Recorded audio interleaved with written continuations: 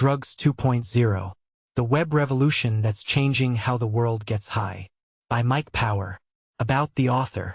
Born in 1971, Mike Power has worked as a freelance journalist for British newspapers and organizations including The Guardian, Lonely Planet, The Mail on Sunday, The Sunday Herald, Drugscope and The Big Issue for the last 16 years, producing and writing news, features and investigations. Between 2004 and 2009, he worked as a freelance correspondent in Latin America and the Caribbean, specializing in conflict, human rights, and drugs issues. Assignments for Reuters in Panama and later in Colombia brought him into intimate contact with the traditional drugs trade as he investigated the Colombian cocaine industry. Since 2009, he has been based in London. This is his first book. A note on sources. Throughout this book, I have made all efforts to anonymize sources, especially for those who have requested it. Where I have quoted material from online bulletin boards such as Arrowhead, I have used the posters' original names and citations as they appear online. Prologue. Contemporary chemical culture. In 2011, 49 brand new psychoactive drugs were invented and advertised for sale on the internet, from which they were bought perfectly legally by curious consumers. In 2012, 57 new drugs could be found for sale online. Their dosages were not always clearly specified, and were sometimes far tinier than the recreational drugs people were used to taking. Their effects were undocumented, and yet no law could prevent their sale. Just over a decade before, no new psychoactive drugs had been available in this way. These were not the drugs like heroin, cocaine, and ecstasy that people had used for years. Their names were baffling lists of numbers and letters, such as 6-APB, 5-MeO-DMT, 3-MeO-PCP, and made them sound more like laboratory supplies than recreational drugs. But they were being taken by ordinary people, and global discussions about their effects were going on as blatantly as their sale. Like nearly every other industry, the drugs market has been revolutionized by the web. For a growing number of people, it is now the first place they look when trying to source recreational drugs or information about them, especially when faced with the rapid and baffling proliferation of new compounds. Chemists, consumers, and criminals all use the internet to share vast amounts of information and exploit globalized manufacturing possibilities. Completely untested compounds are part of an international online market that has become too fast and too complex for any government to control properly. Welcome to Drugs 2.0, an anarchic free market world in which drug legislation is being outpaced by chemistry, technology, and ingenuity. How did we get here? This situation was accelerated in some small way by a story I broke in British magazines and newspapers in 2009. My pieces were the first in the world to document the emergence and popularization of mephedrone, an ecstasy and cocaine substitute that had escaped from an underground online drugs scene. Mephedrone became the first new drug since ecstasy to hit the front pages of newspapers worldwide, and to prompt questions in Parliament and the American House of Representatives, and the governments of many other countries. Illegal drugs, including LSD in the 1960s, heroin in the 1980s, and ecstasy in the 1980s and 1990s, have long had a uniquely perturbing influence on the public realm, with the dangers and pleasures inherent in their consumption splitting users and lawmakers into opposing camps. Mephedrone, though, was completely legal. The new drug was, according to toxicologists, 2 chemical tweaks away from ecstasy. Those tweaks were deliberate and were made to evade drug laws. Mephedrone upended all prior hierarchies and caused huge confusion among many users who considered, wrongly, that since it was legal, it was harmless. Widely available and hugely popular, mephedrone was the first mass-market downloadable drug, in the sense that it was, uniquely for the mass market, originally only available online. It was like a narcotic viral video, a digital diversion to be shared with the click of a mouse. In every sense, it was a radically new game-changer. Mephedrone was the fulcrum, the tipping point that took a clandestine internet drug scene and dropped it, gurning and wide-eyed, right into the high streets of the UK, and then into the wider world. The swift and protocol-busting ban on the new drug in the UK did nothing to eliminate it here or in the EU or the US. It simply handed the market to grateful gangsters who added the drug to their repertoire and prompted greater innovation in the chemical underground. Following the intense media attention that mephedrone attracted, and the ensuing moral panic, the new chemical craze of so-called legal highs gained full-spectrum media dominance in a matter of weeks. Newspapers and legislators were shocked, But the situation was as predictable as it was inevitable. If you knew where to look and what you were looking for, and if you'd been looking for long enough. The online research chemical scene is at the root of this story, and it is from here that mephedrone sprang. Whereas ecstasy, cocaine, amphetamines, marijuana, and tranquilizers have been used by countless people for decades or centuries, or, in the case of cannabis, millennia, and have often been the subject of costly animal and medical trials costing millions of dollars, research chemicals have little to no history of human usage. These new drugs are generally active in minute doses of single or double-digit milligrams. By comparison, a dose of ecstasy weighs an eighth of a gram, or 125 milligrams. Until around 2007 they were used by a few thousand self-defined psychonauts, or explorers of inner space, who researched the compound's effects by browsing scientific literature, or, in some cases, simply by looking at diagrams of molecules, and shared their experiences on online discussion forums.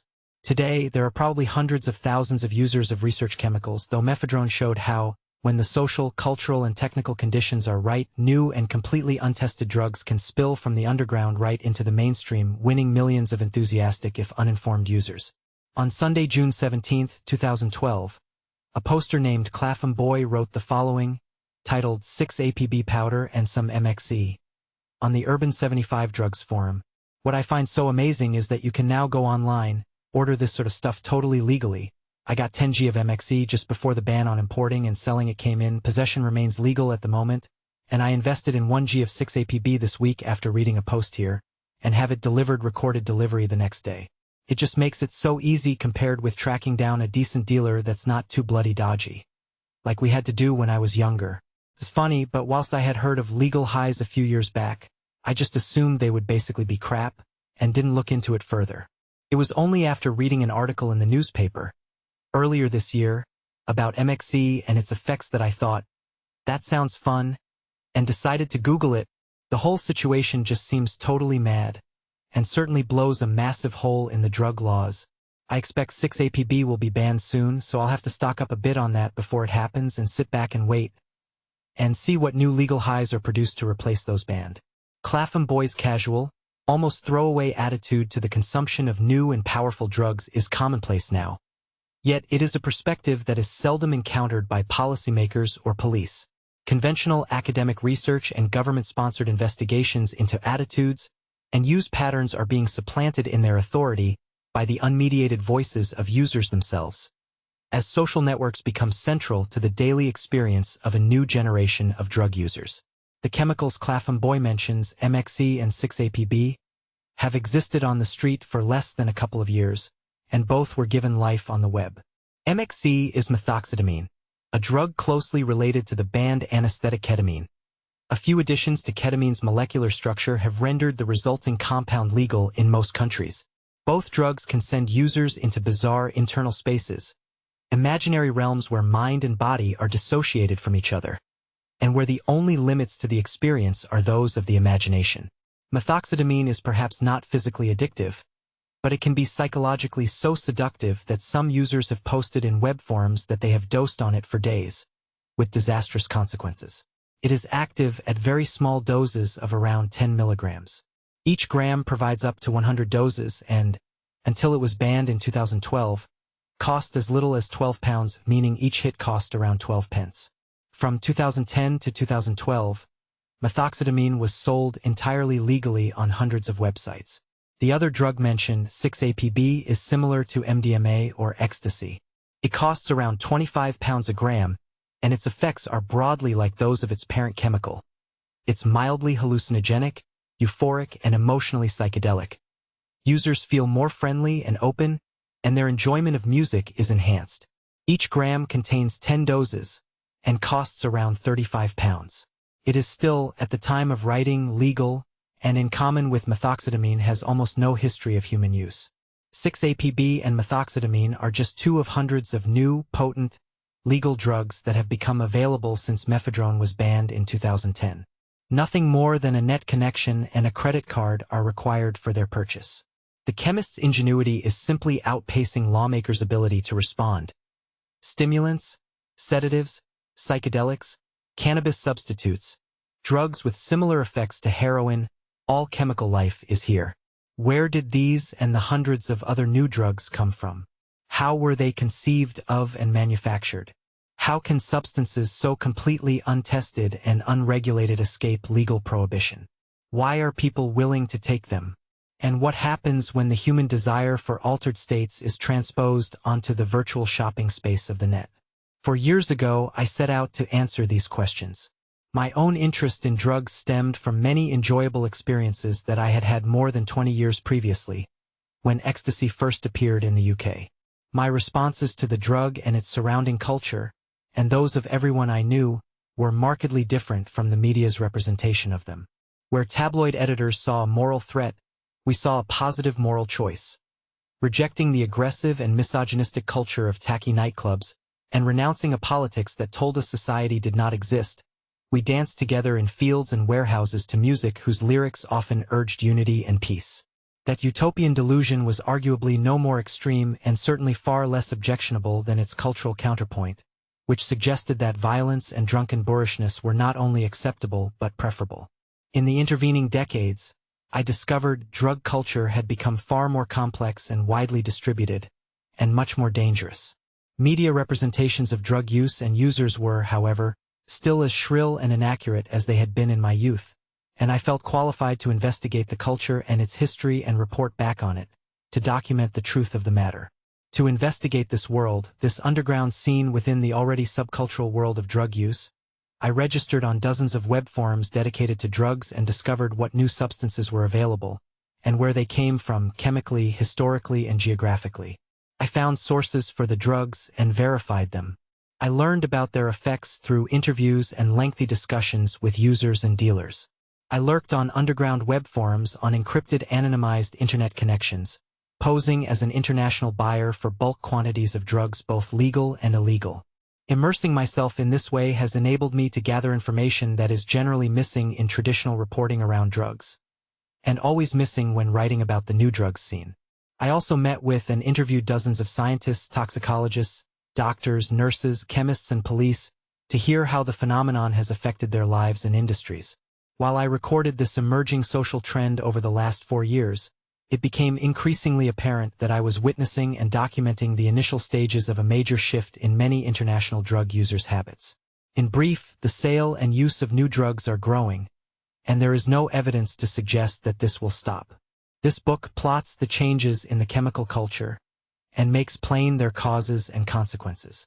It traces the story back to humankind's earliest use of drugs, outlines the history of their legal prohibition, looks at the dramatic emergence of psychedelics, when drugs changed popular culture for the first time, and explains how, in the modern era, the internet has changed the story profoundly. I examine how we have reached this extraordinarily novel situation of powerful new drugs being sold legally online, and reveal how new uses of internet technologies are making it possible to buy even banned drugs such as heroin, crack cocaine, crystal methamphetamine, LSD, and ecstasy from secret websites with little fear of detection. In short, I ask and answer the question: have drugs won the drugs war? Since 2009, when mephedrone gained popularity, many parts of the drugs market have atomized. And with this increase in variety and novelty come new dangers, and an urgent need for action. There is no safe path forwards, but there's now simply no way back to the way things were. The genie is out of the test tube. But first, let's go back, right back to the earliest documented occasions of humans deliberately changing their state of consciousness. Because while culture and social conditions might change, neuropharmacology and the human desire for transcendence, stimulation, or oblivion are essentially immutable. Vegetable to chemical. She was somewhere around Pang Mapha, 31 miles from the Salween River, when the drugs began to take hold. In Spirit Cave in northwestern Thailand in about 900 BC, an early human from what is today Vietnam was chewing on some areca nuts, betel leaf, and slaked lime, holding the bitter mix in her cheek and absorbing the stimulating alkaloids through her gums. She later spat out the residue, and that spent wad of vegetable matter was found in the mid-1960s by American archaeologist Chester F. Gorman on an expedition to the area. It is the world's first known use of psychoactive drugs, discovered fully 11,000 years after the event. To reach the first documented psychedelic experience, and indeed the first example of someone sharing written information about drug effects, we must jump forward over 7,000 years. In around 2700 BC, Chinese Emperor Shennong described his experience of taking cannabis. Medical cannabis. Stop eating. Let go. Eat more. You will see white ghosts walking around. And eat long enough you will know how to talk to the gods. Emperor Shennong, or Divine Farmer, was a mythical hero in Chinese culture, revered even today by practitioners of traditional medicine. He is the father of Chinese pharmacology and is credited with teaching his subjects how to grow food. His pharmacopoeia, quoted above, also mentioned herbal cannabis as a curative, a citation widely accepted by scholars as being the first reference to the plant's medicinal qualities.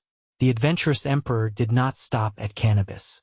Shennong ingested hundreds of other plants to establish their toxicity, or, from another perspective, their powers, and he is said once to have consumed 70 toxins in a single day.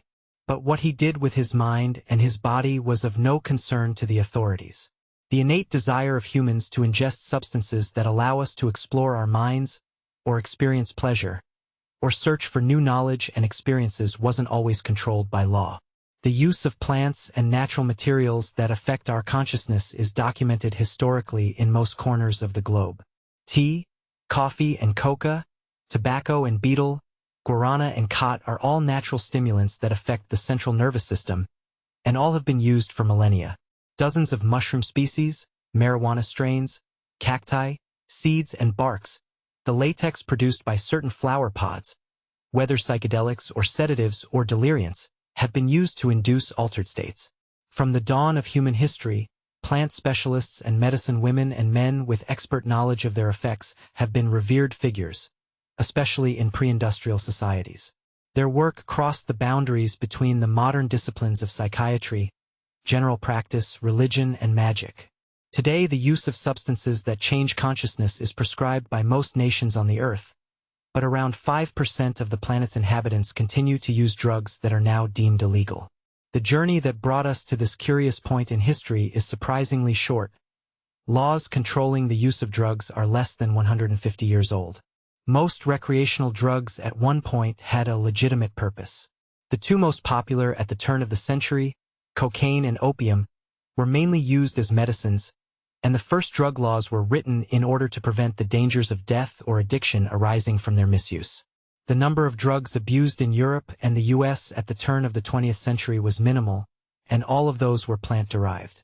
Psychedelics were, at this time, limited to natural products. Marijuana and psilocybin-containing or magic mushrooms, and, overseas, mescaline, as found in peyote and other cacti. The latter two drugs were used mainly in religious or ritual contexts in Central and Latin American agrarian societies. They were not often imported or traded. Certainly they were not easily available. That reality was reflected in the laws of the era. Most early drug legislation was not designed to prevent recreational use, which did not exist in any meaningful or threatening way. In 1908, Britain passed its first anti-drugs legislation when the Pharmacy Act of 1868 was amended to regulate provision of opium found in medical products, with the aim of preventing poisonings or suicides. Preparations containing opium were henceforth required to be labeled as poisons, although their sale and consumption were not limited. The first American drug law was also opium-related. The government passed a ban on the smoking of opium in 1875, specifically written to target immigrant Chinese citizens in San Francisco and their supposed moral turpitude. The International Opium Convention, the world's first international drug control treaty, was passed in The Hague in 1912.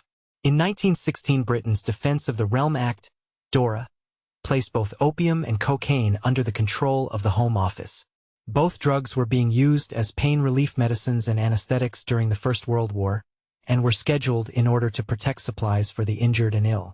The DORA also aimed to curb the use of cocaine by soldiers in London on leave from war service.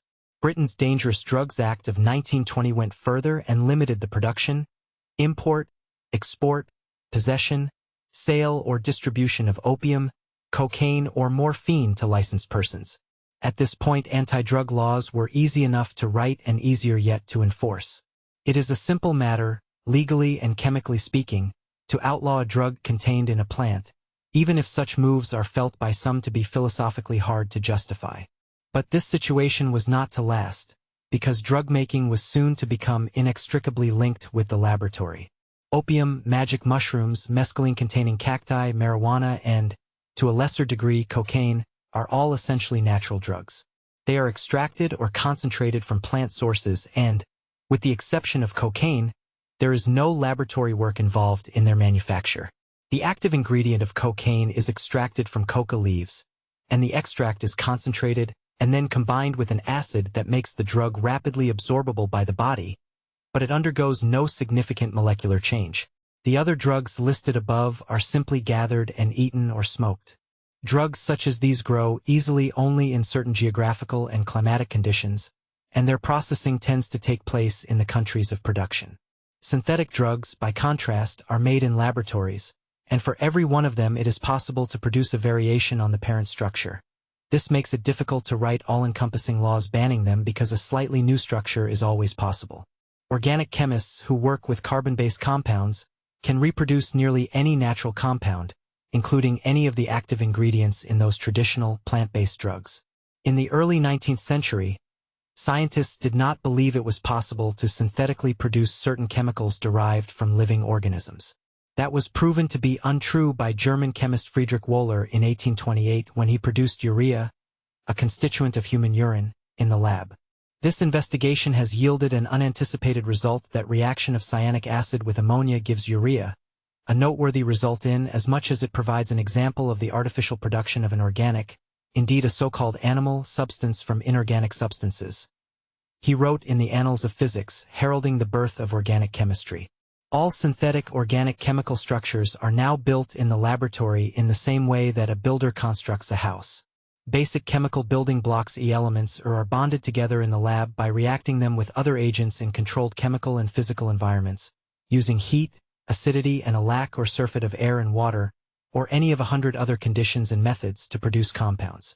From the late 19th and early 20th centuries to the present, pharmaceutical chemists have used the same principles to modify existing drugs and medicines in an attempt to produce variants that are more effective, more potent, or have fewer side effects, and also to produce drugs that are unpatented and therefore possible to commercialize and sell at a profit. Chemist Charles Romley Alder Wright first synthesized diacetylmorphine, known today as gemorphine, or heroin, in 1874 in St. Mary's Hospital, London, in a search for a new drug to help wean morphine addicts off the drug. He boiled together a reagent called acetic anhydride with morphine for several hours. This reaction added a new group of chemicals, known as a functional group, to the main morphine skeleton. There are many functional groups in organic chemistry, and each of them has a different effect on the way the body processes and experiences a drug. In the case of morphine, the addition of two structures made up of 2 carbons, 3 hydrogens, and an oxygen molecule, known as an acetyl group, made the new drug more fat-soluble, and therefore more of the active ingredient was able to pass through the blood-brain barrier. The blood-brain barrier protects the central nervous system from foreign substances that may injure it, and maintains a constant environment for the brain. Large molecules do not pass easily through it, and the entry of highly electrically charged molecules is similarly slowed. Molecules that are not fat-soluble cannot enter the brain at all. Potency is proportional to efficacy and affinity, a measure of how well a drug binds to a given brain receptor, and its ability to effect a response within the brain and body. By adding this functional group, Alder Wright produced a new drug with completely different effects. Heroin, which enters the brain more rapidly, and which produces a more euphoric effect than its parent molecule, morphine. It is also even more addictive. Changing the chemical formulae of drugs, even in a seemingly insignificant way, means their effects can be modulated, amplified, extended, decreased, or in some way made different, and potency can be increased or decreased by the addition of functional groups. This is a chemical process called ring substitution, since different elements are bonded to the parent drug's chemical rings. See pages 30 to 33. These new drugs created using ring substitution are called analogs. They are essentially legal versions of banned drugs, deliberately invented by chemists who add or take away a few molecules from illegal drugs and then commercialize them. The process of creating or unearthing a legal version of a banned drug started as soon as the first internationally binding drug laws were passed. A little after the ink dried on the International Opium Convention in 1912, Dibenzoyl morphine and acetylpropionyl morphine, legal alternatives to newly controlled morphine and heroin, became available. They could be considered the world's first designer drugs, or controlled substance analogs. Drug use in the pre-psychedelic age in Europe and America remained limited to a subculture made up of junkies and the underclass, bohemians and aristocrats, with minimal penetration into the broader culture. But in the 1940s and 1950s, new hallucinogens emerged, soon followed by new stimulants. Both were to have profound effects on popular culture and move drugs into the mainstream. And the involvement of the laboratory in their production made it far more of a challenge to legislate against their use. The emergence of psychedelics into Western culture was sudden, unexpected, and dramatic, and has had long-lasting consequences. On April 16, 1943, Swiss scientist Albert Hofmann made a curious decision to resynthesize a compound he had made in the Sandoz laboratories in Basel 5 years earlier. In 1938, the chemist had been producing a series of compounds related to ergot alkaloids, some of which had been successfully used to stem blood loss in mothers giving birth. Ergot is a kind of fungus that can colonize grains such as rye, and its ingestion can lead to convulsions, delirium, madness, and gangrene, since it narrows veins and cuts off blood supplies to extremities. In medieval times, attacks of ergotism were seen as divine punishment rather than the simple chemical consequence of eating contaminated bread. In his work with these alkaloids, Hofmann was attempting to discover a drug known as an analeptic which would stimulate the respiratory system, and so, as is common in the field, he produced many slightly different variants of the parent drug, in this case, lysergic acid, in a process known as structure-activity relationship. Thus, among other compounds, I synthesized the diethylamide of lysergic acid with the intention of obtaining an analeptic. This compound might have been expected to possess analeptic properties because of its structural relationship with the well-known circulatory stimulant nicotinamide, wrote the chemist. Hofmann's first experience of the drug was not deliberate. He absorbed a microscopic amount accidentally through his fingertips. Feeling unusual, he left the lab and cycled home. The following week, he described the experience. Last Friday, April 16, 1943, I was forced to stop my work in the laboratory in the middle of the afternoon and to go home, as I was seized by a peculiar restlessness associated with a sensation of mild dizziness. On arriving home, I lay down and sank into a kind of drunkenness which was not unpleasant and which was characterized by extreme activity of imagination. As I lay in a dazed condition with my eyes closed, I experienced daylight as disagreeably bright. There surged upon me an uninterrupted stream of fantastic images of extraordinary plasticity and vividness and accompanied by an intense, kaleidoscope-like play of colors. This condition gradually passed off after about 2 hours. Baffled as to how the drug could have entered his body in any dosage adequate to cause such extraordinary sensations, Hofmann repeated the experiment deliberately a few days later and again recorded the experience for others to read. The notes in my laboratory journal read as follows. April 19, 1943. Preparation of an 0.5% aqueous solution of lysergic acid diethylamide tartrate. 4:20 p.m. 0.5 cubic centimeters. 0.25 milligrams LSD. Ingested orally. The solution is tasteless. 4:50 p.m. No trace of any effect. 5 p.m. Slight dizziness, unrest, difficulty in concentration, visual disturbances, marked desire to laugh. At this point, the laboratory notes are discontinued. The last words were written only with great difficulty. I asked my laboratory assistant to accompany me home as I believed that I should have a repetition of the disturbance of the previous Friday. With that rather large quarter-milligram dose of a tasteless white powder, the psychedelic era began, as did the era of synthetic, man-made, and recreational drug-taking that persists to this day. LSD is so potent, active at just 1/10 of a milligram, that it enabled drug-taking on a scale never before seen. A single gram could dose 10,000 people. Cultural considerations aside, it was this potency and the subsequent potential for profit that so animated the drug culture that was to follow. First, though, Hofmann's creation was used by psychiatrists convinced that LSD could unlock the mysteries of human consciousness, and in particular of mental illnesses, including schizophrenia. Indeed, the first descriptor for psychoactive drugs, psychotomimetic, was derived from the belief that the drugs temporarily induce psychosis. Scientists in the UK and US were at that time free to test these powerful new compounds on psychiatric patients as they wished, with no interference from the law, as they were not scheduled or defined as having any legitimate medical use. Dr. Ronald Sanderson, who died in 2010, was an early pioneer in Britain in the clinical use of LSD. In 1952, after visiting the Sandoz labs in Switzerland and meeting Hoffman, Sanderson moved to Powick Hospital in Worcestershire and began radical, government-funded work on the psychiatric efficacy of the substance. There, 683 psychiatric patients were treated with LSD a total of 13,000 times, for which many of them received compensation from the National Health Service in 2002.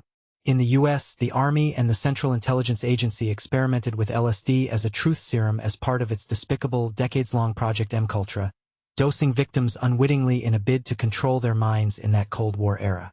At first, psychedelic drugs were only available to an elite of scientists, travelers, or the fantastically curious.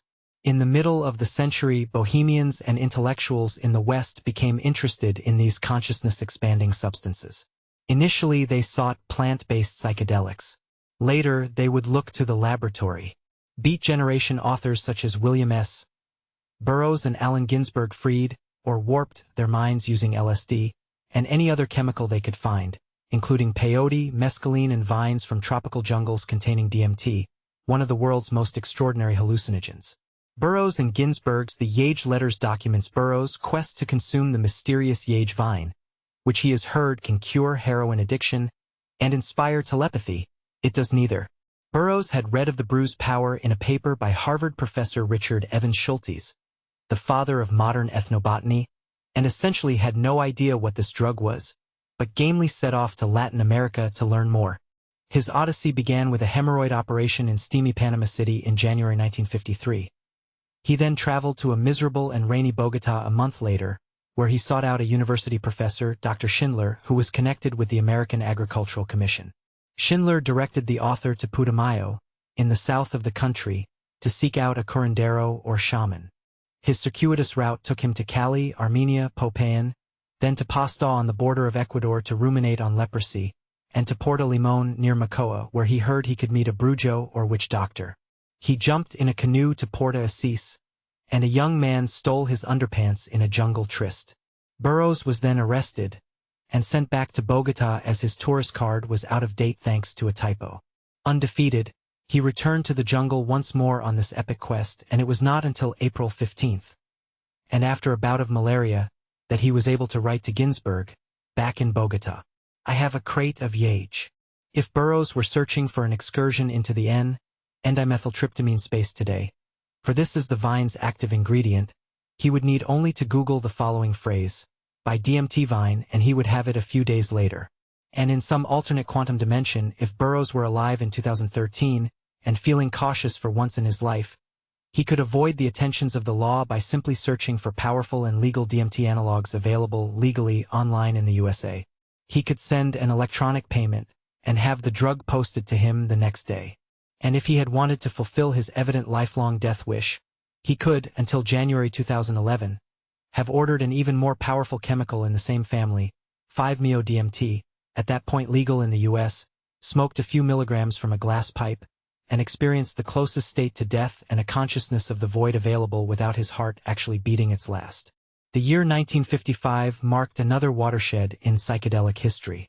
On June 23, in a small adobe hut in Oaxaca, Mexico, American investment banker R. Gordon Wasson of J.P. Morgan was handed a dozen mushrooms by curandera or female shaman Eva Mendez.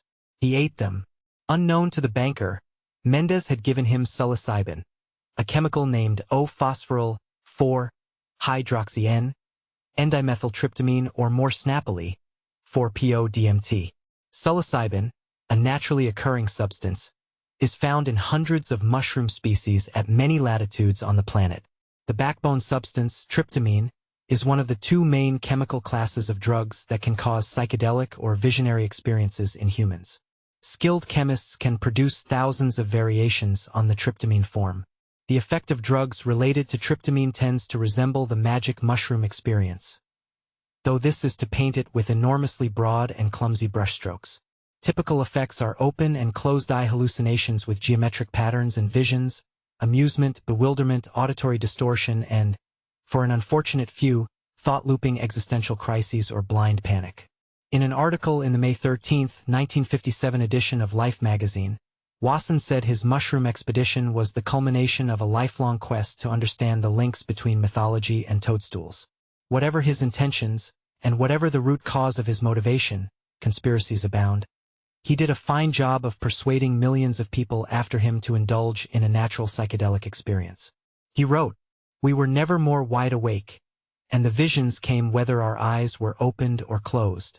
They emerged from the center of the field of vision, opening up as they came, now rushing, now slowly, at the pace that our will chose. They were in vivid color, always harmonious. They began with art motifs, angular such as might decorate carpets or textiles or wallpaper or the drawing board of an architect. Then they evolved into palaces with courts, arcades, gardens, resplendent palaces all laid over with semi-precious stones. Then I saw a mythological beast drawing a regal chariot. Later it was as though the walls of our house had dissolved, and my spirit had flown forth, and I was suspended in mid-air viewing landscapes of mountains, with camel caravans advancing slowly across the slopes, the mountains rising tier above tier to the very heavens. The psychedelic experience differs markedly to most previous drug states available to Westerners up until that time. Opiates and cocaine sedate or cause euphoria and a sense of increased energy and confidence. But true psychedelics cause a simultaneous ontological explosion and implosion. They have an effect upon the mind that cannot be simply expressed, and which, indeed, can only be truly understood if experienced. And taking psychedelics seems to spur people on to describe, document, discuss, and communicate their experiences, generally because they are so baffling and novel. The drugs are not addictive metabolically, but their effects are so profound that many users return for more. Wasson was so dumbfounded that he went back to repeat the experience just 3 days later. I repeated the same experience in the same room with the same corandras. Instead of mountains, I saw river estuaries, pellucid water flowing through an endless expanse of reeds down to a measureless sea, all by the pastel light of a horizontal sun. This time a human figure appeared, a woman in primitive costume, standing and staring across the water, enigmatic, beautiful, like a sculpture except that she breathed and was wearing woven colored garments. It seemed as though I was viewing a world of which I was not a part and with which I could not hope to establish contact. There I was, poised in space, a disembodied I, invisible, incorporeal, seeing but not seen. Many intellectuals, chemists, and other inquisitive people were fascinated by the psychedelic drug mescaline in the 1950s. The active chemical was first isolated from the peyote cactus by Arthur Hefter, a German pharmacologist, in 1897. Ernst Spath, an Austrian chemist, synthesized the drug in the lab in 1919. Mescaline, or 3,4,5-trimethoxyphenethylamine, is the drug that startled author Aldous Huxley into writing The Doors of Perception, the 1954 psychedelic classic. Its chemical backbone is phenethylamine, the other category of drug that prompts hallucinations and mystical experiences in humans. Phenethylamine is as malleable in the hands of a skilled chemist as the tryptamine skeleton, and can be manipulated in similar countless ways to produce hallucinogenic stimulant drugs. Mescaline, which has long been used by indigenous peoples for religious and divinatory purposes, exists naturally in hundreds of cacti species all over the Americas, with a few examples found in the Caribbean. The presence of the extra chemicals on the phenethylamine skeleton changes its subjective effects, and makes humans who take it hallucinate and experience extraordinary and unusual effects, such as a sense of wonder at the natural world, or indeed almost anything, much laughter and intimacy with friends, along with a feeling of peace and, often, profound reflection in the final stages of the drug. Lawmakers worldwide have forbidden most humans from experiencing its effects, although it has been used for millennia, and its effects have been studied over long periods in traditional user groups and found to be largely harmless, even beneficial. One of the first and most diverting documentations of the use of mescaline in its natural form was actually made in 1898, in the Contemporary Review, one of the oldest English publications in the world, founded in 1866. Havelock Ellis was a British physician and social reformer who became renowned for his radically objective scientific approach to the study of sexuality. He wrote the first medical textbook on homosexuality, and though some of his stances are anachronistic and even objectionable today, He details man-boy relationships impassively, and was later a eugenicist. His writings contained an unflinching look at hidden aspects of modern life as it accelerated into the Victorian age. He moved in circles that later formed the Fabian Society, Britain's oldest political think tank. His 1898 essay for the Contemporary Review, Mescal, A New Artificial Paradise, brought some of that modern and open-minded attitude to the world of psychoactive drugs. The first of his writings on mescaline, it is an evocative description of the experience and predates Aldous Huxley's musings on the matter by almost half a century. Ellis used his own body as the laboratory of discovery, and his work was neither illegal nor hidden. On Good Friday the previous year, at around 2:30 p.m., Ellis had brewed up some peyote buttons in his rooms in the Temple, London, and swallowed the bitter tisane. Soon afterwards, he started hallucinating. He described how he was gently assailed by benign, bejeweled visions. Unfamiliar and intricate flower petals and gauzy butterfly wings wreathed his mind, folding and morphing before his eyes, and behind his eyes, for it mattered not whether they were opened or closed, he said. Every color of the spectrum was present, a vast profusion, and he delighted in this glorious aesthetic overdose as his visions transformed once more into porcelain and lace, lattice-style Mutrabi wood carvings of Cairo, towering Maori-style archetypes of architecture. As time passed and the drug's effects diminished, he found sleep elusive and became fixated on his own legs and the shadows on the ceiling. 13 hours later, he closed his notebook after documenting the whole day's events. He soon introduced friends to the experience, who reported extraordinary visions and a very marked sense of well-being. Almost 60 years later, at noon on Friday, December 2, 1955, a distinguished member of the British establishment had a similar experience. A well-dressed pair of men, with cut-glass accents so refined they could contain a small measure of sherry, sat in an austere, post-war British front room. For one of the men that would remain the case. The other man was about to witness an exquisite aesthetic transformation and a baffling temporal shift that would change his worldview for many decades to come. Between them sat a microphone and a TV crew for BBC One's Panorama documentary series filming the event. It marks the emergence of psychedelic drugs from the laboratory and the clinic into mainstream culture. Liberal, at the time. He had previously been Labour. MP Christopher Mayhew steepled his fingers nervously and leant back with an awful, uneasy elan as the British Broadcasting Corporation's cameras rolled. He was preparing to be administered a strong, 400 milligrams oral dose of pure mescaline hydrochloride. The clock swung to midday. I'm feeling perfectly fit at the moment and as sane as I ever am. And I'll take the drug now, said Mayhew in his stiff, starched collars and brilliantine. An hour later, the molecule had entered the MP's brain, and his curtains, previously a mundane blue, now seemed to be a florid, splendid mass of writhing color. He was most pleased by their appearance. His face, before a tense knot of feigned confidence, was now lit up with a beaming grin he couldn't quite control. The friend who had given him the drug, the fabulously named Humphrey Fortescue Osmond, was a progressive psychiatrist who claimed his place in drug history by inventing the word psychedelic, meaning mind-manifesting, in correspondence with fellow mescaline fan and author Aldous Huxley. Today, Osmond would be classed as a drug dealer, though he was serving up highs that were, at that time, legal. They weren't even considered highs, but rather medicines. Osmond successfully treated many alcoholics with LSD in the 1950s until the drug was banned. Mayhew couldn't have been in safer hands, even if Osmond did proceed to oversee a bizarre interview in which the Member of Parliament, once the drug took hold, became convinced he was traveling through time. Now I'm off again, Humphrey, he said. In my period of time. I'm off again for long periods. But you won't notice that I've gone away for. Osmond often asked Mayhew to repeat, much as one might ask a maniac the name of the president or the current prime minister to measure their level of derangement. The mystifying phrase to be prosperous. A nation requires a safe and secure supply of wood. The MP didn't manage it very often and, as time went on and on and on, Mayhew was extremely pleased with himself when he occasionally got it right. A more peculiar experience for a first-time user of mescaline would take no little time and ingenuity to devise.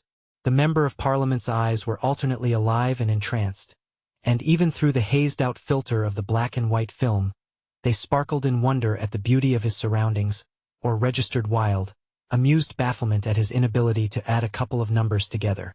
Most charmingly of all, he grinned brilliantly and with the shyness of a small boy startled at play by an adult as reality unraveled, and he unsuccessfully attempted to subtract 3 from 100.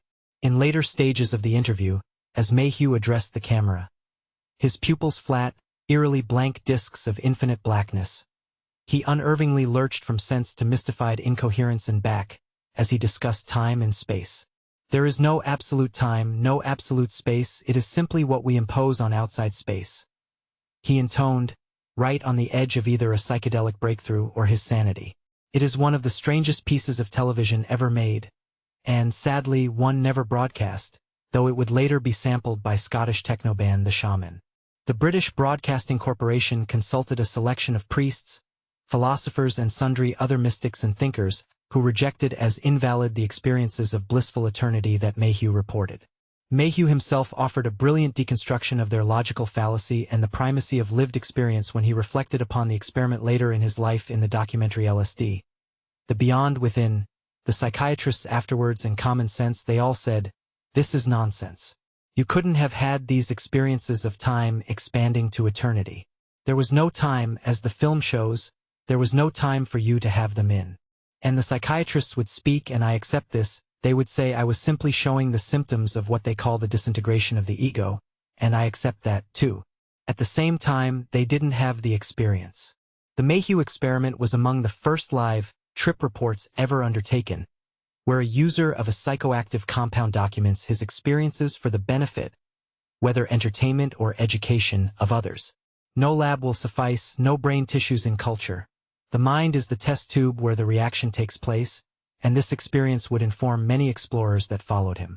The fact that this outlandish mental expedition was embarked upon by a distinguished British politician and an internationally respected scientist reveals much about the journey away from a more liberal British stance towards the dysfunctional model of drug prohibition that now prevails worldwide.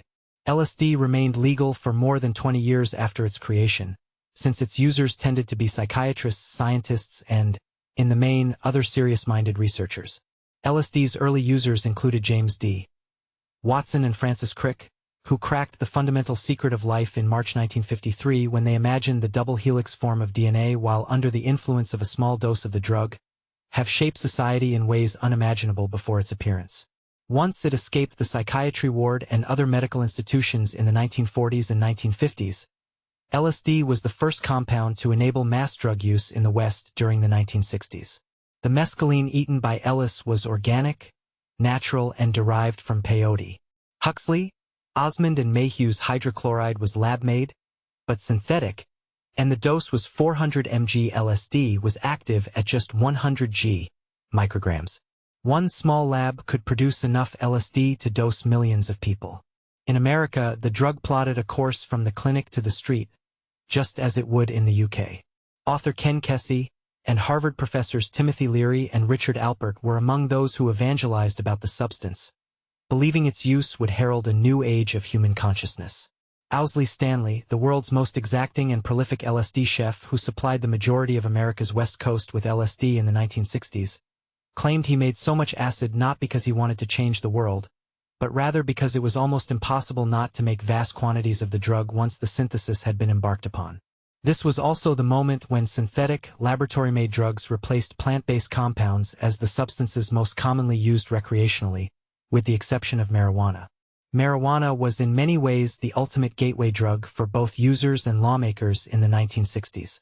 Earlier in the 20th century, it had been the drug most widely used by the new black urban American underclass and, later, the mainly white beatnik counterculture. Laws forbidding its use in the U.S. had originally been inspired by an influx of Mexican immigrants at the turn of the 20th century, who smoked marijuana recreationally. But the enthusiastic uptake of the drug by white, educated, middle-class American youths and students, and its association with the Vietnam and draft-rejecting hippie counterculture, helped produce the establishment conviction that drug-taking was a profound threat to society. The streets and airwaves were flooded with the sights and sounds of psychedelia through the mid to late 1960s. In 1965, the Beatles slyly snuck a reference to their first LSD experience into their #1 record, Help, in the curious lyric, Now I find I've changed my mind and opened up the doors. Most of the UK had no idea what the drug was or that it even existed or that the Beatles had taken it. Neither did the Beatles initially, since their drinks were spiked with it by their dentist after dinner one evening. But the drug soon entered the culture and it popularized, if not normalized, recreational drug use in that era and beyond, and revolutionized youth culture, sexual politics, music and art on both sides of the Atlantic. Times were changing. In Western Europe and the US, drugs saturated everyday life. LSD was banned in the UK in 1966. During the debate on legislating against the drug, even Britain's staid law lords revealed themselves to be strangely fascinated by it, with one Lord Saltoun asking, "May I ask the noble lord whether LSD-25 is the drug that enables you to remember what happened when you were born?" He was pithily answered by Lord Stoneham, "My lords, I think that the hallucinatory effect created is not to enable you to remember back like that, but rather to forget and imagine that you are otherwise and elsewhere than you in fact are. But, of course, LSD is not the only substance that can create that illusion. I have known people who thought they could fly on 4 pints of bitter." The lords did not offer any evidence-based reasons for banning the drug. They merely mentioned newspaper reports of people jumping from buildings or into lakes after taking it, and a British medical journal editorial that said the drug should be banned just as amphetamine was.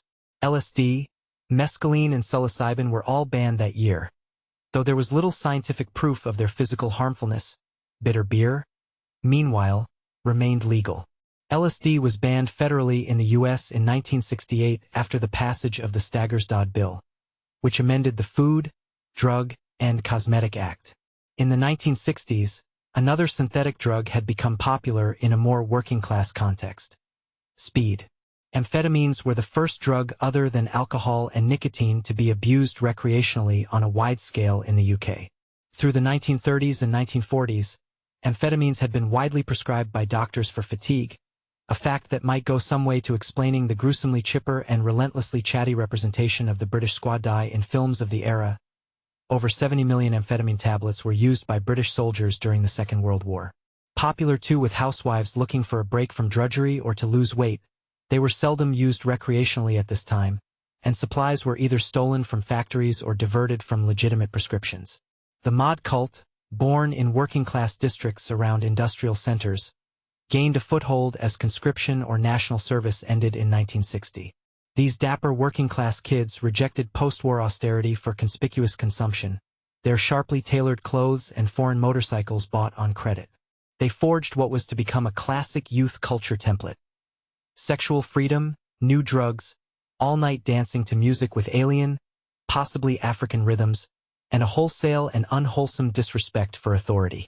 They rejected booze as a drug for the old, the square, the badly dressed and those unable to dance stylishly, and presented the media with their first ready-made post-war drugs scandal. The UK government swiftly moved to ban amphetamines in 1964, with the main effects being a rapid increase in their use and higher prices following a 25% reduction in availability. In the mid-1970s, the drug was popular with dancers in the north of England who found that the metronomic beat of classic American soul rocked harder still when jacked up on these banned pills and powders. Punks loved speed, too, the drug's aggression and stiletto blade sharpness matching their staccato anti-funk, their jackhammer drums and three-chord rants, the perfect powdered fuck you to the hippie dream of love, peace and self-indulgence, and a stinging gob in the eye of goblin-obsessed prog rockers. From the late 1970s until the late 1980s, other than a brief and ruinous flirtation with heroin in the latter decade, Britain's drug scene was restricted to this limited chemical palette of uppers and downers, acid and hash, and cocaine for the wealthy. Cocaine had first become widely popular in America in its powdered form in the 1970s, and was ubiquitous among musicians and the wealthy as the acid days came to an end. Discos of the era, such as New York's glamorous Studio 54, were packed with prancing celebrities with pristinely powdered noses, while the far funkier Loft, run by DJ David Mancuso, took dancers on an all-night journey into the light in a ritualized, almost ceremonial urban setting where LSD was the favored intoxicant. For all their differences, the contexts in which these drugs were taken, though, were similar: polysexual, multiracial, music-driven. The cocaine that powered such venues enriched Colombian narco-trafficker Pablo Escobar by $3 billion in 1989, and the undoubted glamour of the scene was presumably lost on the thousands of Colombians slain by the smugglers. In the 1980s came crack, the more potent, smokable form of the drug that has ravaged inner cities, where it found favor for its lower price and harder hit. As harder substances replaced psychedelics, problems associated with drug use grew, including addiction, overdoses, and inner-city crime. Drug laws had by this point been tightening for decades, both domestically and internationally.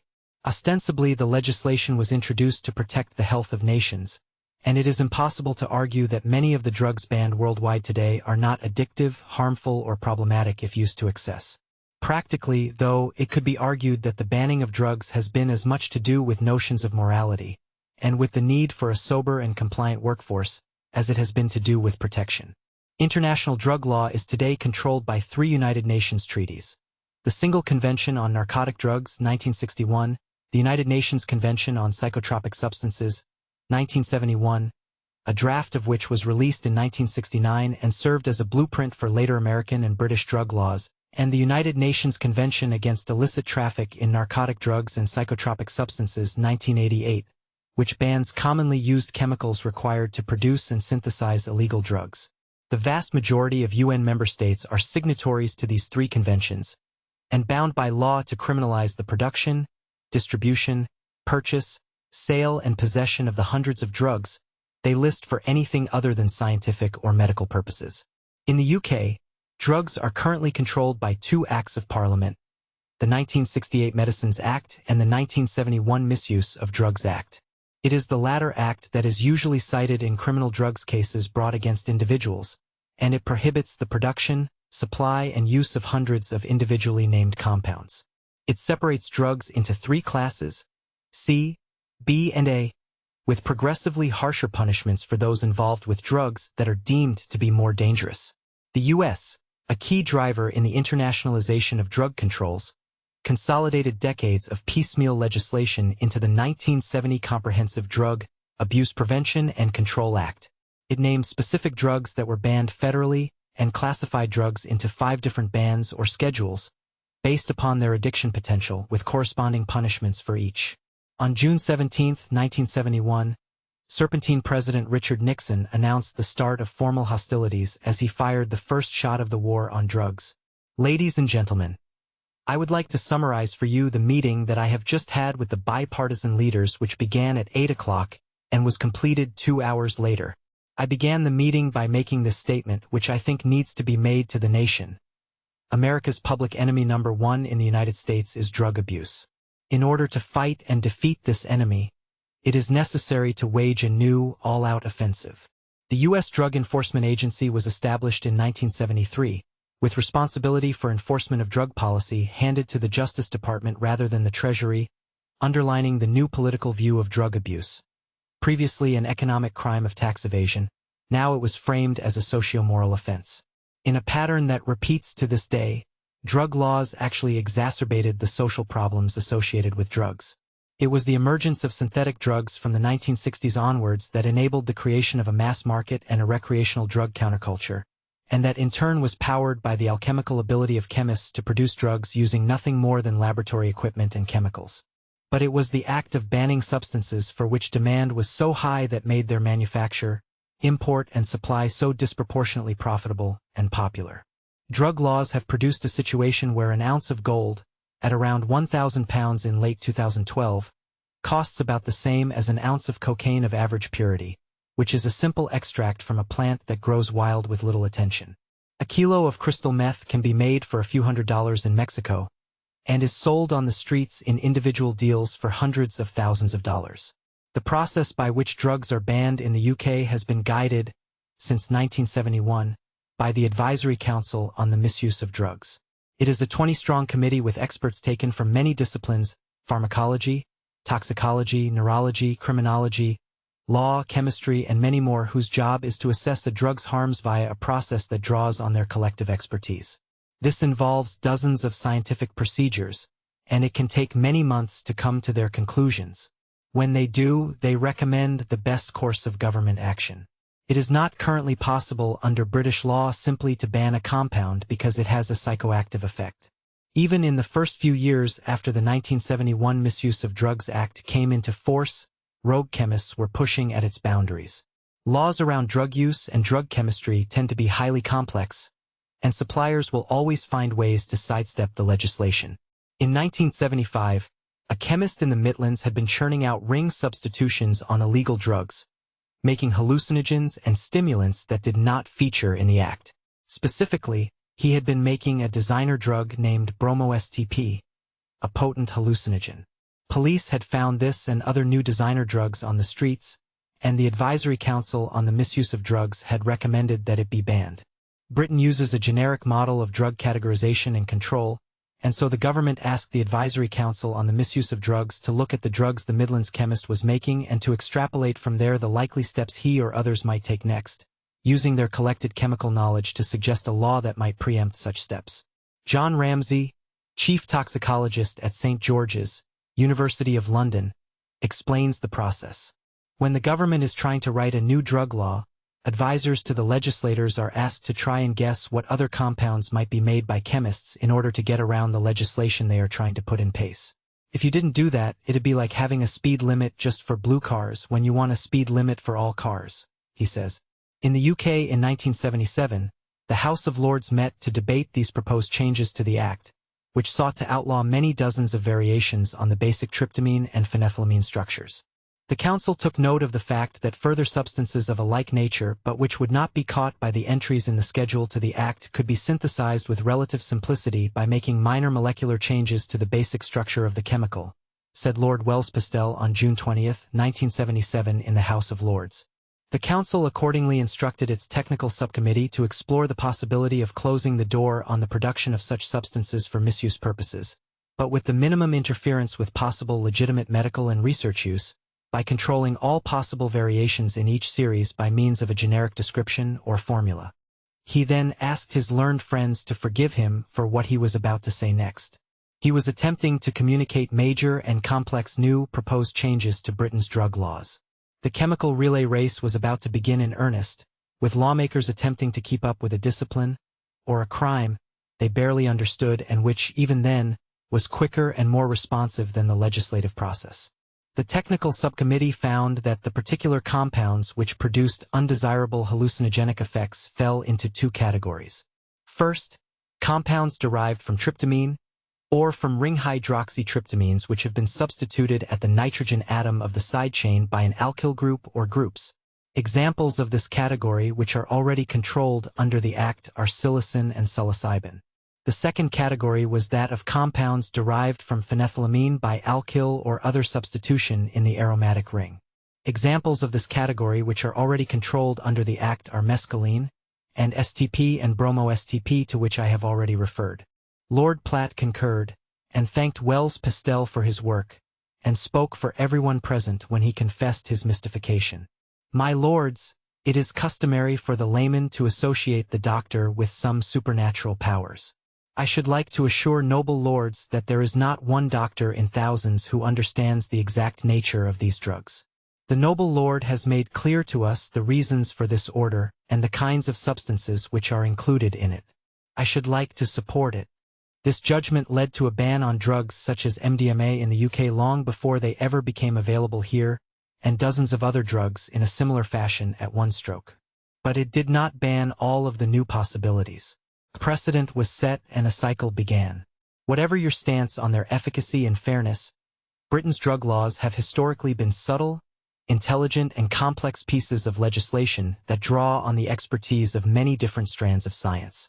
The United States has a different method of legislating around designer drugs, one which bans compounds on the loosely defined basis of their effects and similarity to banned drugs, which is discussed in full in the next chapter. But subtle or not, all of these laws were written in an era before mass communications, before most homes even had a telephone line or a color television, when news came a few times a day on screens and twice a day on paper. They were drafted in an age when air freight costs were prohibitively high for individuals, in an age when communication with distant communist China was so slow as to be impossible. When they were created, computers were room-sized, and were owned in the main by governments. They were first written, that is to say, almost half a century before the web was born. These laws were made 5 decades before the creation of an entirely new drug whose effect on users would be different from that of LSD, but equally profound. This drug would leak into the global water table on a scale that would have given even the most extreme LSD evangelist pause for thought. One individual allied with technology would be a central figure in this new race between chemists, users, the culture, and the law. American Alexander Shulgin, the world's most prolific and genius-tinged psychedelic chemist, the godfather of ecstasy. The great ecstasy of the toolmaker Shulgin. A squirrel-infested shack containing a chemistry laboratory lies at 1483 Shulgin Road, Lafayette, California 94549. Its grounds are strewn with cacti and fringed with greenhouses. The front door is rickety, its hinges rusted now. This is the unlikely epicenter of a global drugs culture. The products that have emerged from it, the methodology that produced these new compounds, and the career of its owner make it, indisputably, the world's most storied and influential drug lab. For much of the last century, Alexander Shulgin worked in relative obscurity. But in the mid to late 1980s, a new drug, MDMA, later known as ecstasy, started appearing on the streets of the USA and Europe. This substance, a stimulant that prompted emotional openness, would change the world's drug habits forever, bringing the psychedelic experience to millions who, before its advent, would perhaps never have considered using drugs. Alexander, or Sasha, Shulgin is, depending on your viewpoint, one of the greatest and most undercelebrated scientists of the 20th century, or an irresponsible folk devil who has corrupted millions and killed dozens with the drugs he has created. He says he's just a tool maker. His most famous tool was MDMA, or 3,4-methylenedioxymethamphetamine, ecstasy. Born in 1925 to Russian immigrant parents, Shulgin had an unremarkable early life, dropping out of Harvard aged 19 to join the Navy. In the 2011 documentary about his life and work, Dirty Pictures, he mentions casually that for the years he was at sea he decided to memorize an entire biochemistry manual, thinking it would be a neat challenge. Those years of unwavering discipline are curiously at odds with his public image, which he hates as Dr. Ecstasy, a wild-haired archetypal mad scientist. It brings an element of notoriety that does no good, he has said. MDMA's path from obscurity to ubiquity is so improbable as to sound fictional. Chemists at the German pharmaceutical company Merck could not have guessed, as they quietly synthesized the world's first batch in 1912, that their work would one day be used first as a tool in psychotherapy. The discipline did not even exist at that time, nor that it would later surface as one of the world's most popular recreational drugs. Referred to in the academic literature as methylsafrilamine, the new substance was designed to enable the company to make a clotting agent without having to produce it via a patented intermediary, or, to quote the firm's papers, it was a precursor in a new chemical pathway which was patented in order to avoid an existing patent for the synthesis of a clotting agent, hydrastinine. The instructions for the synthesis, the chemical construction in the laboratory, of MDMA lay undisturbed in the Merck archives for decades. But the foundations for much of today's chaotic international drug scene were unwittingly laid in that very laboratory. Shulgin resynthesized MDMA in 1965, after receiving a mysterious tip-off about the compound from a fellow researcher in the field of psychedelic drug synthesis. He has never revealed more than that. MDMA is just one of the hundreds of psychedelic agents Shulgin synthesized and then tested by ingesting them. After noting his experiences under each drug's influence, he would carefully document his observations. Like a chemical Noah, he then carefully ushered his creations into safety. His chosen arcs a pair of printed books containing dense and technical instructions on how to make them. His influence on generations of drug users is immeasurable yet mainly unknown, and his influence on the future of drug taking is only just starting to be correctly understood. In common with Huxley, Mayhew, and Osmond, Shulgin's chemical career began after a dose of mescaline hydrochloride crystals in the early 1950s.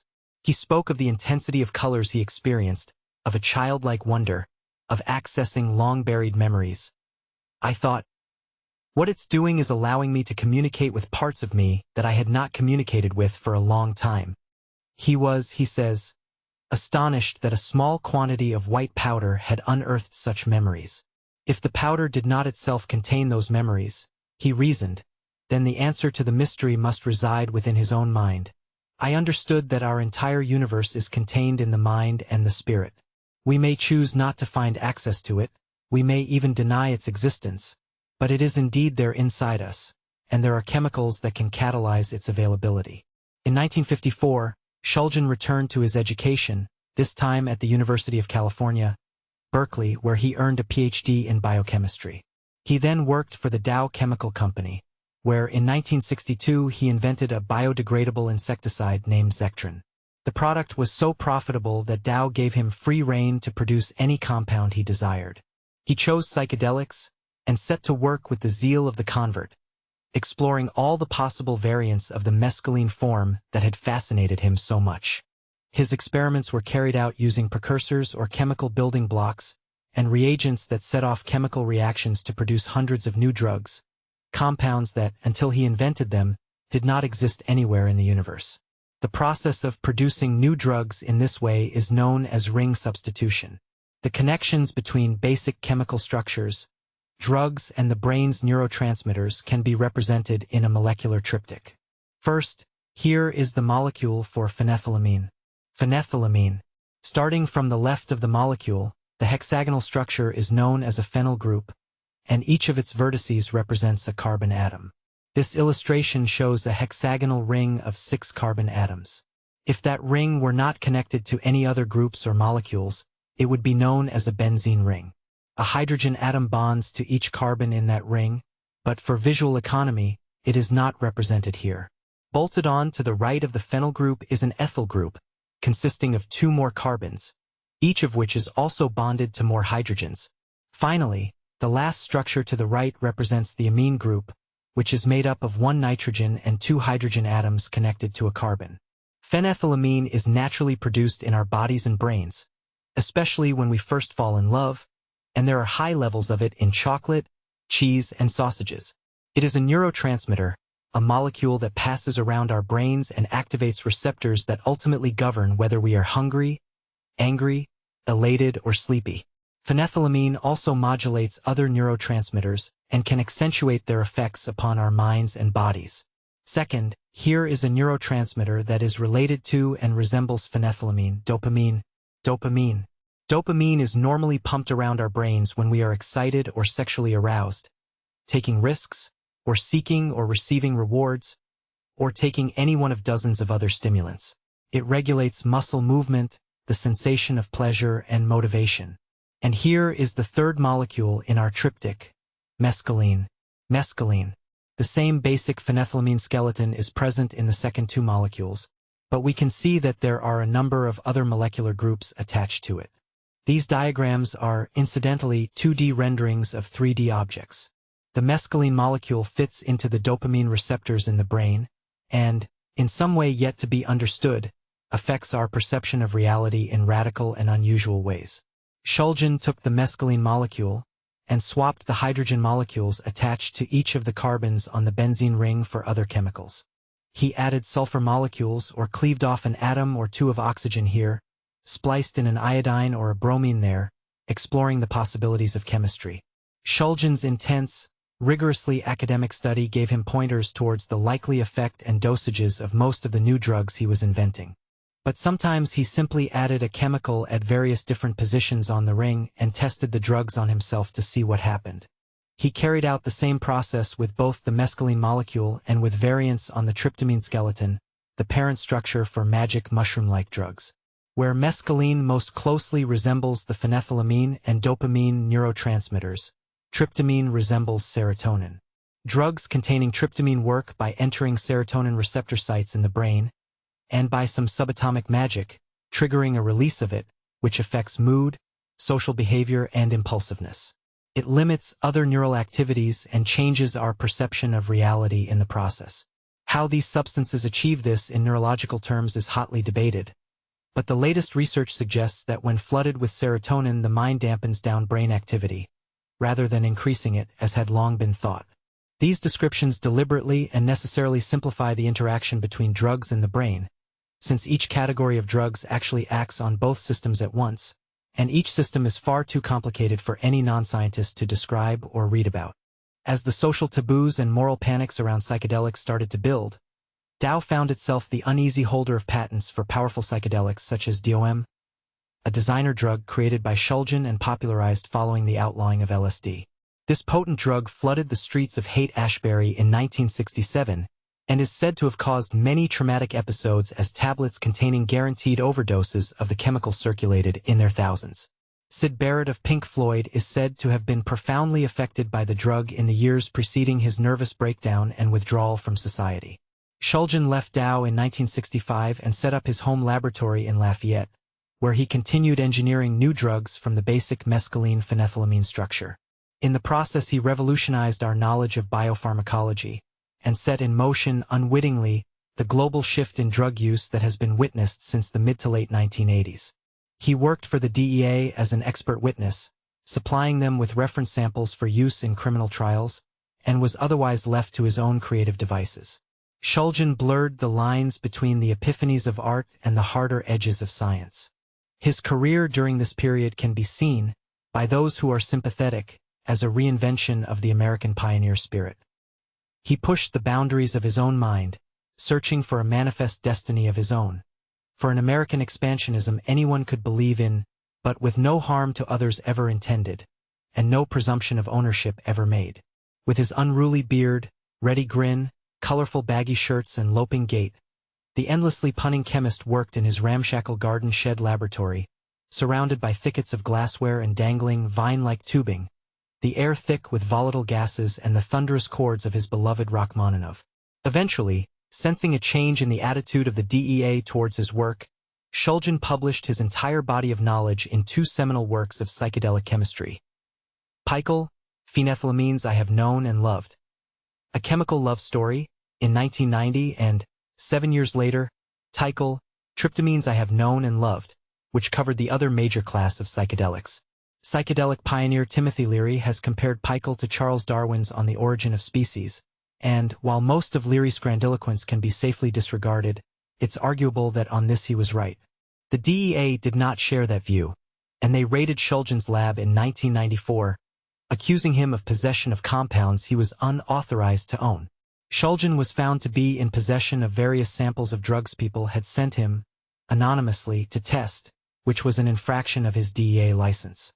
Pikel reveals in practical detail the chemical synthesis and human dosage of hundreds of psychoactive substances, each of which are in the phenethylamine class.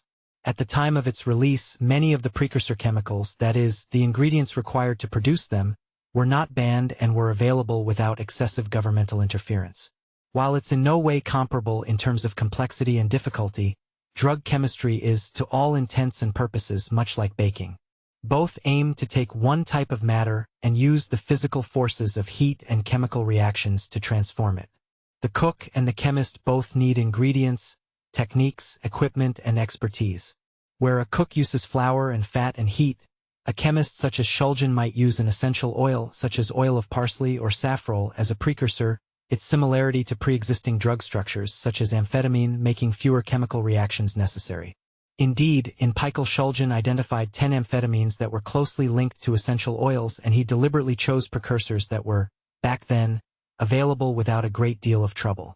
What are these relationships between the essential oils and the amphetamines? He wrote, in a word, there are some 10 essential oils that have a 3-carbon chain, and each lacks only a molecule of ammonia sections, and if you could overlook the fact that he was propagating information that could end in severe addiction and death, Preissler's book was a hilarious and extraordinarily individualistic declaration of the cherished American constitutional right of freedom of speech. American publisher Loompanic has had the book in print for decades now, and it is now in its 8th edition. Investigators claim it has been found in many drug manufacturing laboratories around the world. Eleusis felt that Uncle Fester's book was riddled with technical flaws, and so took it upon himself in 1996 on the alt.drugs.chemistry group to berate the author and destroy his work, chapter by chapter, line by line, with sources proving his case. Under the thread title, A Thorough Thrashing of Uncle Fester's Secrets of Methamphetamine Manufacture. No wonder the feds don't give a shit. He mocked and teased, scorned and shamed the father of modern methamphetamine manufacture. The boisterous Uncle Fester was goaded into defending himself against the allegations, and it made for great sport. It was a marvelous meeting of minds, But more than that, it was the meeting of two worlds. The spluttering old guard overthrown by this vocal, technologically adept young chemist. Eleusis was just as defiant as Fester had been in print, but with a much larger audience than the old master. Furthermore, this new audience could replicate and distribute and share the information they received instantly and infinitely and at no cost. This book is an obvious attempt at profiteering, concluded Eleusis on March 3, 1996. Perhaps Uncle Fester goes by this name in order to escape harassment by the feds, but I'd say he would have more to worry about from disgruntled hack chemists that attempt to duplicate his work. As well, it is quite clear that old Fester didn't do most of what he writes about because essential details are lacking at every step of the way. This may be intentional omission to reduce liability, but if so, why bother? It is my opinion, then, that this book review is worth far more than the book itself. Enjoy! An amused audience worldwide tuned in to this bizarre new entertainment channel. The conversation made little sense to many, but its impact was clear enough. Media was changing as the means of production and, crucially, distribution were quietly seized. This would change the drug culture, in common with every other area of human experience. Eleusis was a fascinating character to anyone interested in the drug subculture and net culture at this time. His arguments with Svidarian were technically impenetrable, but full of humor and clever literary and mythological references to ancient Greece and Homer. But Eleusis and Svidarian were, it turned out, the same character. Floridian Jeffrey Jenkins was an English graduate who had turned his hand to basement chemistry in order to perfect the art of MDMA manufacture. He says he posted under two names to ensure a decent conversation, to increase the some knowledge of the technical processes and to avoid detection. It may be that his frenetic creativity found expression in creating believably distinct alter egos, or it may be that he was struggling with the multiplicities of identity that self-representation in the virtual space triggered in those pioneer days. A text file posted to alt.drugs.chemistry after Jenkins' arrest for manufacturing MDMA offers a fascinating insight into the mindset of a typical, small-scale underground chemist, who is obsessive, altruistic, individualistic and contrary, but passionate about his work. There is something in both the MDMA experience and the net itself that fosters the innate human desire to share the knowledge we have gained, to scatter the seeds of our experience far and wide. Eleusis, for those of you unfamiliar, wrote The Chemist after his capture and before his imprisonment, was the name of an ancient Greek city where the spring mysteries were held. A citywide festival where consumption of mind-altering substances was the central activity in a celebration of the return of spring. Organic chemistry intrigued me. It tempted me with its secret language of symbols, its demand for nearly blind faith in unseen collisions. Police who simply knocked on their doors or smashed them open with battering rams. The British police did not monitor the online designer drugs market after that raid, and trained no officers in web surveillance techniques specific to drugs. Meantime, chemists' and users' knowledge of the law, and of the new drugs available, were growing faster than the police could keep up with. The research chemical scene was an underground thing at first. There were only 22 of us in the whole UK who got nicked, says John. But it really started to take off after that. I think it was Operation Ismene that brought it to the attention of many more people. It was all over the papers. People who'd never thought of buying drugs online thought, "Oh, great. Look, you can buy drugs online." Over the next few years, the unintended consequences of those raids were to crystallize. The police had wanted to clamp down on the trade, but had only encouraged its proliferation. And with the number of people using the web growing and connection speeds getting faster every year, they would soon be running a slow second place to the frontrunners in the field. The calm before the storm and a curious drought. After the web TRYP and Ismene busts in the UK and the US, the global research chemical scene hunkered down and went even deeper underground. Many users commented on forums that the people involved in this drug culture were responsible adults who were being made to pay the price for the greed and indiscretion of the suppliers. Liberty was now clearly at stake for some people, and the net drug culture was on the radar of the authorities on both sides of the Atlantic. There was less online chatter about the drugs and their effects, as an informal code of silence settled like the dust after a stampede, but the scene continued happily enough. Users like Benny, a pseudonymous 30-something office worker, were by late 2004 discovering the joys of Pikel for themselves. Benny, who prefers not to reveal his nationality, was finishing university and was winding down his commitments at non-governmental organizations, where he volunteered and worked as a political activist, and now had time on his hands. He had always been fascinated by psychoactive drugs, but he was living in a backwater where there were no good drugs available. So he went online and ordered a mushroom grow kit from a Dutch smart shop. He successfully grew mushrooms, was surprised by how easy it was, and said his first trip, in retrospect, was almost an overdose. It changed me, irrevocably. From then on, psychedelics became part of my life, he told me. He, like many other research chemical users, wanted to use these drugs as a means to self-exploration and self-analysis. Psychedelics disassembled reality and showed me a new way of looking at basic concepts like time, space, the concept of self and the distance we have from other people, or the construct of one's own personality, and the way we manipulate and write and rewrite the narrative that we think is our life. This was fascinating, to take a step back and rethink those concepts that I'd taken for granted all my life. After coming back from the first trip, a few things were clear. First, psychedelics would gradually change me. And I was keenly aware that the changes would be beneficial, that they were benign in nature. I was sure of it, so I pursued it. In life, you're battling through the undergrowth, and every so often it's good to climb a tall tree to get your bearings. This is what psychedelics do for me. Benny started reading obsessively about the psychedelic experience, and soon came upon Shulgin's work, which was by then available free online to anyone with a cheap home computer and an equally inexpensive modem. With friends I had made on Usenet, I found that many of those substances were apparently readily available from fine chemical companies, he said. I then wrote a lengthy and completely fake research proposal to a venerable chemical company, a reputable and viable operation which caters to universities. They were happy to open an account for me, and I ordered some 2CI. This is the drug many UK residents were arrested for in the Operation Ismini busts. 2CI is a ring-substituted phenethylamine, a classically psychedelic drug that enhances colors and gives users a sharp energy jolt. It is active at around 10 mg, and one of Shulgin's group of human experimenters recorded a positive experience of the drug in Pikel entry number 33. With 16 mg, the 16 was a bit much, I realized, because my body was not sure of what to do with all the energy. Next time I'll try 14 or 15. However, my conversations were extremely clear and insightful. The degree of honesty was incredible. I was not afraid to say anything to anyone. Felt really good about myself. Very centered, in fact. A bit tired at day's end. Early bedtime. Benny found a firm in Switzerland that supplied the compound. I don't even know why this firm would carry this chemical, he said. They usually carried pharmaceutical intermediates, but this one stood out and I ordered it. I found it so ridiculous when I received it. How could someone allow me to order powerful drugs from the internet and receive it via regular mail? It was inconceivable and ridiculously easy. This was long before today's sites came along and made it as easy as ordering books from Amazon.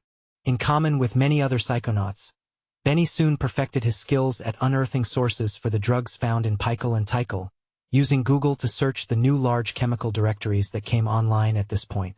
If you simply type in a number identifying the chemical, you receive a list of companies that can provide it with price quotes.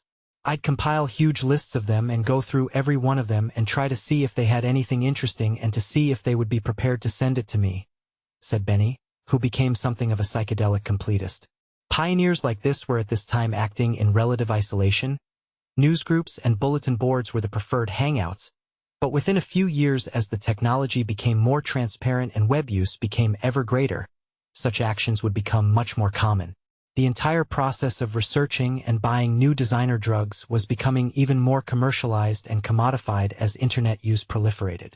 For some people in the 21st century, taking research chemicals became as normalized as taking ecstasy had been for their counterparts just a few years previously.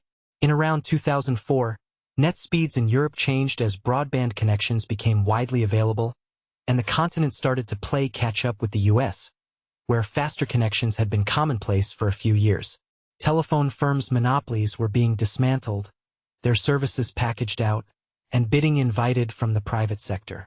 Customers started to pay flat subscription fees for constant access to the internet. Rather than paying per minute to dial in, and the net became firmly embedded into everyone's daily lives in a way that had never been seen before. Previously, modem speeds had been limited to 56K. Broadband connections increased the speed by a factor of 10 overnight to 0.5 megabytes. That doubled within a year. Faster speeds meant net users spent more and more time online as the experience grew less frustrating, and network effects, whereby the service became more useful as it became more populated, started to be felt. There was a corresponding increase in the use of the web for people with niche interests, who could now coalesce and communicate in ways that previously were available only to those with the skill to configure Usenet servers and subscriptions. Thousands of online communities were formed by people using the newly popular and much simpler bulletin board systems, such as those released by vBulletin. Some were open source, meaning that owners could tweak the board's look and feel and functionality easily, and that they were easier to technically configure than any previous web community software. Some of these forums were dedicated to the discussion of psychoactive drugs, indeed all drugs, from opiates and psychedelics to MDMA and research chemicals. There were sites discussing the most specific and niche of psychoactive interests, from DMT extraction to magic mushroom cultivation, from ways to potentiate a heroin hit to the most efficient ways to grow marijuana or make crack cocaine out of powder cocaine.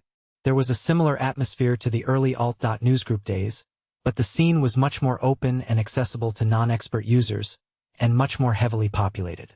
Whereas Usenet groups might involve a few score emails a day, now thousands of conversations were carried out in virtual real-time across hundreds of topics. The online drug culture was becoming more established and more mainstream. This was a cultural as well as a technical shift. The Blue Light Bulletin Board launched in its earliest iteration in 1997 as a small community for American MDMA users. It grew in size and influence following Operation WebTRYP, as more people became aware of the possibility of buying drugs online and net use became more prevalent, and is today one of the net's busiest communities of drug users, with over 4 million posts on 200,000 threads. There are 195,000 registered users, and the site gets over 1 million visitors each month and serves over 3.5 million pages in the same period. In the last year, it has had 10,967,685 visitors and served almost 55 million pages, demonstrating that the site is read by many who are casual visitors rather than registered members. It is a one-stop shop for anyone who is researching drugs and who demands detail and accuracy, something sorely lacking in most media reports and official discourse. The popularity of the site is one of the key measures of the popularity of the online drug scene. It now rivals Arrowhead as a place to learn about research chemicals and other drugs, though it is far less formal and respectable. Although Blue Light is a freewheeling and anarchic place, it has an avowed goal of harm reduction, a drug strategy that is now commonplace in countries such as the UK. Harm reduction advocates would argue that as long as people are going to take drugs, and they remain available and jail capacity and public funds are not infinite, the most rational response is to reduce the amount of harm drugs cause users. This, officially, might mean offering advice on how to inject heroin hygienically, or offering needle exchange programs. On the web, it could include information on the steps you might take in order to diminish an MDMA come down, or advice on making and smoking crack cocaine less harmfully. The concept, naturally, is rejected by the less liberal, and by those ignorant of the realities of drug use in the 21st century. Blue Light's most rigorously enforced rule is no sourcing. Ask for a source for drugs or research chemicals and your threads will be deleted. It's an understandable position to take when the substances under discussion are either illegal or extremely potent and can harm inexperienced or ignorant users. The site is well moderated by those expert in each field of the subforums, which cover hundreds of drugs and other areas of interest. The users there range from the supremely expert to the inarticulate to the terrified or addicted. But generally Blue Lighters are at least a couple of years ahead of the curve when it comes to new drug trends, and some of them far more informed than many doctors, police, or policymakers, and the site is often approached by radical academics looking for assistance with cutting-edge research into users' changing habits. It is both the front line of an avant-garde web drug culture, and the first place any informed drug user or academic looks when new chemicals appear on the international markets, especially the online market. Many posters share their encyclopedic, often professional or academic knowledge freely, collaborating to advance knowledge of harmful combinations or to explain dangerous metabolic processes that the body exerts on drugs. For example, When cocaine is taken with alcohol, the liver bonds the two molecules, cocaine and ethanol, to produce coca-ethylene, a more toxic and longer-lasting poison than either alone. Advice such as this from expert users with knowledge of biochemistry sits happily alongside the confused ramblings of newcomers. Experts also explain which combinations of drugs lead to better or more intense experiences, and PhD-level knowledge of biopharmacology and organic chemistry is sometimes required to decipher some of the information. Some vendors worldwide have extracted information on new drugs from posts written by the site's expert users, then synthesized the compounds and sold them on the web. Some users on the site are themselves chemists, or no chemists who make new drugs in home laboratories, much like latter-day Shulgins. Synthesis discussion is banned on blue light, but naming novel compounds and reporting on your experiences with them is not, so vendors need only cut and paste the chemical names from these trip reports, email them to labs in China or Eastern Europe, commission a custom synthesis, and then import and sell them. Again, ecstasy had a starring role in the genesis and development of this online hangout. Blue Light began as a small message board hosted on bluelight.net called the MDMA Clearinghouse, said Alastair Manson, a forum moderator. There, people gathered to accumulate every scrap of information on how to take ecstasy safely and enjoyably, the web and users filling the void of official inaction. It had a small number of regular participants and was a close community. It was suggested that a more permanent home be created so the board could be stable and the content could be better managed and stored more permanently, Manson told me. The site today is well organized into subfora, with support groups for people addicted or suffering from problematic use. Each forum is managed fairly by voluntary moderators and discussions are, in the main, polite affairs. I asked Manson how he felt about the fact that people might read blue light and harm themselves as a result of information they found there. Any journalist with malicious intentions could scoop dozens of stories and quotes from the site to use as evidence that it encourages damaging behavior. He told me, it's inevitable that, given the very nature of the subject matter, people will learn about things they didn't know if they had never visited blue light. Could one person learn something here which might ultimately harm them? Sure, but users also have to take responsibility, and that's a common theme in discussion at blue light. I do not believe we're enablers in the broader picture, and perhaps the single most obvious example of that in practice is our rule about no sources. I'm proud of the fact that, 10 years after I joined, Blue Light is still going strong and doing its job. If anything, I'm most proud of the fact that Blue Light is very much a product of its participants. A core of dedicated individuals, staff and participants, has donated time and money to keeping it running. People use Blue Light because they can't get the information it provides anywhere else. The world is a free market of ideas now, and the internet is an enabling tool the scale and shape of which we're only just beginning to understand. The site is far more trusted by drug users than official services, such as the UK's much-derided Talk to Frank Drugs helpline. It's a difficult truth for the government to accept, but people are taking more drugs than the authorities even know exist, in ways they would not believe, and it is sites such as Blue Light that keep them safe. Another Blue Light moderator is clear on why official services can only ever fail to achieve their goals. People don't take government services seriously. It's the official tone that's the problem, he told me. That official tone can be more than high-handed. It can be dangerous. Someone I'm very close to rang the government's Talk to Frank helpline when they were having a panic attack after overdoing a few substances and booze, said one poster on the drugs subforum of Urban 75, another busy bulletin board based in Brixton, South London. Frank told them they were very stupid and that mixing drugs and alcohol can lead to brain damage and death. Really cool thing to say to someone who's having a panic attack. Mike Slocum, Urban 75's owner, told me, people are going to take drugs no matter what the government think. On Urban 75, we give honest advice like an older brother who's been there, done that. From 2004 onwards, the web was changing the way people swapped information and bought and sold goods. Web use started to shift inexorably away from a passive model of consumption into a more active model of participation. This was the beginning of the Web 2.0 era, though it wouldn't be called that for a few years. It became possible for complete technical novices to self-publish web content using simple blogging software, doing away with the need for any skills in HTML or other coding languages. Free web hosts launched, supported by advertisements, giving users the ability to share and disseminate their ideas and thoughts at no cost. Wikipedia, launched in January 2001, was arguably the first widespread Web 2.0 technology, for which users supplied content using their own expertise and drawing on their own interests and obsessions. At first, the content was as flaky and patchwork as an online encyclopedia created by untrained volunteers might tend to be. Today, though, the site has 23 million articles, 4,079,607 of them in English, and grows by the day as volunteers or Wikipedians mass collaborate to update, create, and revise the pages almost instantly. By comparison, the Encyclopedia Britannica, which halted printing in 2012, had just 85,000 articles. Wikipedia soon became an essential resource for those looking for information about new drugs, and the site started publishing entries on the drugs along with their Chemical Abstract Service, CAS, numbers, the unique identifying code that serves as a chemical Dewey Decimal System. With this information, would-be vendors or users could easily find chemical firms that carried the compounds they wanted. In 2003, MySpace opened the web to a whole generation of teenagers, to whom the concepts of packet switching were as alien as the concept of not using the net as their first port of call for entertainment or communication.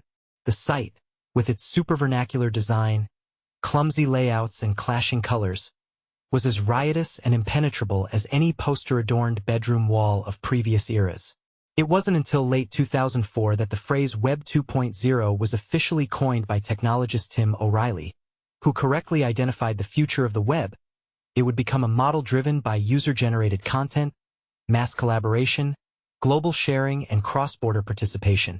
That year, the Facebook, a web version of the college yearbook popular at American universities, launched. By 2008, it had lost its definite article and gained 100 million users.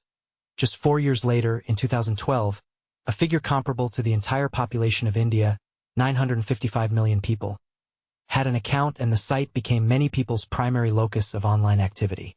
Every redesign of Facebook's software was conceived and executed to encourage more and deeper sharing of content, to open and ease the flow of information from one person to another. Users have happily, if unknowingly, delivered millions of gigabytes of valuable data to firms whose only specialism is to analyze likely ways to use that data to sell users things. Within a few years, consumer goods would have their own pages, and people would befriend these brands. In 2005, YouTube came online, and video sharing soon became not just a possibility, but a cultural norm. Today, 48 hours of video are uploaded every minute, as handheld cameras have given way to smartphones and net users can add content on the move. Today, almost 8 years of content are uploaded every day. The following year, Twitter launched and was initially derided as a passing fad, a super-condensed, super-trivial microblogging platform for narcissists. Now, it is an essential tool for its 140 million members, who include politicians, brand specialists, marketeers, and journalists. The launch of the iPhone in 2007, like the Macintosh in 1984 and the iMac in 1998, changed the way people used and made the net. Now, the web was mobile. Today, Apple alone has sold 315 million mobile internet devices. Hundreds more types of smartphones were launched in the following year.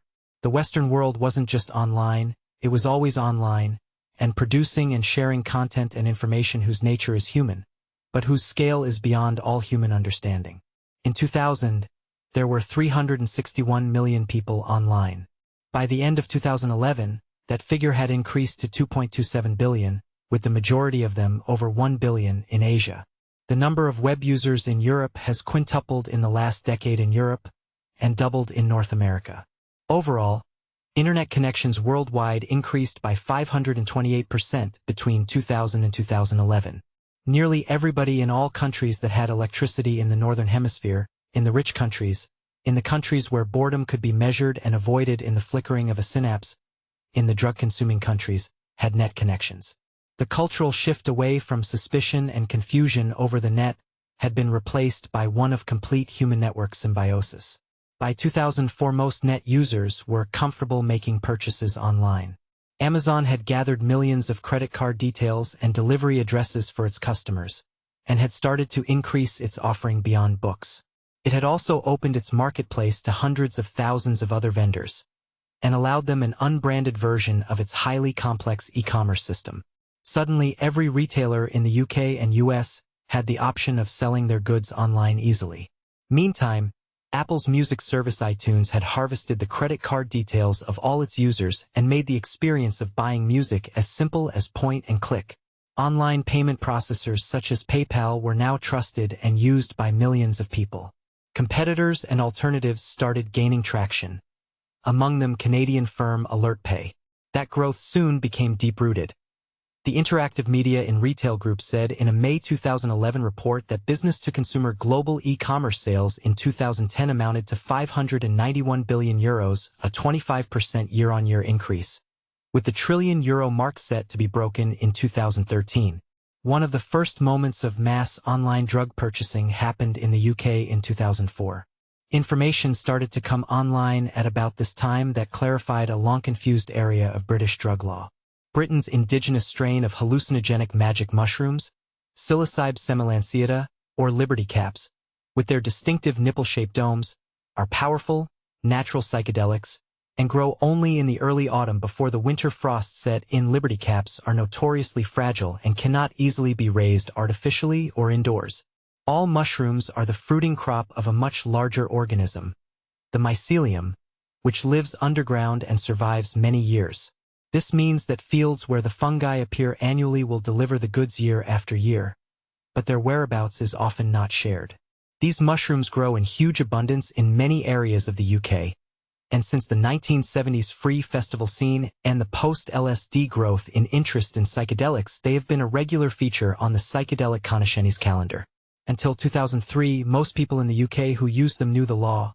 Mushrooms were legal in their natural state, and you could only be prosecuted for having them if they were dried, frozen, or cooked, that is, if they had been prepared for consumption. Debate among the sarcastic and the pedantic was split as to whether human beings lying on the ground and grazing on them, as other animal species might naturally do, were actually committing a crime. But it was well known that the Dutch allowed their citizens to buy artificially cultivated psychedelic mushrooms. These were sold fresh, year-round in small punnets in shops that catered to the local market as well as curious visitors to Amsterdam. Might the web and the new technologies of e-commerce be able to bridge the gap? The answer came in 2003, when Home Office official Ian Bredmore sent an extraordinarily, if inadvertently, helpful letter to a head shop owner who had inquired as to the legality of fresh magic mushrooms in the UK. Bredmore told the inquirer with brilliantly British bureaucratic efficiency that it was not illegal to grow and pick psilocybin mushrooms and eat them fresh, nor was it illegal to sell or give away a growing kit containing mycelium, and nor was it illegal to sell or give away a freshly picked mushroom that had not been prepared in any way. An online market began and grew rapidly from 2004 onwards, and there were dozens of sites selling the mushrooms fresh in polystyrene punnets via mail order all over the UK. These websites also sold simple grow kits that would yield hundreds of grams of fresh mushrooms, enough for several people to hallucinate a weekend away, costing only £10 to £20. It was inevitable that offline retailers would soon want a piece of the action, and soon every high street bong vendor and online head shop in the land got in on the act and started selling the fresh mushrooms and the grow kits. These new mushrooms looked nothing like the spindly Liberty cap. They were Mexican breeds, huge and chunky specimens of psilocybe cubensis, descendants of samples harvested from fields of cow dung in Mexico and Cambodia, initially grown in Holland and sent by chilled express freight into Heathrow daily. The net had facilitated the exchange of expertise and information, and brought together consumers and producers across the seas. Later, the UK market supplied itself. You could buy magic mushrooms legally in dozens of British cities. On Oxford Street in central London, shops sold them blatantly, advertising their wares with psychedelic hoardings in the street. By summer 2005, they were on sale in chic market stalls in wealthy London suburbs. Festival stands sold out within hours of opening, while eBay vendors did a roaring trade. At free parties, the fungi were passed around daintily by dreadlocked ravers like bizarre hors d'oeuvres as the sun rose. Mushrooms were being eaten openly at gigs and parties and barbecues and raves as for a few brief months the government dallied and prevaricated. Just before Parliament went into recess in August, it closed the legal loophole that had been exploited by vendors in a wash-up session, where outstanding legislation is quickly written into law, and mushroom vending became illegal. The mushroom craze demonstrated that as soon as new drugs became available, especially if they were legal, British people would take them. What's more, they were happy to buy their drugs online in the same way they now bought books from Amazon. Fresh magic mushrooms were banned in Holland in December 2008 too, after a 17-year-old French girl, Gail Karoff, jumped to her death from a bridge whilst visiting the city on a school trip. She had a history of psychiatric problems, the Associated Press reported. Paul van den Berg, who worked at a shop selling the mushrooms, told the Daily Telegraph, "It's all the fault of tourists, especially the Brits. They misuse alcohol at home and come over here to do the same with hash and the so-called magic mushrooms." Dutch ingenuity quickly supplied an alternative. Psychoactive sclerotia, or truffles, were soon bred for mass-market sale. They had been available previously, but the ban sparked a boom in their cultivation.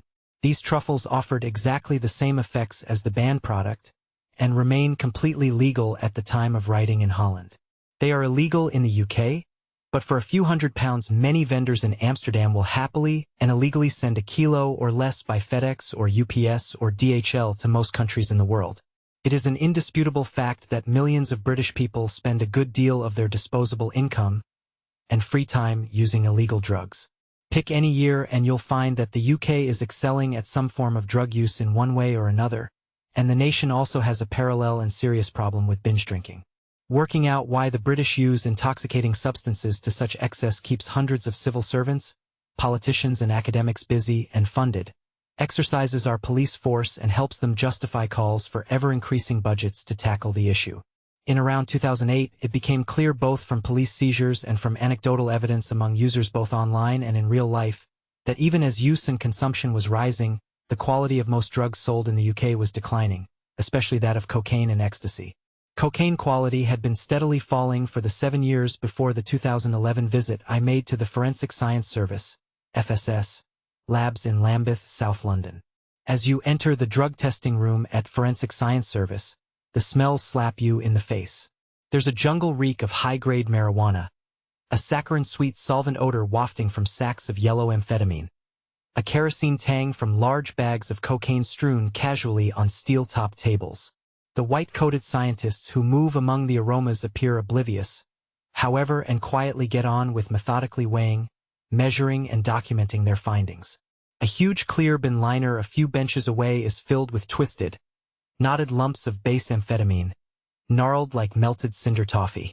A sack of spongy fresh skunk cannabis overflows, the pounds of tightly trimmed top flowers adding an earthy and pungent fragrance to the olfactory overload.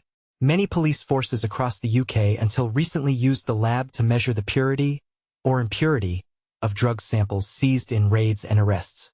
This nondescript room at one end of a bland, municipal 1970s office corridor can tell us much about social, criminal, and chemical trends in the UK. We have a lot of work. There's never any shortage of cocaine. But quality has slipped quite markedly in recent years, said Dean Ames, the Forensic Science Service's Drugs Intelligence Advisor. Through the 1970s and 1980s, cocaine was synonymous with money and status. Now, though, the drug is to be found in even the smallest towns and villages. Cocaine, police say, has penetrated every corner of Britain. As use has increased, so the price and purity of the drug have fallen dramatically, a situation few could have predicted even 10 years ago. A typical importation quality at the start of the decade would be around 70% pure, and a police seizure at distribution or street level would be around 40 to 50%, says Ames.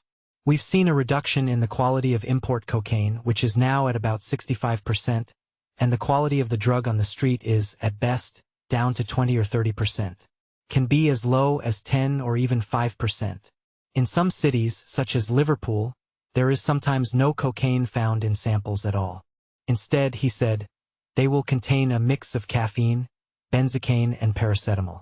Kelly Burt, a 23-year-old assistant forensic scientist, focuses intently as she weighs out a tiny quantity of what is presumed to be cocaine using a scale that measures to 1/10,000th of a gram. She has worked here since graduating in forensic science and investigative analysis from Kingston University, and is now a drug analyst and heroin profiler. Can she judge cocaine purity on site? No, I'm always surprised. I can tell cocaine by the smell of it now, It's very distinctive, she says. But as for purity, no. Sometimes I think it's really pure and it turns out to be just 1%. There's no way of knowing without using the procedures we do here. Most cocaine she has seen in the last 5 years was of very low quality, she said. It's generally below 10%, the street deals. 9 times out of 10. Most supposed grams weigh very little, as low as 200 mg, 1/5 of a gram. Only rarely, when we get a larger seizure, do we see any samples with higher purity than that. This decline in quality in the UK was caused by a number of factors. An interesting one is the pound's collapse against the dollar and the euro, the cocaine currencies. In May 2007, the dollar was trading at around 50 pence. Today it's worth about 62 pence, meaning it costs around 25% more in sterling to buy the same amount of product. Matthew Atha, director of the Independent Drug Monitoring Unit, which acts as an expert witness in British drug court cases, told me in 2011 that most cocaine in the UK was, by then, ineffective. It's pretty pointless trying to use street cocaine as a stimulant. The amount you need to take is so large, people would be better off with a cappuccino these days, to be honest. It's much better value for money. The import and sale of benzocaine, a numbing agent used legitimately as a topical anesthetic, also contributed to the decline in quality. It is used covertly to cut down the powder and bulk it out, since users think numb gums mean a high-quality product. Snorting it will make your nostrils and then your teeth numb, but the drug does not trigger the same flood of dopamine that true cocaine does. Likewise, it prompts no alertness, so often dealers simply sell benzocaine mixed with caffeine. David John Wayne, from Hayes in London, imported more than 17 tons of cutting agents, including 7,000 kg of benzocaine, from China. This was almost as much benzocaine as the whole legitimate UK market used in a year. He was jailed in 2010 for 12 years, as part of a new serious organized crime agency, SOCA strategy called Operation Kitley, which targets those supplying chemicals to the cocaine trade. SOCA senior investigator Trevor Symes told the British Broadcasting Corporation, "Even after we warned him, he brought in more tons of chemicals. He felt the law did not apply to him.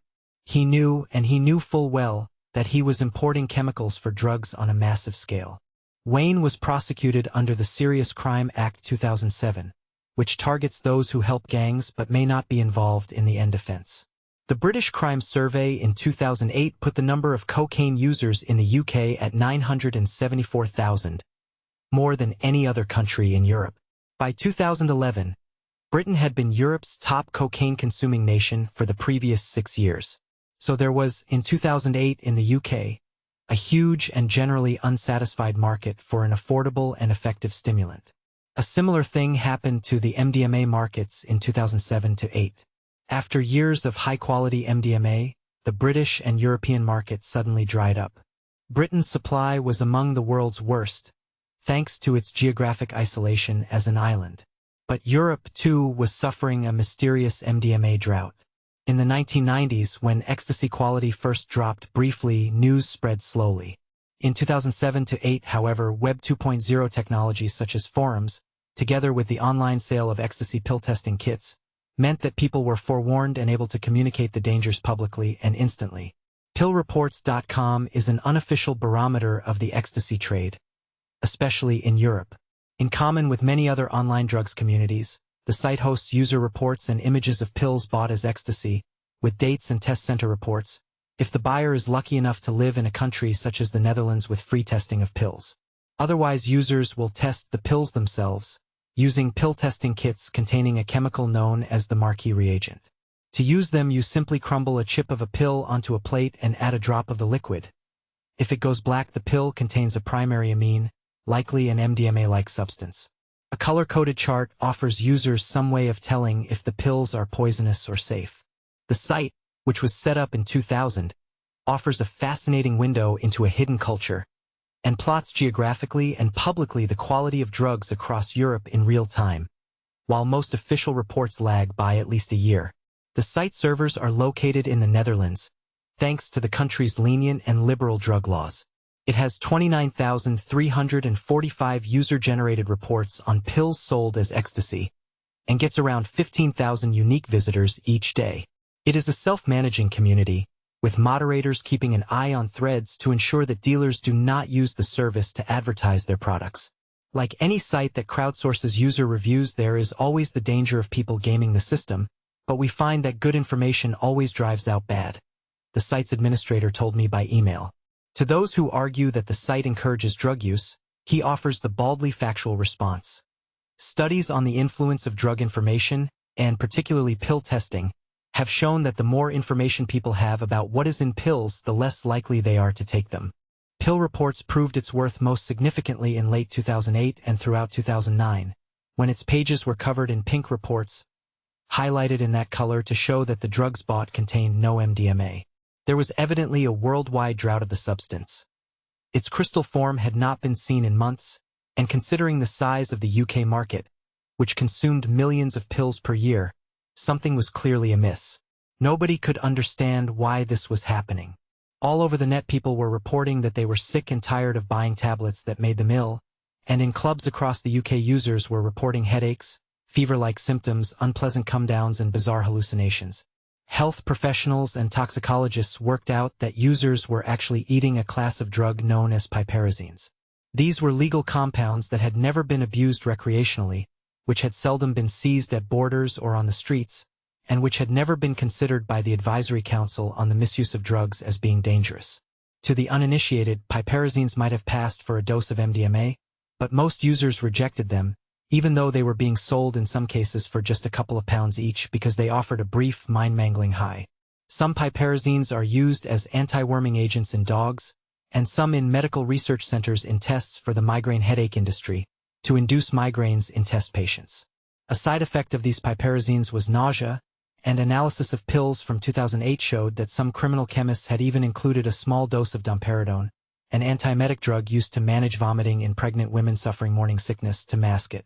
Why were the crime syndicates using these foul concoctions? Surely no dealer would want to kill or sicken his customers, or worse, deter them from spending more money. The ecstasy market started to collapse. Unbeknown to European users, in Cambodia between 2007 and 2008, a series of events had occurred that linked together every strand of this story. This was the fulcrum on which the events of the next few years would tip. Mephedrone madness. The underground hits the high street. In the pristine and remote Cardamom Mountains in southwestern Cambodia in 2008, local forest rangers and conservationists from Flora and Fauna International, a British non-governmental organization, came upon a smoking, abandoned campsite. The scene was a bizarre mix of charnel house and war movie, but instead of piled corpses and bones, there lay scattered the husks of a tree beside a vast cauldron over the embers of a large fire. Clothes, books, food, and mobile phones were strewn around, and a roasting animal still cooking on the spit of a campfire spoke of recent occupation and flight. An AK-47 bullet casing lay on the ground near screw-cap plastic gallon containers of a sweet-smelling oil. The oil was saffrole, distilled from recently felled trees that had stood for several hundred years before the arrival of the poachers who had set up the camp. They had cut a savage path into the heart of this, the longest contiguous tract of virgin rainforest in Southeast Asia, in search of the Mria Pru Panam tree, whose bark and roots contain unusually high concentrations of the oil. In this and other ramshackle saffrole factories, the essential oil is distilled from the tree's bark and roots by first shredding them with mechanical strimmers and grinders, and then suspending the stripped material over heated water in a vast iron cauldron, which has an outlet pipe in its top that directs the now saffrole-rich steam into a condensing chamber. In this form, in which it has no psychoactive effects, it has long been used in traditional Khmer medicines. But the oil, if it had been taken to the capital, could have been sold for $50 a liter. 1 liter of this oil can make anything up to 1,000 ecstasy pills. In late 2008, in Posat, 170 km west of the Cambodian capital Phnom Penh, United Nations anti-drug officers destroyed 33 tons of saffrole oil, which had been earmarked for use by drug gangs in the Netherlands to make ecstasy following Shulgin's recipe. The oil, confiscated over the preceding weeks and months, had been produced in illegal saffrole labs like the one in the Cardamom Mountains, that made an average of 60 liters a day. If the 33 tons of oil had got to Holland, It would have translated into as much ecstasy as all the users in Britain alone combined would have normally taken in 5 years. Instead, it was burnt. There are many ways to make MDMA, but safrole is the simplest synthetic route. The chemistry of the two molecules is not very different, as can be seen in these diagrams. Safrole, MDMA. More importantly, the steps from safrole to MDMA are fewer than by most other methods and the yield is often higher. The impact of the events in Cambodia was therefore profound and lasting, and it inadvertently caused the appearance of the drug that came to be known as mephedrone. An analysis of the data published by the United Nations Office on Drugs and Crime UNODC in the World Drug Report 2011 stated that in 2004, global seizures of what the UN calls ecstasy group substances were 12.7 tons. That figure dropped to 9.7 tons in 2005, stayed steady for 2006, and then in 2007 almost doubled to 16.5 tons. But seizures then dropped vertiginously to 6 tons in 2008 and 5.4 tons in 2009. These were the 2 years of the global MDMA drought and include the year of the 33-ton Posat oil burn that took out the precursor required to synthesize 260 million pills. If we calculate 245 million pills at a rather generous 125 mg each tablet, that would add up to around 29 tons of MDMA, enough to starve the world market for all of 2007, 2008 and part of 2009. Not only were the precursors getting harder to find, but in June 2007, the world's biggest ecstasy bust had taken place in Australia. The global MDMA market is mainly controlled by Russian and Israeli organized crime groups, Dutch-born chemists and Israeli and Italian smugglers. An alliance of Italian crime bosses and motorcycle gangs in Australia arranged the import of 15 million pills in tomato cans from Naples to Melbourne in 2008. They were caught after 100,000 telephone intercepts and thousands of hours of surveillance in an investigation that involved 800 police. In May 2012, Pasquale Barbaro, a 50-year-old farmer from New South Wales, and a member of the powerful Calabrian Drangheta crime syndicate, was jailed for life for the offense. His accomplice, 55-year-old Saverio Zerilli, was jailed for 26 years. In late 2008 and early 2009, then users were crying out for either MDMA or some new replacement. There was a huge untapped and unsatisfied market, filled only with piperazines. A person with close links to those involved in the top levels of global MDMA manufacture revealed to me what prompted the emergence of piperazines and other adulterants as a response to the increase in prices for safrole and other precursors between 2006 to 2009. Precursor prices, for compounds such as safrole, had gone up considerably from 2006 onwards. The steadily increasing security in European ports was making it harder to bring bulk quantities of precursors in, even when you could find them. This was sending the price of manufacture up, not by a huge amount yet, but it was concerning manufacturers, he explained. A number of international syndicates took a vote on whether or not to raise the wholesale prices on pills or look for cheaper substitutions. Apparently the vote came down on the side of substitutions, and it was after this that we started seeing more and more pills with what we would consider adulterants, but which the industry was trying to promote as substitutions. But the strategy backfired, when users became wary to the point that many of them stopped purchasing the new pills that sickened them so badly. Around 5 years earlier, an underground chemist known as Kinetic had posted the web's first synthesis of a new drug to the hive. "I've been bored over the last couple of days," he wrote in 2003, "and had a few fun reagents lying around, so I thought I'd try and make some 1- for methylphenyl, -2-methylaminopropanone hydrochloride, or for methylmethcathinone as I suppose it would be commonly called." He went on to document how he had synthesized 4.8 g of the drug in 48 hours using toluene, a simple solvent, as the precursor. He then, like Shulgin before him, tried the drug he had made, and reported back to a fascinated audience of fellow renegade chemists. But this drug was nowhere to be found in Pikel or Tikel. It was almost entirely unheard of, and certainly never seen before on the mainstream drugs markets. Kinetic had used his knowledge as a chemist to devise mephedrone, a new analog of methcathinone, a powerful and illegal stimulant drug related to methamphetamine, or crystal meth. These diagrams show the similarity between the three compounds: methcathinone, methamphetamine, crystal meth, mephedrone. Over the next few hundred words Kinetic laid out, in a remarkably concise yet exhaustive guide, the method, tools, chemical reagents, and potential pitfalls involved in the manufacture of this new drug. He did this not to earn money or to get a job, but to show off his mastery of organic chemistry, to gain kudos, to share his knowledge freely. It was certainly not his intention to trigger a worldwide drug craze, but within a few years, that's exactly what happened. Kinetic told how he had spent the day synthesizing the material, and a few hours after scraping out the 4.8 g of crystals from his reaction cylinder, had snorted 400 mg. His central nervous system rode the waves of powerful, if short-lived euphoria. He wrote, "400 mg was quite a lot to take in one evening, but it wasn't too long-lasting, so I kept topping up. The rushes after each line were amazing, and I remember feeling very much like I do when coming up on ecstasy, but 4 times. That beautiful weak feeling when you just think, oh fuck, I feel so fucking good. It's more euphoric than I remember my first time on the butane methcathinone analog to be. I felt very compelled to do things, but I was completely unable to keep my concentration on literature searches I was trying to do at the time. I had a very strong urge to socialize and almost went clubbing, but thought better of it. I could feel the rushes of energy coming across me, and after that, a fantastic sense of well-being that I haven't got from any drug before except my beloved ecstasy." Kinetic's new drug, which later became known as mephedrone, was indeed similar to ecstasy, in that it made you euphoric, excited, and energetic, and it provoked empathy and openness.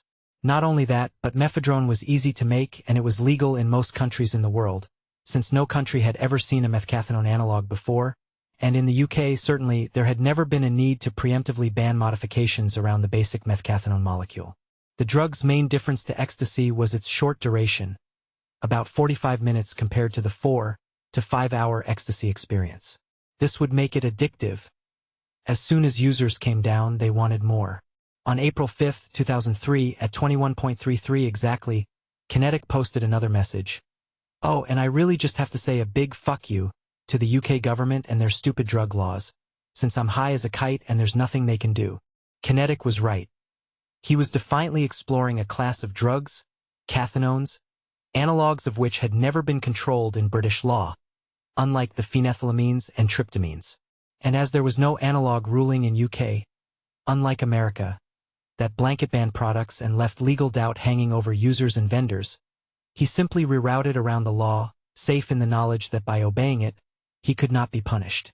Nor could those who followed his instructions for years later to create the legal drug that would fill the MDMA gap. The consequences of this underground bulletin board posting were as unintended as they were unanticipated. Perhaps just a few dozen highly dedicated, highly educated scientists and various lurkers who listen in, but do not contribute to the discussion, were privy to Kinetic's quietly seismic message. But that post fired the starting gun on the current chemical arms race between clandestine chemists and governments worldwide. The designers of mephedrone stumbled across something with the pharmacology somewhere between cocaine and ecstasy that was cheap, legal, and freely available. And this coincided with a drop in the quality and availability of other drugs, says John Ramsey, chief toxicologist at St. George's, University of London. The global MDMA drought caused the mephedrone phenomenon in a pitch-perfect piece of substance displacement. If one drug disappears, another will replace it. Substance displacement would soon cause the new research chemical scene, now rebranded and introduced to the public as the legal highs scene, to grow at a rapid rate. The internet and the use of social media and new e-commerce techniques guaranteed its influence spread even faster. The way many drugs are bought, sold, and taken in the UK and across the world was to change forever. At first, mephedrone was hidden inside branded products rather than being sold as a chemical compound in its own right. In early 2007, an Australian subforum on the Blue Light Bulletin Board was buzzing over the release of branded legal highs named Neodoves and Subcoca. They were sold by a firm named BioRepublic, who operated out of Tel Aviv, Israel. Previously, legal highs were regarded as a rip-off, a hodgepodge of allegedly psychoactive herbs, caffeine, and piperazines, the kind of products sold as herbal ecstasy at Dayglow stands in festivals to the young, the gullible, or those facing drugs tests at work. Nobody knew what was in the BioRepublic products, but they ate and snorted them by their thousands. Australia, like the UK, geographically isolated and without land borders to any other nation, making smuggling harder, suffered the worst of the MDMA drought, as did the UK, and after the MDMA bust that year, the market there was starved. Cocaine is also extremely expensive in Australia, costing US $300, or around £195 per gram compared to £50 per gram in the UK, which is why the synthetic stimulant drugs market in Australia is so much more developed and entrenched than it is in the UK. Crystal methamphetamine use has grown there more dramatically than it has in Europe. 3% of Australians over the age of 14 have used the drug. BioRepublic, run by a mysterious and elusive character, pseudonymously known as Doran Sabag, sold these new products as health supplements, in plain capsules. Sabag refused to reveal what was in them, setting a disturbing pattern that would be seen repeatedly in the coming years. Producers wanted to keep the formula secret to preserve their profits, and users were unanimous in their verdict. The Neodoves and Subculture worked, and they worked well. They made users feel amazing briefly, and, at £4 each, represented better value than the contaminated ecstasy pills dominating the market. Customs officials were powerless to stop their import since they were sold as health supplements and their contents were not listed. What's more, they were being imported from Israel, not a country known for clandestine designer drug manufacture and export, so packages were unlikely to be profiled and opened in any case. The capsules sold in the hundreds of thousands worldwide throughout 2007 and 2008, and supply soon outstripped demand. Users were rhapsodizing about their MDMA-like qualities. That their sweat after taking them smelled like an old kipper left out in the sun was no great hardship. The smell was caused by poor syntheses and by the fact that the compound was also badly dried, meaning solvents and byproducts, some of which smelt fishy, remained in the end product, so much so that Swedish users referred to the drug as kreb or crab. The smell, along with the jittery come-downs, and the pounding heart and split lips and bleeding gums and ground-down teeth, didn't seem to much bother users. These drugs, whatever they were so much better than almost all the available illegal drugs available in the UK, Australia and Europe at that time. Someone somewhere was getting very rich very quickly. Unsurprisingly, Neodoves and Subculture were also psychologically addictive. Some users reported going on unintentional binges for days, losing their minds and willpower, destroying their nostrils by opening the capsules and snorting them, fiending through their whole supply, intending to have a single capsule and eating a dozen, chewing through their lips, twitchy and delusional, chasing the fleeting high. Then they ordered some more. Their contents may have been a mystery, but it was a mystery worth solving for users concerned about their health effects after months of blithely swallowing the capsules, and for keen-eyed entrepreneurs who saw the huge profits available. A few months later, one of the compounds was identified on blue light as 4-methylmethcathinone, an utterly unknown chemical never before seen on the mainstream global drugs market. A poster at the Blue Light Forum, Phase_Dancer, an Australian chemist working in harm reduction services for drug users, was, along with others, responsible for the discovery. We've never been an organization as such, more a bunch of interested scientists working in different but related fields. At the time, I was working as a chemist manufacturing reagent kits for enlightened harm reduction, as well as researching improved formulations to better detect things like ketamine and PMA, a deadly impurity in MDMA pills, he told me. No one seemed to know what the active ingredients were in the BioRepublic products. As popularity continued to grow, we put out word that there was a possibility Platypus, a fellow poster, could arrange to have the products analyzed. Samples were anonymously delivered to the hospital where he was working, which in turn passed them on to a colleague of ours from Adelaide Forensics. In the end, several compounds were identified in the capsules, but the most important was 4-methylmethcathinone, soon to become known as mephedrone. Longer-term observers of the chemical underground, though, recognized this formula as the same one that Kinetic had devised in his home laboratory and posted to the Hive One board evening back in 2003. The research chemical scene had gone overground, and how? Mephedrone is chemically related to khat or Catha edulis, a plant used for thousands of years in Arabic cultures, especially in Yemen and Somalia, as a social lubricant enjoyed for its stimulating qualities when chewed in a quid held in the cheek. Many shops in East London, home to immigrants from khat-using countries, sell the plant, which is legal and imported by established firms. It is brought in daily by air freight as it loses potency when less than perfectly fresh. The active ingredient, cathinone, is, if isolated and sold as a pure compound, a banned substance in most of Europe and is a Class C drug in the UK. Khat is banned in the US and some European countries, such as Holland, and its legality in the UK seems anomalous. It is perhaps overlooked because the number of people using it here is so small, around 1/3 of the UK's 100,000-strong Somalian community. In October 2012, 100 Somalian demonstrators petitioned Downing Street to ban the plant, saying addiction to the drug was causing family breakdowns and health problems. Around 2004, in small curbside newspaper kiosks in Tel Aviv and in nightclubs across Israel, a legal high known as hajagat, mixing the Hebrew words hajaga, meaning celebration, and gat, meaning khat, was gaining popularity. Hajagat capsules contained cathinone and were sold, legally, to buzz-hungry Israelis throughout the city. Cathinone, a chemical related to amphetamine, floods the brains of users with dopamine, the neurotransmitter that regulates mood, and which can be stimulated by safer methods including sex, good conversation, and shared food, or by cocaine or amphetamines. Hajagat was banned in Israel in 2004, but continued to be sold more or less openly there. In 2007, an unknown chemist associated with the Israeli firm BioRepublic had taken advantage of Israel's drug laws and, to beat the ban on cathinone, simply created 4-methylmethcathinone, a legal analog of yet another cathinone derivative, methcathinone, and had sold the resulting drug as neodoves and subcoca.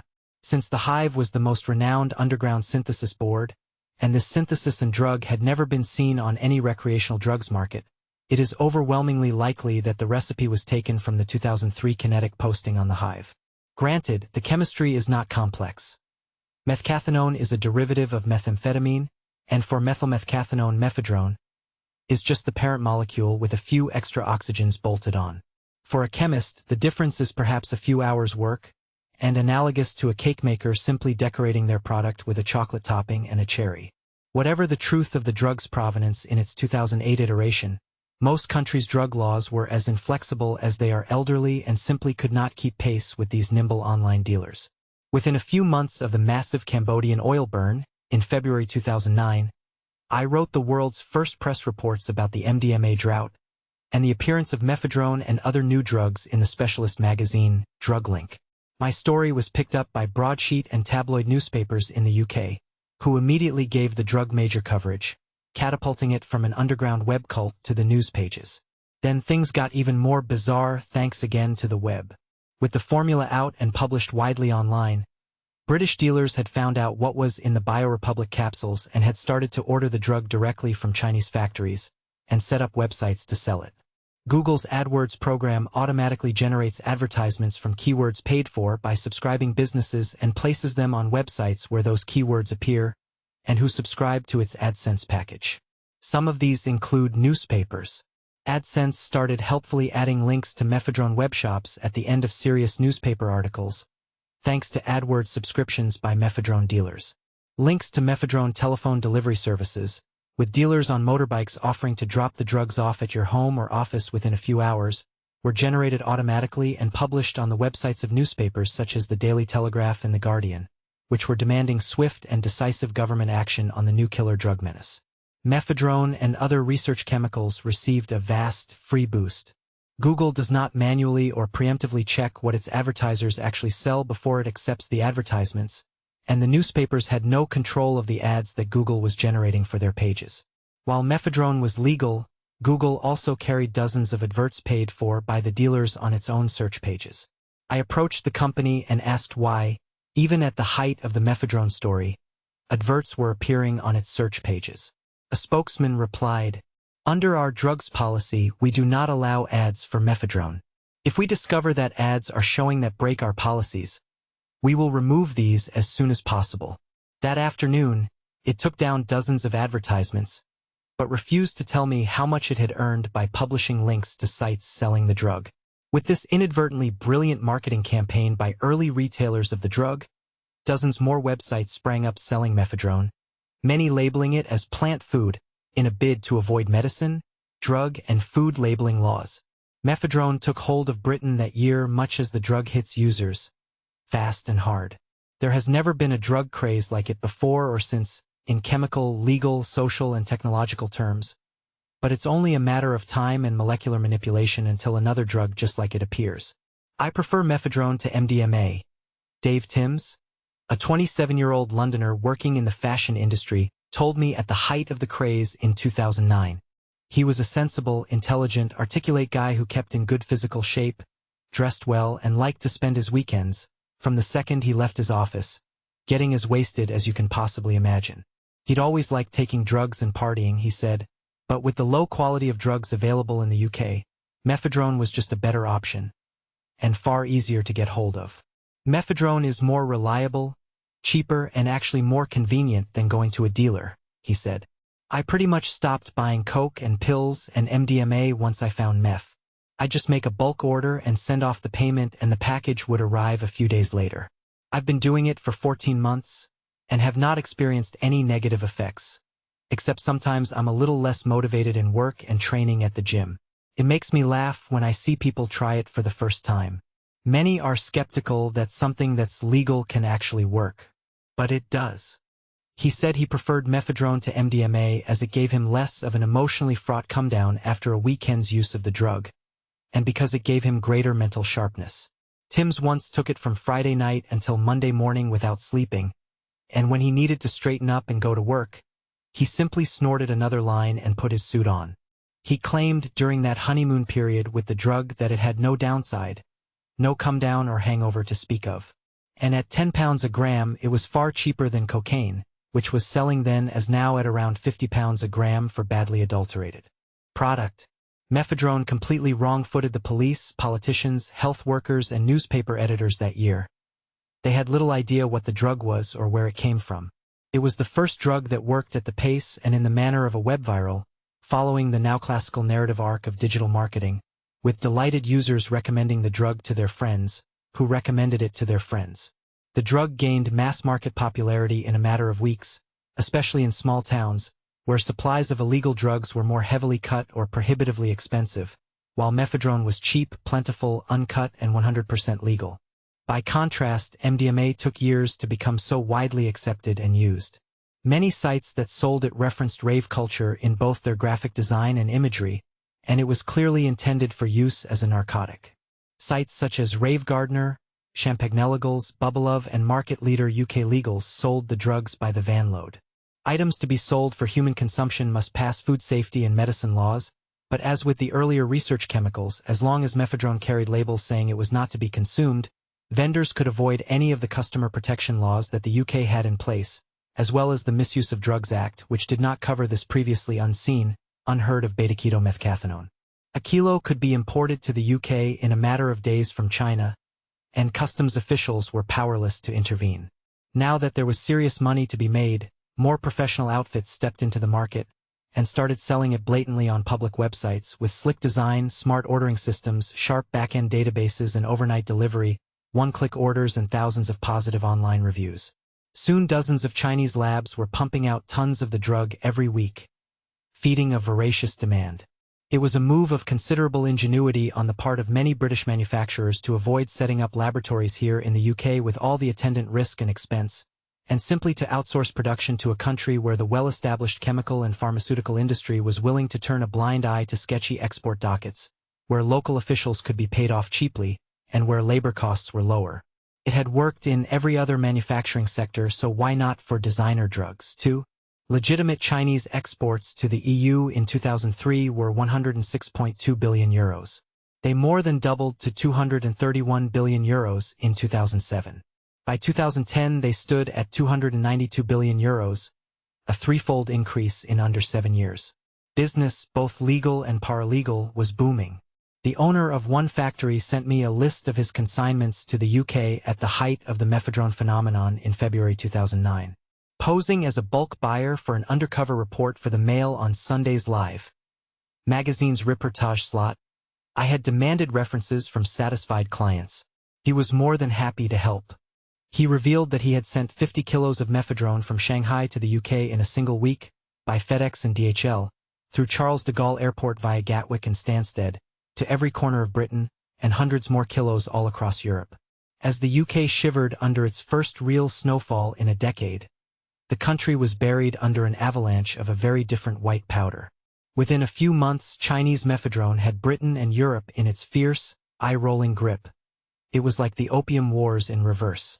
The 2011 Mixed Mag Drugs Survey, the world's biggest, clearly showed the explosive growth of mephedrone. The majority of the more than 2,000 drug users recording their habits for the previous year for the Clubbers magazine said they had taken the drug, which now ranked fourth behind ecstasy, cocaine, and marijuana. There had not been a new drug since ecstasy in 1988 that had such immediate and dramatic effects on patterns of consumption. That year, other modified drugs also came on to the market. There were new analogues of mephedrone itself, such as methyl-1, butylone, and pentylone, and other stimulants, such as the powerful MDPV, active at just a few milligrams and responsible for users posting reams of alliterative nonsense online. There were flephedrone and bufedrone, brefedrone, and dozens of other drugs in the cathinone family. All emerged in rapid, dizzying succession, all potently psychoactive, and all completely legal. Research chemicals had now been remarketed with considerable skill as legal highs. Some websites sold the pure chemical compounds. Others sold branded sachets that carried no information about their contents. Marijuana replacements also came into vogue between 2008 and 2010 as alternatives to a popular but illegal drug. Again, the research chemical scene and Chinese laboratories were responsible for the appearance of these new, untested drugs. Before that time, anyone who bought legal alternatives to marijuana was almost guaranteed to have been sold an inert substance that would irritate the lungs, empty the wallet, and do very little else. Given the easy access to marijuana in most of the world, the market for such function-free products was narrow, limited solely to the very young, the gullible, the exceedingly stupid, or the very cautious. But at more or less the same time as mephedrone appeared, reports started to emerge on dozens of drug forums that a new synthetic marijuana product, named Spice, was actually very powerful, and that it smoked very much like marijuana. News of its potency spread around the web as quickly and pungently as billowing gales of ganja smoke through a festival crowd. But just as with mephedrone's first appearance in the Neo-Dove capsules, nobody knew what the active ingredients were in these bags of herbs. The bags of Spice were sold for about 15 pounds each for the classic pot dealer's measurement of 3.5 grams, or 1/8 of an ounce. Manufacturers claimed a hitherto unknown synergy between the ingredients, which were listed as bay bean, blue Egyptian water lily, skullcap, lion's tail, and sacred lotus, albeit in the original Latin for added authenticity and confusion. The real truth of Spice's power lay in the laboratory of a brilliant chemist named John William Huffman. Huffman is now 80 years old, and has recently retired after a long and distinguished career as Professor Emeritus in Organic Chemistry at Clemson University in South Carolina. You'd never guess that this elderly gentleman, with his tidy beard, plain spectacles, and owlish manner, is responsible for getting thousands of people incapably stoned. On a mild spring afternoon in 2012, Huffman was kind enough to speak to me while relaxing after a recent bout of painful surgery. The professor chuckled down the Skype line mellifluously, sometimes gazing at the nearby Smoky Mountains, as I asked him how the Spice story happened. Between 1984 and 2011, Huffman and his colleagues had created over 400 synthetic cannabinoid compounds while studying the structure-activity relationship between a series of compounds that resembled tetrahydrocannabinol, the active constituent of marijuana, and the human brain. The human brain has cannabinoid receptors, and the molecules that are found in marijuana and hashish, such as THC, a highly active constituent of the drugs, act as keys to open those locks. Huffman wasn't looking to create a psychoactive compound in his research. Quite the opposite. He was following in the research footsteps of American firm Sterling Winthrop Pharmaceuticals, SWP, who were trying to develop non-steroidal anti-inflammatories, a class of drugs to which aspirin belongs. One of the compounds Sterling Winthrop Pharmaceuticals discovered turned out to be a weakly active cannabinoid. Huffman's team's work was based on this series of chemicals, and the new compounds they produced were tested on rat brains. We were trying to relate chemical structure to biological activity, says Huffman. The way you do this is to make a series of compounds, varying the structure from one compound to the next, and we were then trying to figure out how these interact with the same receptors that THC interacts with. His motivation, pure science, scientific curiosity, says Huffman.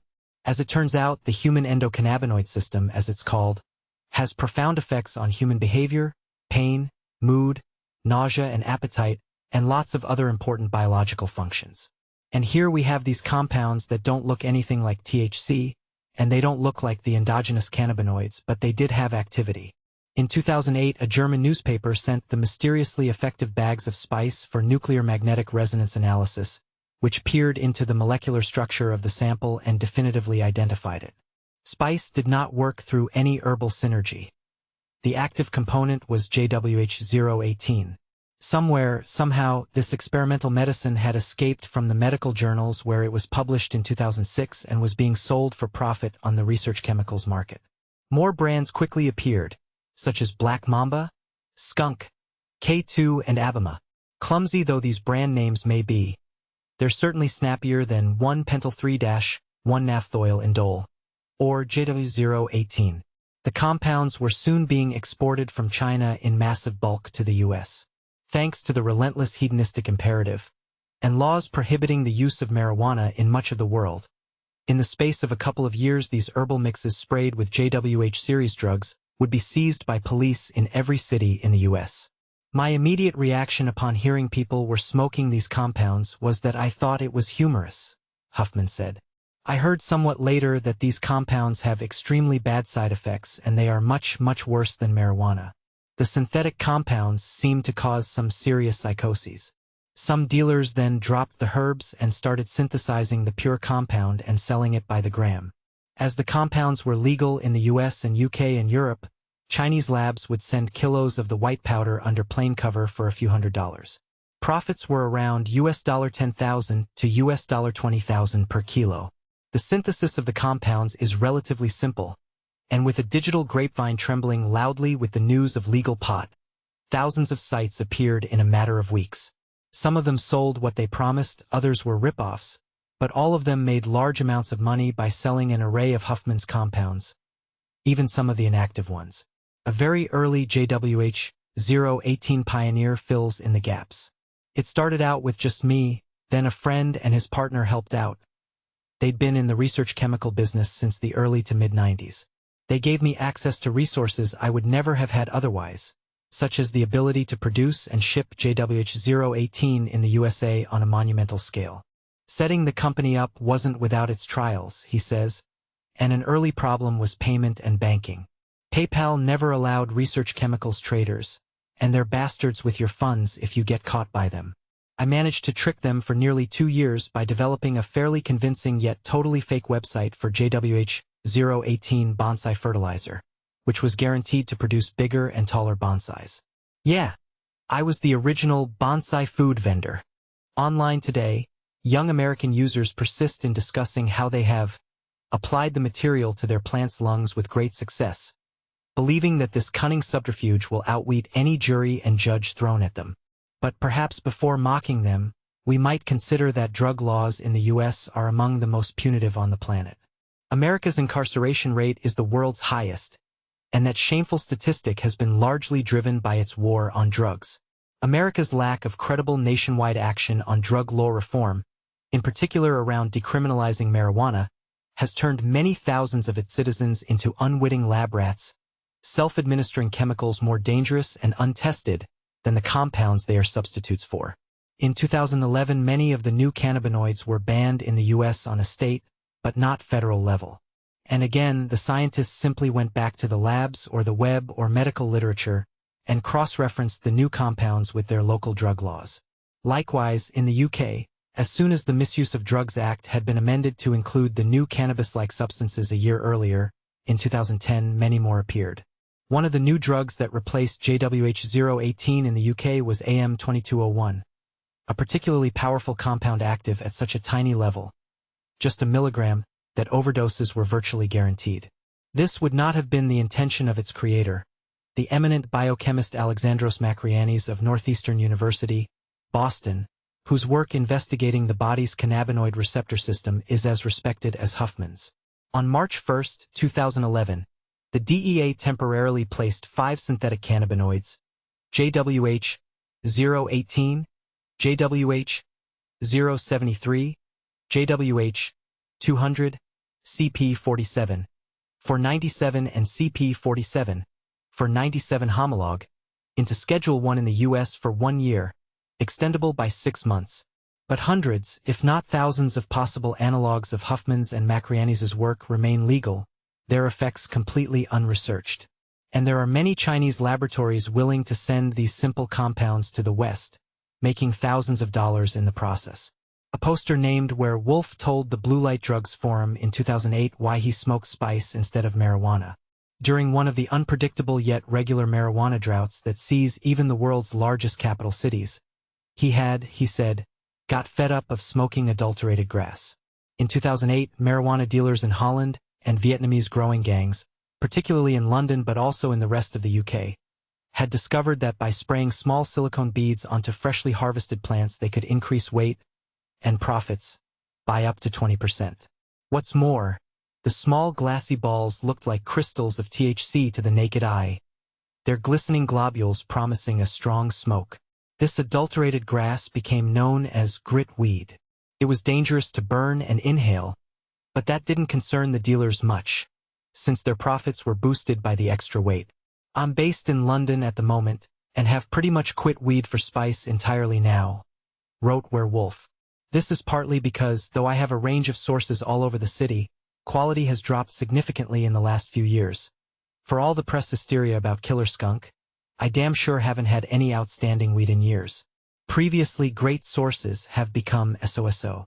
He also said the drug laws banning marijuana had driven him online in search of an alternative. He wrote, I hate carrying marijuana on public transport. I'm part Middle Eastern, Israel, Arab Jew, and get searched quite a lot. Random use of sniffer dogs at tube stations is pretty common these days. I discovered spice when the market first went to hell, and was amazed to find it worked. Tolerance does build quickly, but when you haven't smoked anything for a while, 2 to 3 spliffs can produce a real glowing body high. I'd say it's as pleasant, if not always as potent, as a lot of the hybrid pseudoskunk I've smoked over the last 5 years. Seems a really sad comment on the UK cannabis scene that there's a legal product that's almost as good. It may have been as effective in certain ways, but it certainly wasn't as safe as marijuana, says Huffman. The synthetics are much more dangerous, he explained. No one has ever died of an overdose of marijuana. You'd probably forget where you put the stuff because it has an effect on memory. These synthetic compounds, they interact differently with the cannabis receptors to marijuana. They have the same effects at a superficial level, but marijuana and THC lower blood pressure, whereas some of these compounds raise blood pressure dramatically, but we don't know why. In the US there exists now the most knottily tangled of legal situations. Keeping marijuana illegal means people are taking largely unknown compounds of unknown strength with zero toxicology reports even in animal tissue, much less actual animals, since smoking them is less likely to end in a life-ruining jail term. Still, in the US, where $23 billion is earmarked for the drug war in 2012, there's a lot more money than logic going around. And it can only be described as a crisis of integrity that while President Obama has spoken openly of his habitual and much-enjoyed marijuana use in his youth, his administration offers no logical scientific basis for the retention of the ban. By the middle of 2009, the mephedrone market had turned into an even more frenzied free-for-all, with new vendors popping up daily. Quick profits were guaranteed, as mephedrone and other analogs could be bought for around £1,000, £2,500 per kilogram in China, and sold for £10,000 perfectly legally. FedEx, USPS, UPS and other international couriers were soon unknowingly sending multi-kilo consignments of designer drugs all over the UK and Europe to retailers. We can send this under plain cover, marked as deodorizing crystals for babies' nappies to you in Britain, said Eric, a major vendor who operated out of Shanghai. Next-day delivery to individuals via the Royal Mail turned thousands of postmen nationwide into unwitting drugs couriers. Facebook groups dedicated to the drugs sprang up, and pubs and clubs all over the UK began to reek fishily of mephedrone, which was sweated out as gurning users danced and ranted. When a Facebook page called the Mephedrone Experience appeared, presumably set up by an excitable user under the influence, it quickly gathered dozens of members, too stupid, high or careless to realize that they were sharing information about their drug habits with their workmates, friends, and family. Many users were still so unaware of the drug's exact effects or its power that they could be seen taken by surprise in the least likely of places. Even an upmarket private members club in London's West End had a few staff giggling, saucer-eyed, overtactile and unable to add up a 2-drink order correctly, on the night I visited in early 2010. Many internet forums dedicated to selling and discussing mephedrone and other new legal highs came online, with hundreds of thousands of page views in a month. An early gathering point for mephedrone users was champlegals.uk, a forum attached to the website by the same name.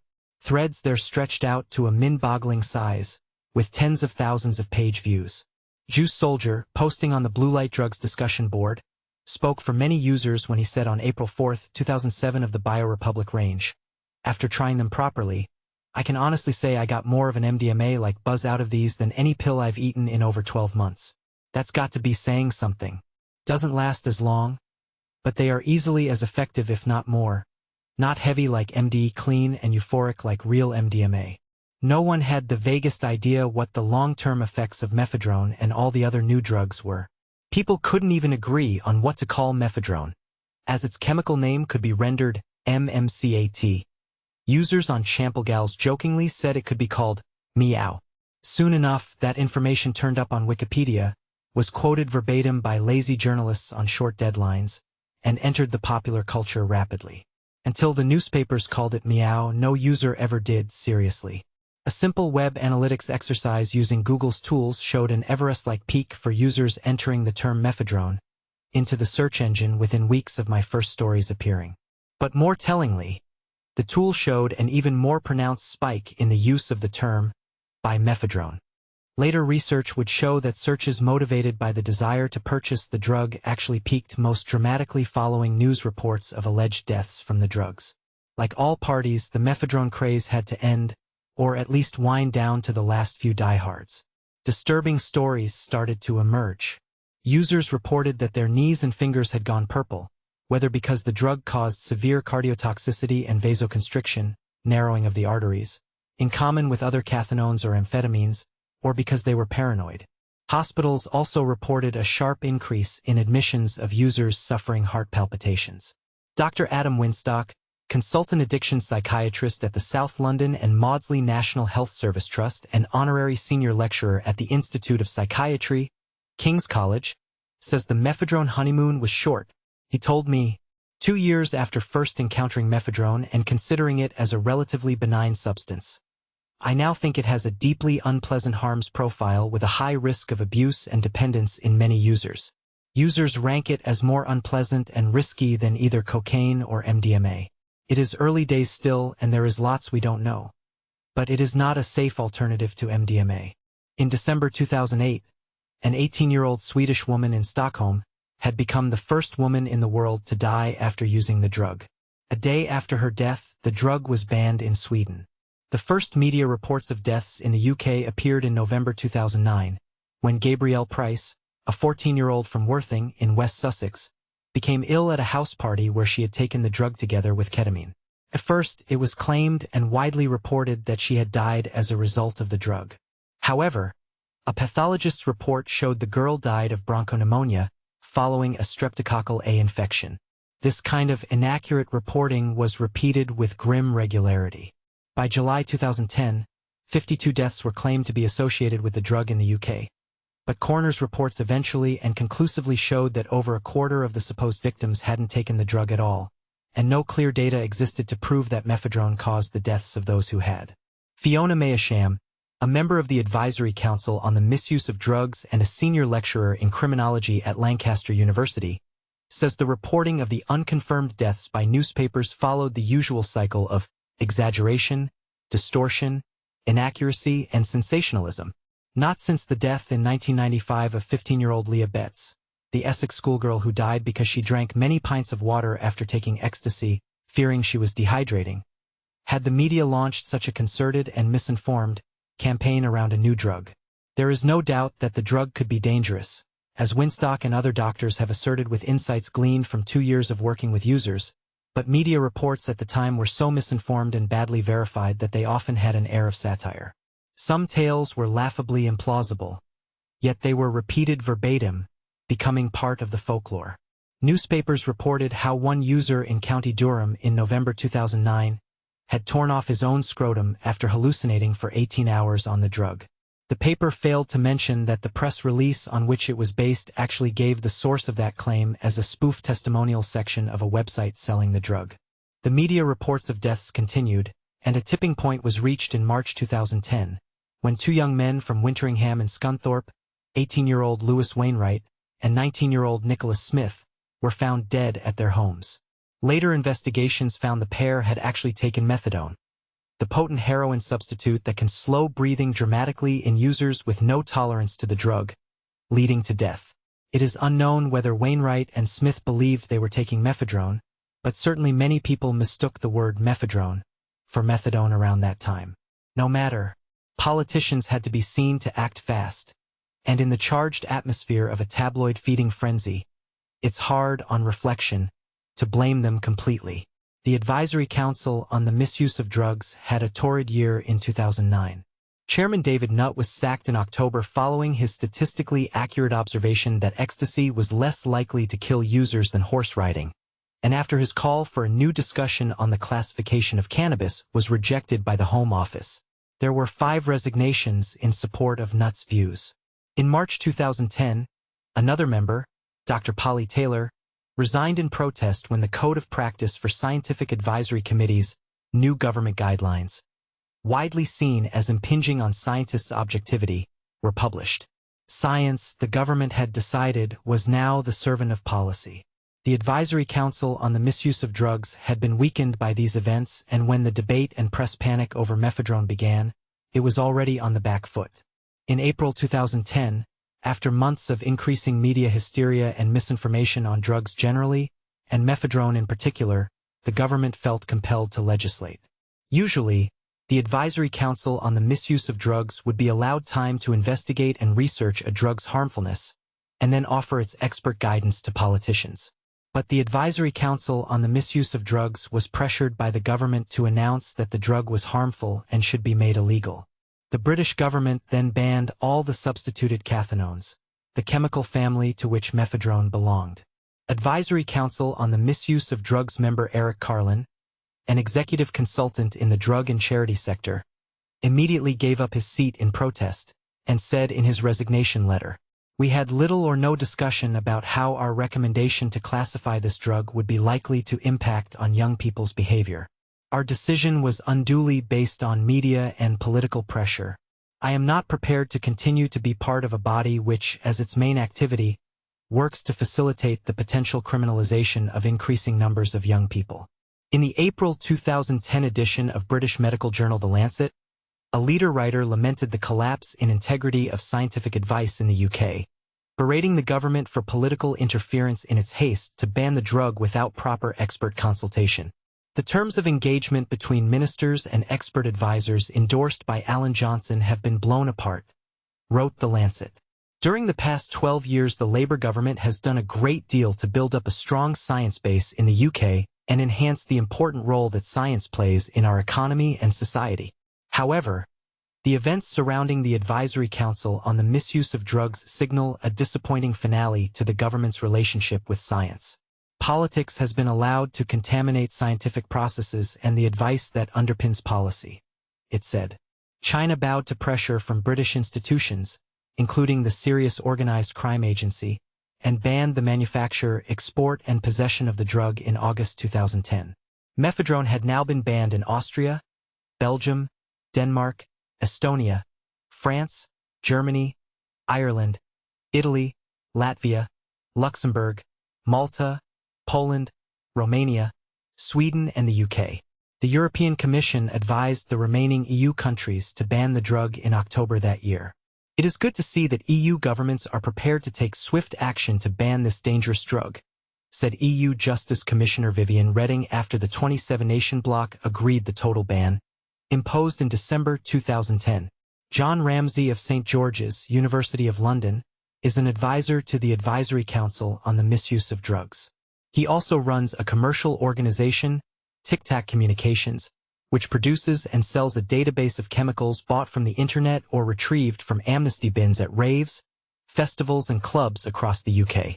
Ramsey tests the drugs, and then publishes the database on a CD which police forces and hospitals use to identify the torrent of new tablets, powders and capsules that are washing up across the UK and Europe. He was among the first to identify mephedrone in UK pills and powders bought on and offline. Do come and look at the archives. Did you notice on your way in? He said to me as I visited his laboratories at the hospital in May 2012. He showed me a huge row of metal drawers. Inside each, labeled with the careful exactitude of a taxonomist, were samples of drugs that this lab has tested. There were 27,000 samples of different drugs here, gathered by this careful and dedicated man. With his bookish air, smart dress, and a keen and scholarly attitude, he was the least likely procurer of drugs I had ever met. Ah, yes, Ramsey mused over one small vial. 2 CB. There's about 400 quid's worth here. I do wonder why they threw them away. I wonder what story lies behind these, he said, looking at the small butterfly-stamped tablets that were seized from an amnesty bin at a rave. Why would they throw away such a huge amount of drugs? It's baffling. Ramsey has the most comprehensive stash of drugs on the planet, and it's very likely that he'll soon need new premises. Since the discovery of mephedrone, the situation involving new drugs is ever more complex, and evolving faster than anyone can keep track of, he says. It's drug control that spawns it all to some extent. The link to the whole thing is the Chinese chemical industry, the ability to scale up from what you can do in a bedroom setup to an industrial level, he says. I'm sure there are people who, like Shulgin, tinker with stuff and then take it, but it's never going to become mainstream unless you can make it in reasonable quantities. If high-level pressure were to be placed on the Chinese, he says, it wouldn't be long until production shifted somewhere else.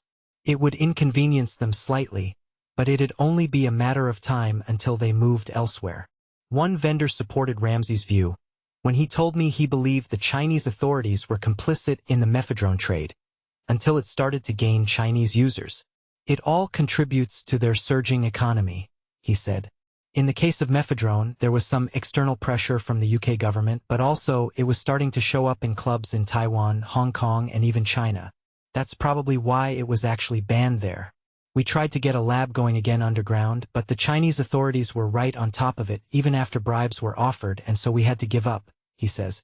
Ramsey's laboratories could not be further removed from the muddy fields and laser-lit clubs where these drugs were seized or surrendered.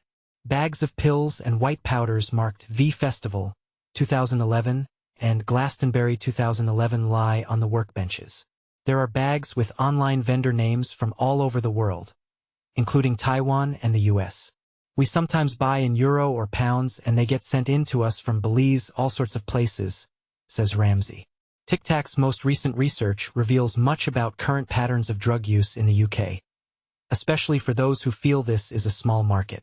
Ramsey and his team asked anonymous volunteers to use a temporary toilet they had placed in the car park of a major London club. Analyzing the urine afterwards, he found there were over 35 different metabolites in the waste, including many of the new drugs mentioned in this book. It's very widespread, he says. The data is complex, but if I can just stick a toe in the water here, the problem is very widespread and growing. A half-beat pause, then he cracks up in laughter. Poor metaphor. To identify the chemicals in the powders and pills, Ramsey has them crushed to a fine powder, then pinned with a diamond against a transparent plate, illuminated from below with a beam of infrared light. The resulting spectrum of each compound has a distinct signature, a translucent splash of psychedelia, which is then catalogued. Check the library, and if the image matches, it's a drug. Gas chromatography is the next test, which splits the compound in a solvent and then analyzes the gases. Then it undergoes mass spectrometry, during which a beam of electrons is smashed into the molecules, which are then ionized. That data is parsed electromagnetically into the substance's likely chemical composition. Finally, if it's still not clear what the chemical is, it's sent off to the nuclear magnetic resonance machine, which sees into the molecular structure and identifies once and for all what it is. Under the strip lights, there are also thin slices of rats' brains kept alive in buffers fed with oxygen. Here, the new drugs that land in the laboratories have their first ever empirical and formal testing. This is pharmacokinetics, the study of the drug and how it reacts in vitro. Rats' aortas, cut from their hearts, are flooded with the chemicals Ramsey and thousands of users worldwide have bought online. There are serotonin receptors in mammalian hearts, and these in the rat's brain slices are monitored by microelectrodes that measure the amount of serotonin or dopamine released, as well as the pharmacokinetics, how the released neurotransmitters move around the tissue. This, other than taking it yourself in a Shulgin-esque game of chemical Russian roulette, gradually increasing from a small dose to a larger dose over a number of days, is the only way to tell the active dose of an unknown chemical. And this, perhaps, is the key issue in drug use today for many people. They are acting as Shulgin did, testing unknown compounds, but with the difference that they neither made the drug nor have any real idea where it came from. Receptor binding studies such as those carried out by professional pharmaceutical laboratories are vital, but they are a complex task of the kind unlikely to be commissioned by either Chinese vendors or resellers on the net, even though their cost, at between £1,500 and £2,500 per sample, is a fraction of the profits made by the illegal laboratories that come up with the new drugs. But illegal drug salesmen tend not to be renowned for their altruism. The drugs are getting into the UK in serious bulk because the border agency is overworked and underfunded. Once here, they find a ready market. This is a trade like any other, says Ramsey. You need several components, an innovator to think of structures, a manufacturer to produce it, marketing and advertising. Those elements combined made the research chemical scene burst onto the high street in 2009. In a drug-starved country reeling from a banking crisis brought on by a lack of regulation. The cathinones, with their speedy cocaine meets MDMA-like buzz, were the perfect drug for those outlaw times. Mephedrone was credit crunch cocaine. Neither one thing nor another, an analog of an analog. The Labor government, its drug policy no more radical than the previous conservative administrations, swung into action and banned it, driving a coach and horses through both scientific concerns and all political protocol. Mephedrone is harmful if taken to excess, and many users could not control their use, but questions about its relative harmfulness were never properly asked of the scientists who are specifically charged with establishing those harms. That led, in the minds of many users, to a deepening mistrust of the government, whose politicized messages on drugs no longer existed in a vacuum of information, and were subverted by the views of users on the web. The anti-hierarchical structure of the web, created in an act of deliberate subversion and anarchy by countercultural, drug-loving hippies, instead offered the curious a range of voices, of experiences, and value systems that laid bare the prohibitionist stance as a flimsy charade. The dominant discourse was disrupted permanently. Official responses over the coming years were often short-termist and morally panicked, but the bigger story was the change in consumer habits and drug habits. Mephedrone changed attitudes to drugs overnight. People who had never heard of Shulgin, who would not previously consider buying a drug online in the original research chemical scene, who had never read a trip report, much less likely written one, were taking research chemicals they had sourced on the web in the belief that they were safe because they were legal, or not caring either way. The mephedrone ban had a series of unintended but wholly predictable consequences. Rather than reducing harm, rather than limiting the production of new replacements, rather than reducing demand, instead it increased all of these. All the circles closed in 2009 to 2010. The web had become a space where many of our cultural and economic transactions were taking place. Social media, knowledge sharing, and e-commerce were also now the norm. Drug use in the EU was so commonplace as to be an epidemic. By the middle of 2010, as mephedrone was banned in the UK, the scene was set for the next stage in the drugs 2.0 revolution. The search for mephedrone's replacement began in earnest, with users and dealers outdoing each other in ingenuity and greed. Woof woof is the new meow meow. After mephedrone was banned in the UK and the EU in 2010, supplies dried up as vendors closed shop to avoid prosecution. Many vendors and users searched for replacements, but the majority of the next wave of research chemicals, or, as they had now been cleverly rebranded, legal highs, were dangerous, ineffective, and poorly made. The already vast and varied offering of new drugs rapidly grew, and often contained unknown stimulant blends. Many users blindly consumed new drugs that made even Chinese mephedrone look safe by comparison. Like the users, the tabloid press in the UK, too, were desperately seeking a mephedrone replacement.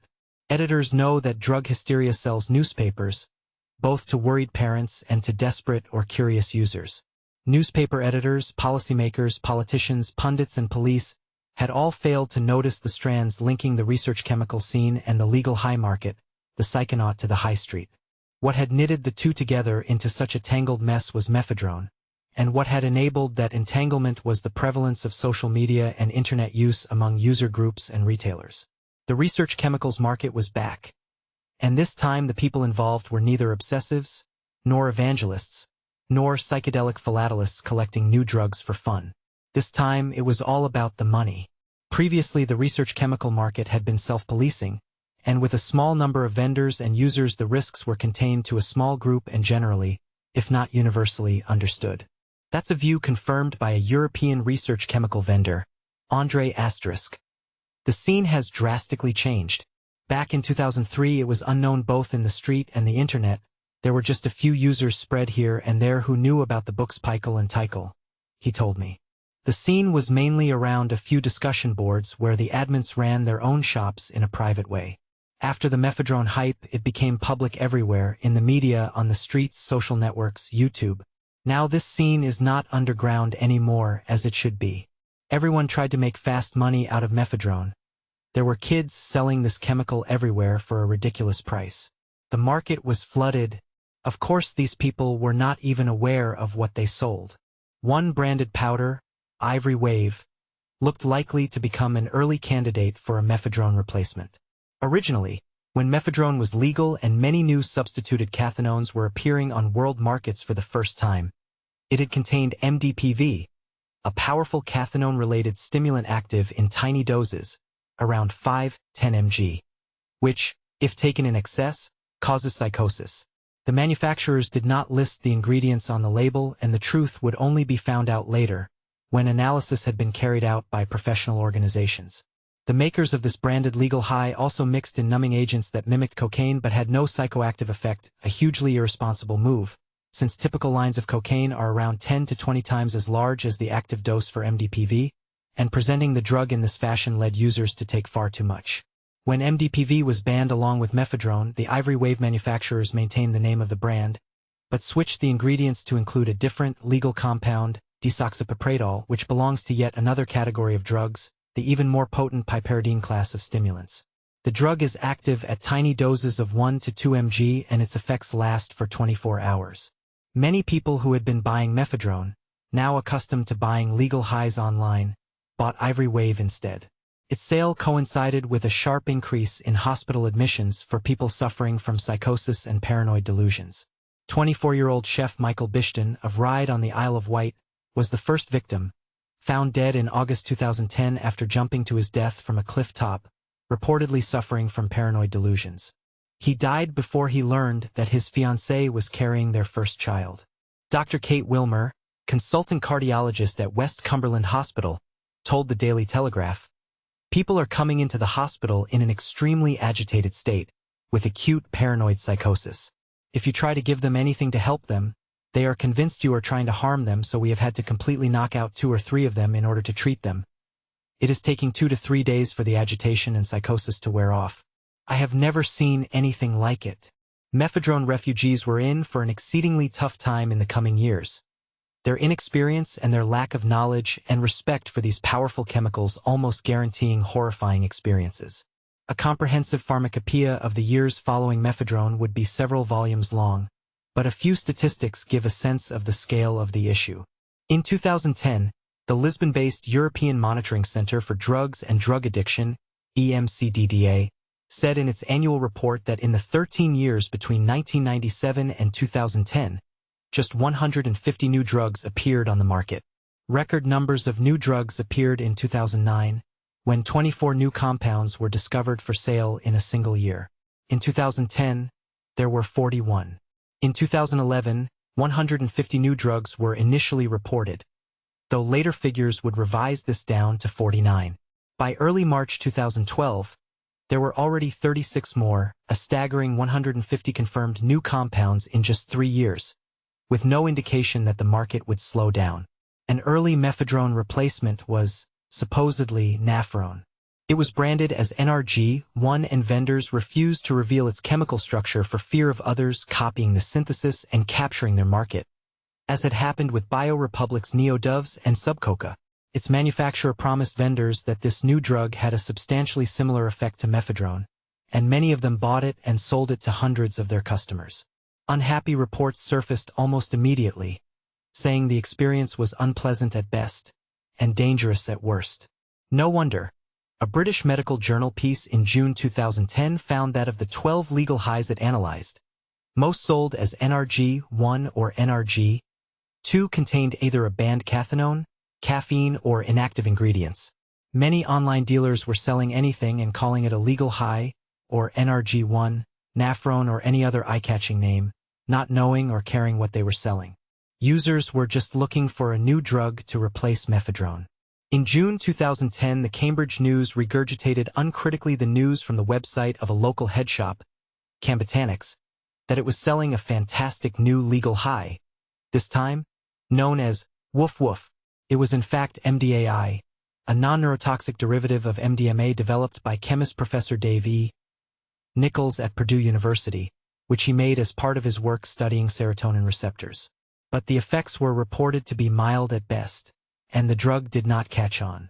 The laboratories in China which are producing these new drugs are normally legitimate companies that also produce generic drugs, such as antiretrovirals for HIV and heart disease drugs, or that are dedicated to the production and sale of fine chemicals, raw materials, pharmaceutical intermediates, and biological products.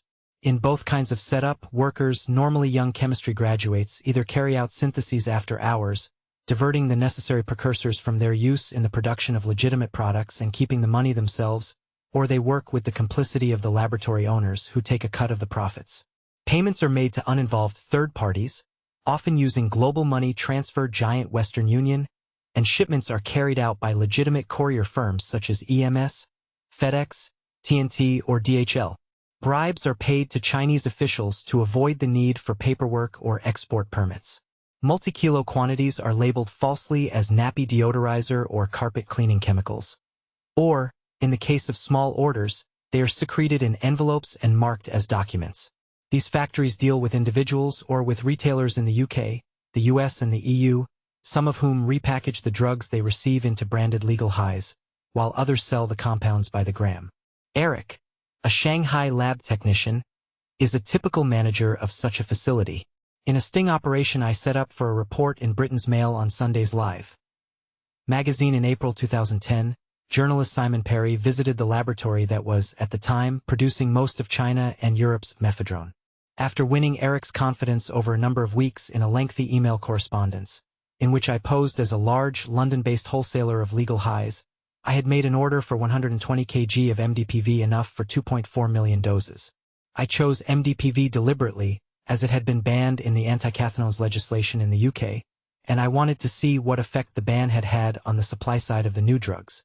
Eric told us he was able to ship the products via express courier to a soft country such as Greece, from where the products could be transshipped.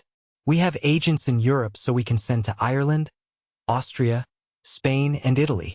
Then the package will be resent to the UK from those countries. If the package comes from outside Europe, there might be trouble.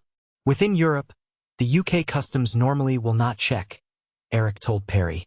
If it is stopped, we always refund or reship. That is why we have so many customers in the UK. There is no risk for them. I insisted on a site visit to the lab before confirming the order. Perry visited the factory as my local agent, keen to examine the facility, but in reality it was to interview Eric in person and to take photographs of the inside of the laboratory that had, up until the ban in the UK, supplied hundreds of kilos of mephedrone a week.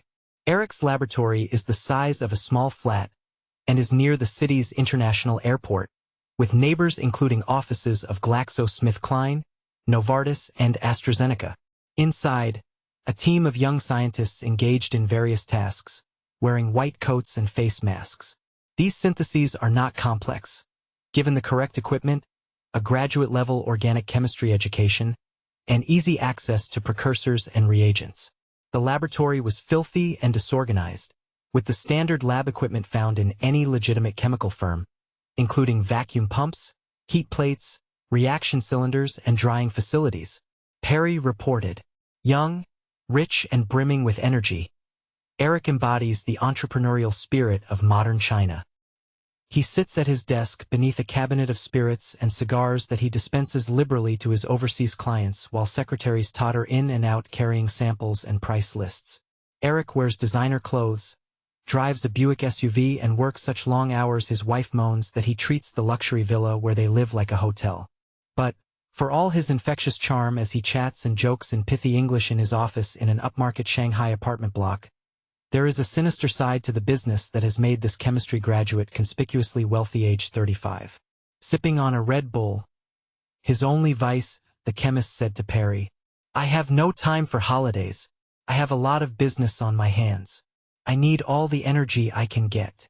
Uncle Fester, aka Steve Preisler, one of the USA's methamphetamine pioneers and the original narcotic folk devil of the pre-internet age, has kept up on developments in the trade, and says Chinese outsourcing was a logical step for US-based drug manufacturers. The cooking of the materials has been outsourced to China because it is impossible to do it here, he told me by email. He continued, "These materials are too complicated to be cooked up by a basement chemist and they require access to precursors unavailable to US-based cooks. Even if it might be quasi-legal, the cops would just simply be crawling all over them, and if nothing else putting them in jail for violations of hazardous waste laws or health and safety violations in their shop. They don't have to worry about that in China, and it's nice work if you can get it." The folks on the US and EU end are more properly described as marketers. They have little to do with the production end other than picking out exactly what material they would like produced. Preisler did have concerns about the risks to users. "I do agree that these designer analogs are quite dangerous, more so than the already illegal drugs they are designed to mimic or replace," he wrote. "The banned drugs have quite a history of human usage, and so their side effects are known and long-term usage of them has already been experienced. This is not so with the designer variants. It's all experimental and the users are doing the pioneering." Soon after our report, Eric started to sell exceptionally dangerous and novel chemicals under the guise of other, newly popular drugs, and word spread around the web that he was not to be trusted. Chinese chemists profit from the differences in international drugs legislation. At the time of our report for the Mail on Sunday, none of the drugs we ordered was illegal in China, and many hundreds of designer drugs remain legal there. Even today, China's drug laws lag far behind those of Europe and the US, with enforcement there focusing instead on the drugs most popular in China itself: methamphetamine, heroin, ketamine, and, increasingly as China modernizes and its economy and middle class grow, ecstasy. And whereas in the past the custom synthesis market was small, underground and operating in the shadows of the web, now, with the growth of the trade and of e-commerce, many more are willing to carry out the work without qualms and openly.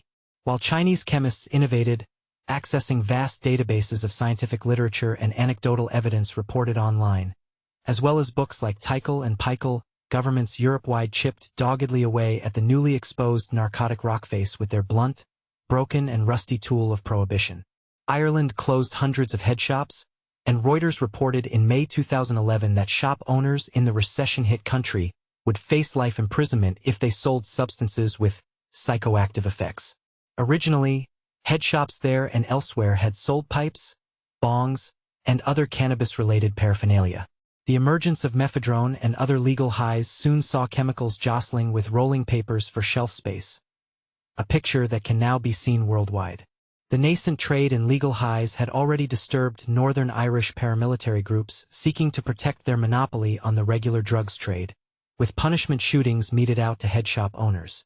Scandinavian countries clamped down on mephedrone, dozens of related cathinones, and many of the fake marijuana compounds in 2010, and new laws were also passed in most European countries banning many of the new drugs that had appeared in the previous 2 years, though there was no central ruling as there had been on mephedrone.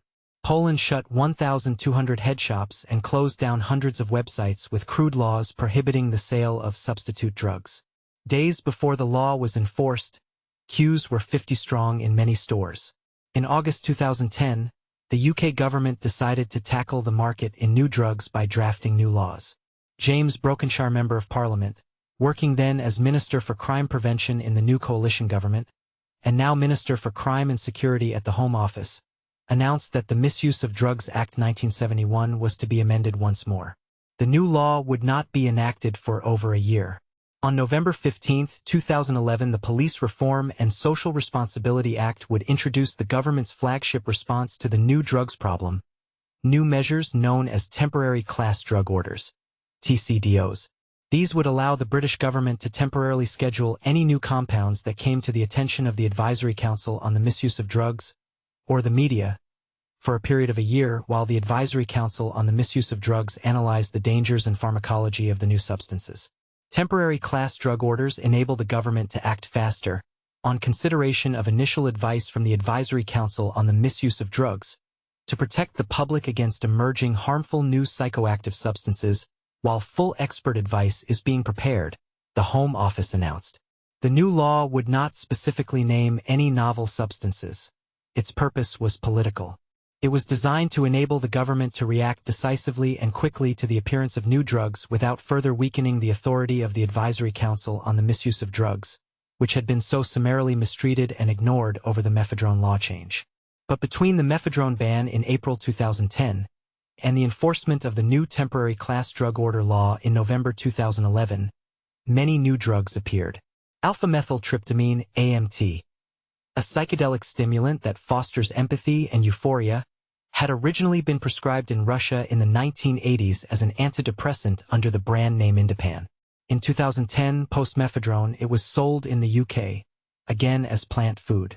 With deadpan brilliance, it had been noted by Russian researchers that the drug, widely prescribed to the elderly, caused inappropriate smiling. However, the drug never gained the kind of popularity that mephedrone did, since its effects lasted 20 hours, while most recreational users are looking for a shorter high. What's more, some users suffered stomach cramps and diarrhea. A final death knell may have been its smell. Occasionally, an impurity produced in a synthesis of the drug, using indole 3-carboxaldehyde as a starting material, forms a compound known as scatol or 3-methylindole, which is the chief fragrance in mammalian feces. AMT is still, at the time of writing, legal in the UK, since the compound has not been specifically targeted by name or by definition. Whereas many ring substitutions of tryptamines had been outlawed in the UK in the 1977 amendment to the Misuse of Drugs Act that so confused the House of Lords, AMT, with its simple structure, was legal. It still is.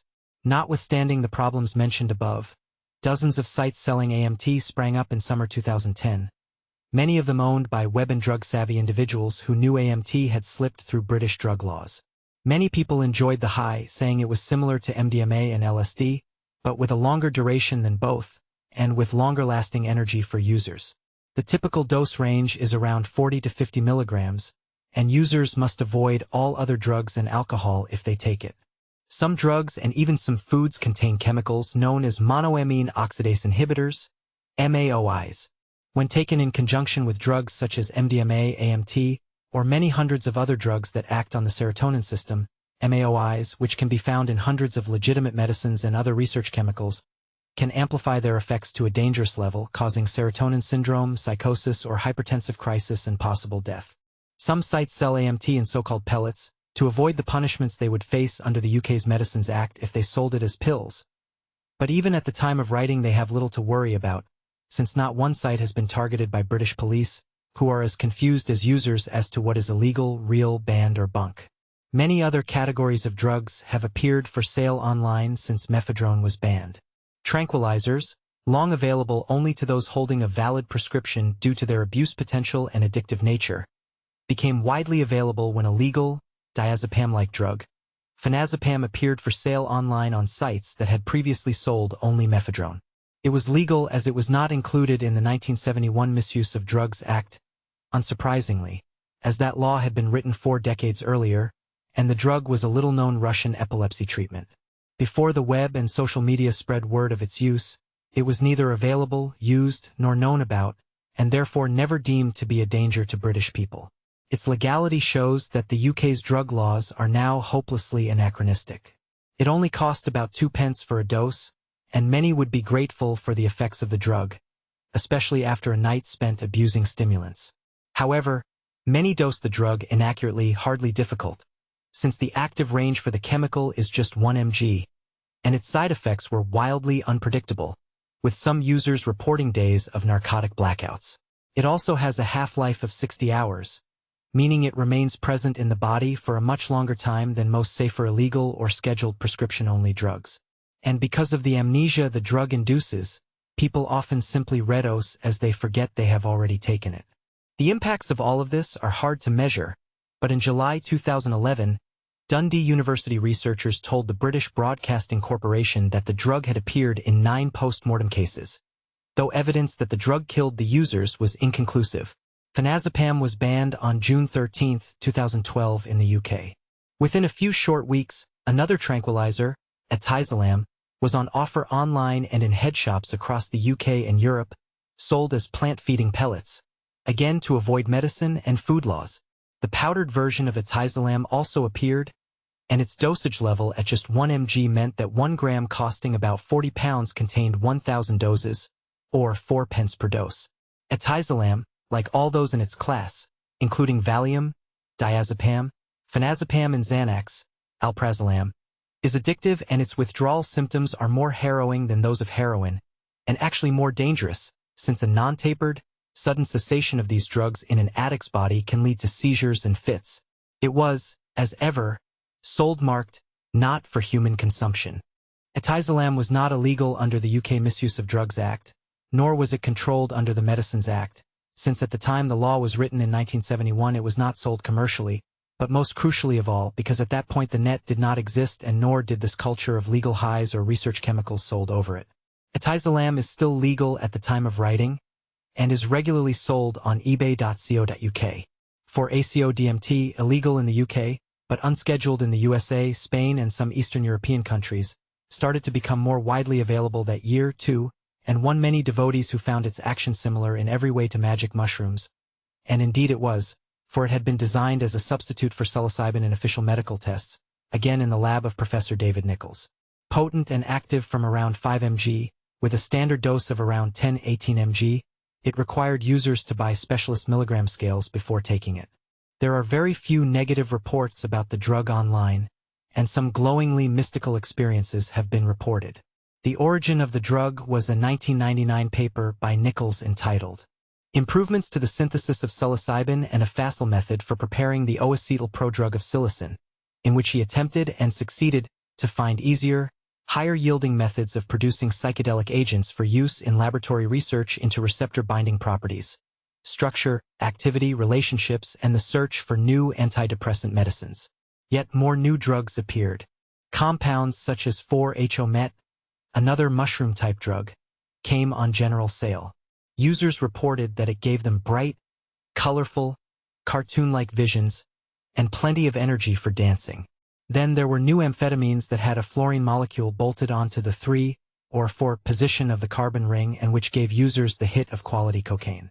They were illegal in the UK since our laws forbid ring substitutions of amphetamines, but they existed in a gray area in the US and other countries. Legality aside, they were online and deliverable anywhere in a business envelope in a matter of days. More new synthetic cannabinoids appeared, both legal and potent. But the real search, in the UK at least, was for a new mephedrone, a euphoric stimulant active in medium-sized doses. When word of a new, legal analog of MDA known as 6-APB hit the web in 2010, things gathered pace once more. MDA itself is an analog of MDMA, and is illegal, since its structure had been included specifically in the Misuse of Drugs Act in the 1977 amendment. MDA had appeared briefly in the 1960s in the US when it was known as the hug drug, or the mellow drug of America. Its effects were much like MDMA, though a little speedier and much trippier. According to data from the Swiss database ecstasydata.org and dozens of Dutch testing centers, MDA had hardly been seen for almost 2 decades on the British and European black markets, since the snowball phenomenon of the early 1990s, though supplies in the US seem to remain fairly constant. The reason for the prevailing shortage of MDA are twofold. First, the drug is not as easy to use as MDMA, since it is longer-lasting and more truly psychedelic with startling hallucinations as detailed in earlier chapters frequently reported. Second, chemists making MDMA will get a greater yield of that drug from their expensive and illegal precursors than they would if they aimed for MDA. Therefore, in the web drug subculture, in the new legal highs mainstream, a legal MDA analog was major news. Previously, there was just one report online of an MDA analog called 6-APDB by a poster named Fast and Bulbous at the Blue Light Forum back in 2006, when the research chemical scene existed as a hidden subculture following the high-profile busts in Operation Web TRYP. Fast and Bulbous had access to the very rarest of research chemicals, and his reports were clear, Shulgin-esque affairs often tinged with an amusingly eccentric hippie-ish sensibility, as you might expect for a man whose online name takes its inspiration from a Captain Beefheart track. 6-APDB was illegal because its chemical formula had been covered in amendments to the Misuse of Drugs Act. Not that Fast and Bulbous paid heed. His appetite for psychedelic and narcotic novelty was limitless, and he didn't much care about legality. The effects of 6-APDB are similar to those of MDMA. He wrote, "There is increased empathy and profound contentment, and a luxurious sense of tactile enhancement. However, unlike with MDMA, there is no drive towards speech or locomotor activity, even though I would not characterize the compound as sedative in any way." Another poster, Robitussin, replied portentously, "I'm glad there are people out there that know what they're doing, living with Shulgin's spirit. The government will have to outlaw basic elements like nitrogen or oxygen soon to keep pace with chemists." By 2010, 4 years later, there were many more people reading Blue Light and looking for drugs online than in previous years, because mephedrone had changed the drug culture so dramatically and so publicly. That summer, someone somewhere read Fast and Bulbous' curious narcotic memoirs and arranged for a legal version of 6-APDB, called 6-APB, to be synthesized in a Hungarian laboratory. A tiny modification to the MDA skeleton was made by removing one oxygen molecule and double bonding part of the secondary carbon ring, as can be seen in these diagrams. MDA, 6-APB. This small tweak had changed the drug's chemical categorization. It now had a benzoforin ring, and therefore belonged to an entirely distinct chemical class, making 6-APB slip through the law's loopholes in most countries in the world, including the UK. A new, completely legal drug had appeared. A poster named G0 wrote a trip report on this new drug on May 7, 2010. "This is an absolutely beautiful drug. It's like MDMA but less sweating fiendishness. Cocktail party MDMA. Very similar to MDA actually, but gently and colorfully visual. This is insane.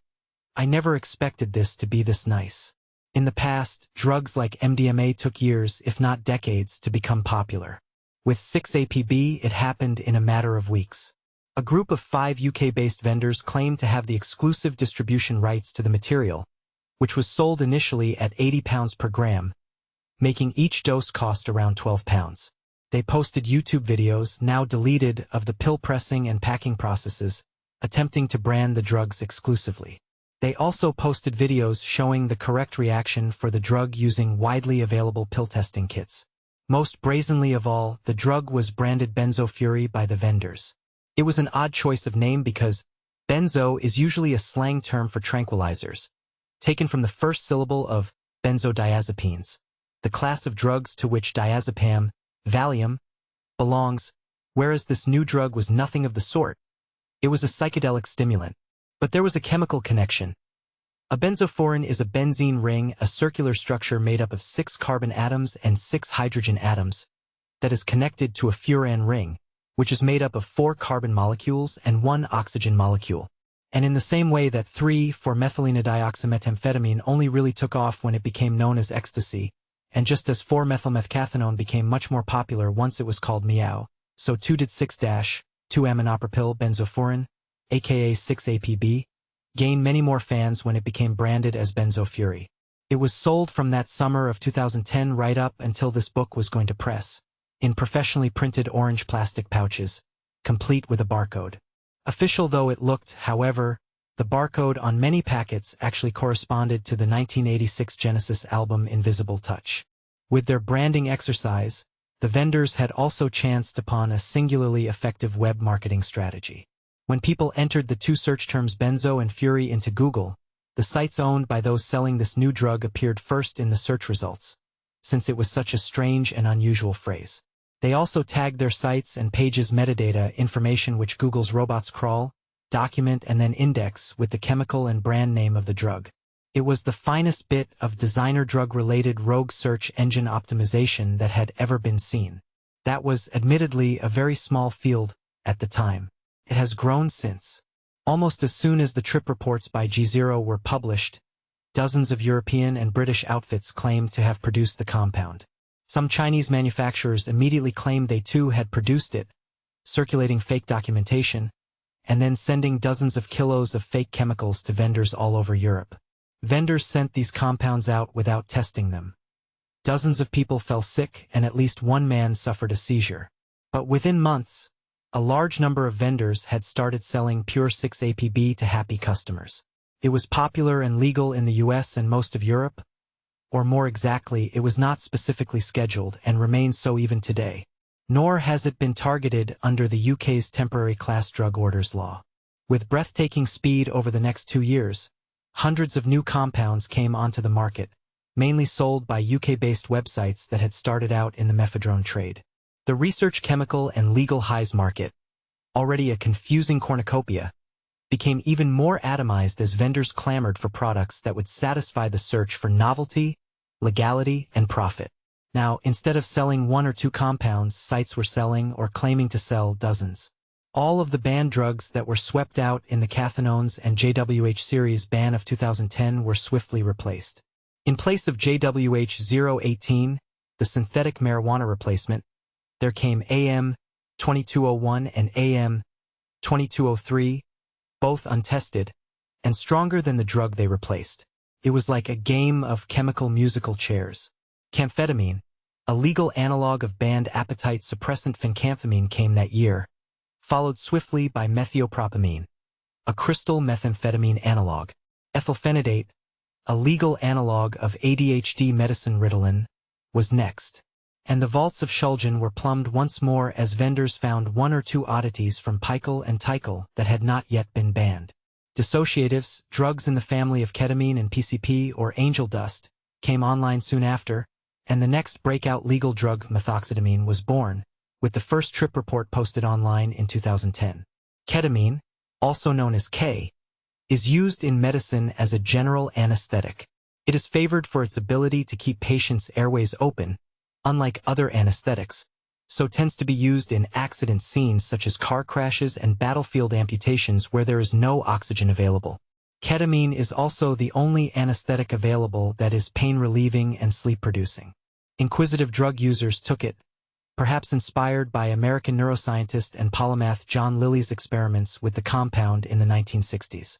He often took it in sensory deprivation flotation tanks in a bid to explore the outer limits of human consciousness, and to treat his lifelong affliction with migraine headaches.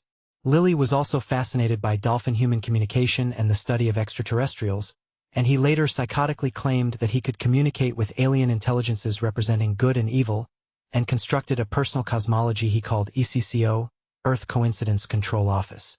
Ketamine is tailor-made for those on a mission of complete personal oblivion.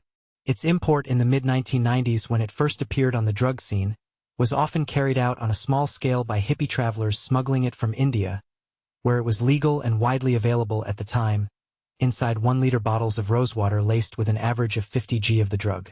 It sold for between £200 and £600 per liter, extending by many months the gap-year rupee whoopee of those who sent it home. Between the mid-1990s and 2010, ketamine was available in great abundance in the UK and mainland Europe, and very cheaply at £10 to £20 per gram. At first it was popular at squat parties and warehouse gatherings, and it was associated with the seamier end of the rave scene. Some clubbers derided its use, a stance easy to sympathize with once you have seen a user staggering clumsily in an anesthetized haze around a dance floor. The 2010 to 11 British Crime Survey, published by the Home Office, found that 714,000 people are estimated to have taken ketamine in their lifetime, with 207,000 using the drug in the last year. In 2006, the drug was made Class C in the UK, but the government scientists did not look ahead and ban all of the possible variants of the drug. That is, they did not impose controls around ring substitutions on the basic skeleton. This was not neglect on their part. Rather, there was simply no precedent at that time. And because there was plenty of ketamine, nobody bothered to innovate. But at the start of 2011, Indian authorities put in place new rules banning the drug, and what had been a dry patch became the UK's first full-scale, year-long ketamine drought with prices tripling from £10 to £30 a gram. News of a legal ketamine analog had first surfaced in May 2010. The drug was invented by Carl, a clandestine theoretical chemist, to whom the tangled drug laws pose an intellectual challenge. I met him on April 18, 2012 in a grim pub in a town in the north of England. Carl is an obsessive genius who knows more about drugs than most paid experts, though he doesn't work. He has a degree in biochemistry and a parallel, lifelong fascination with altered states, and has unearthed, designed or conceived of, and consumed more drugs than most politicians even know exist. He is personally responsible for the emergence of two of the most popular drugs that followed mephedrone, 6-APB and methoxetamine. He knows of dozens more, all of them sitting outside most drug laws in most countries. For now, he's keeping most of their structures secret. Diffident and mild-mannered, he's not a dealer, and he's not a chemist, and he doesn't make money from the trade, nor does he want to. His work is theoretical, an intellectual endeavor located at the edges of science and hedonism, and the law doesn't interest him except insofar as it guides his investigations. Carl says the UK ban on mephedrone and other ring-substituted cathinones actually missed plenty of alternatives. They think they banned all the viable structures, he says, but they haven't. Each of the sentences he said next listed structures that, if commercialized, would be worth several £100,000, if not more, and many of them already have been. Carl has suffered from phantom limb pain since blowing his hand off in a teenage accident, and he knew from researching medical literature that ketamine could help, but he found certain aspects of the ketamine experience traumatic. Such as alien abduction, he says deadpan. There were other problems, too. The drug is addictive, and its metabolite, norketamine, causes damage to the urinary tract so severe that some sufferers have had to have their bladders removed. Around 2009, Carl set about a trawl of the scientific literature and designed methoxetamine. I read research papers and found that changing the substitutions of the molecule would take away the more bizarre elements of a K experience, he said. I wanted something less deranged, so I invented methoxetamine. It's basically ketamine, but instead of having a 2-chloro group on the phenyl ring it has a 3-methoxy, he said. The new drug Carl invented can be seen opposite, along with the ketamine molecule it was based on. Ketamine, methoxetamine. Methoxetamine was legal and dislocated the mind and body just as well as its parent compound. It was initially sold online at around £70 a gram, but it was active at far lower doses than ketamine. 1 gram of ketamine could get 2 or 3 people high. 1 gram of methoxetamine could get up to 100 people high. The price dropped within a few months, making it even better value for money. Response online was immediate and positive. Soon, there were dozens of sites selling the compound, some of them blatant enough to call it K's sister. And it was possible to email chemical factories in China and have a kilogram of the drug made for around £7,000. Some sites selling methoxetamine, in common with the previous mephedrone traders, paid for Google's AdWords program, and so searches for legal highs, methoxetamine, or the name of the chemical compound yielded paid for links to their sites, and Google once more profited financially from the trade in semi-legal drugs. Methoxetamine was selling quickly and winning thousands of users, some of whom had been drawn only by its legality, some of whom were interested in trying any new drug experience simply for the buzz, while others yet were looking for a ketamine replacement. The Mixmag survey in 2011 found that almost 5% of its 7,000 respondents had tried methoxetamine, and the magazine ran a feature in its January edition outlining the dangers and pleasures of the drug. 350 users may not sound like a great number, but consider the number of people first arrested in Operation Ismini, the British counterpart to Operation Web TRYP, just 22. And Mixmag's question applied to just one drug, and a strange and unusual one at that. Dissociatives are already a fairly niche interest within the drug culture. Within a decade, the market in incredibly obscure research chemicals had grown, by this measure, by a magnitude of 15. But those figures only provide part of the picture.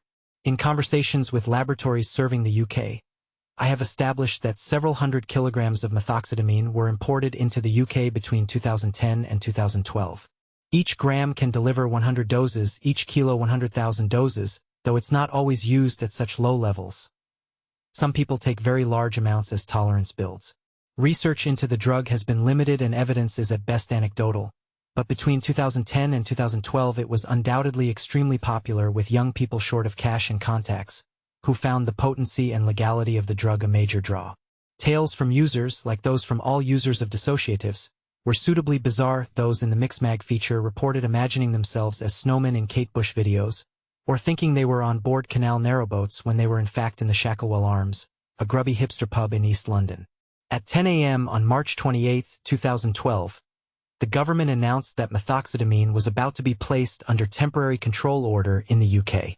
The Advisory Council on the Misuse of Drugs had become aware of the drug and had alerted the government to its emergence and use.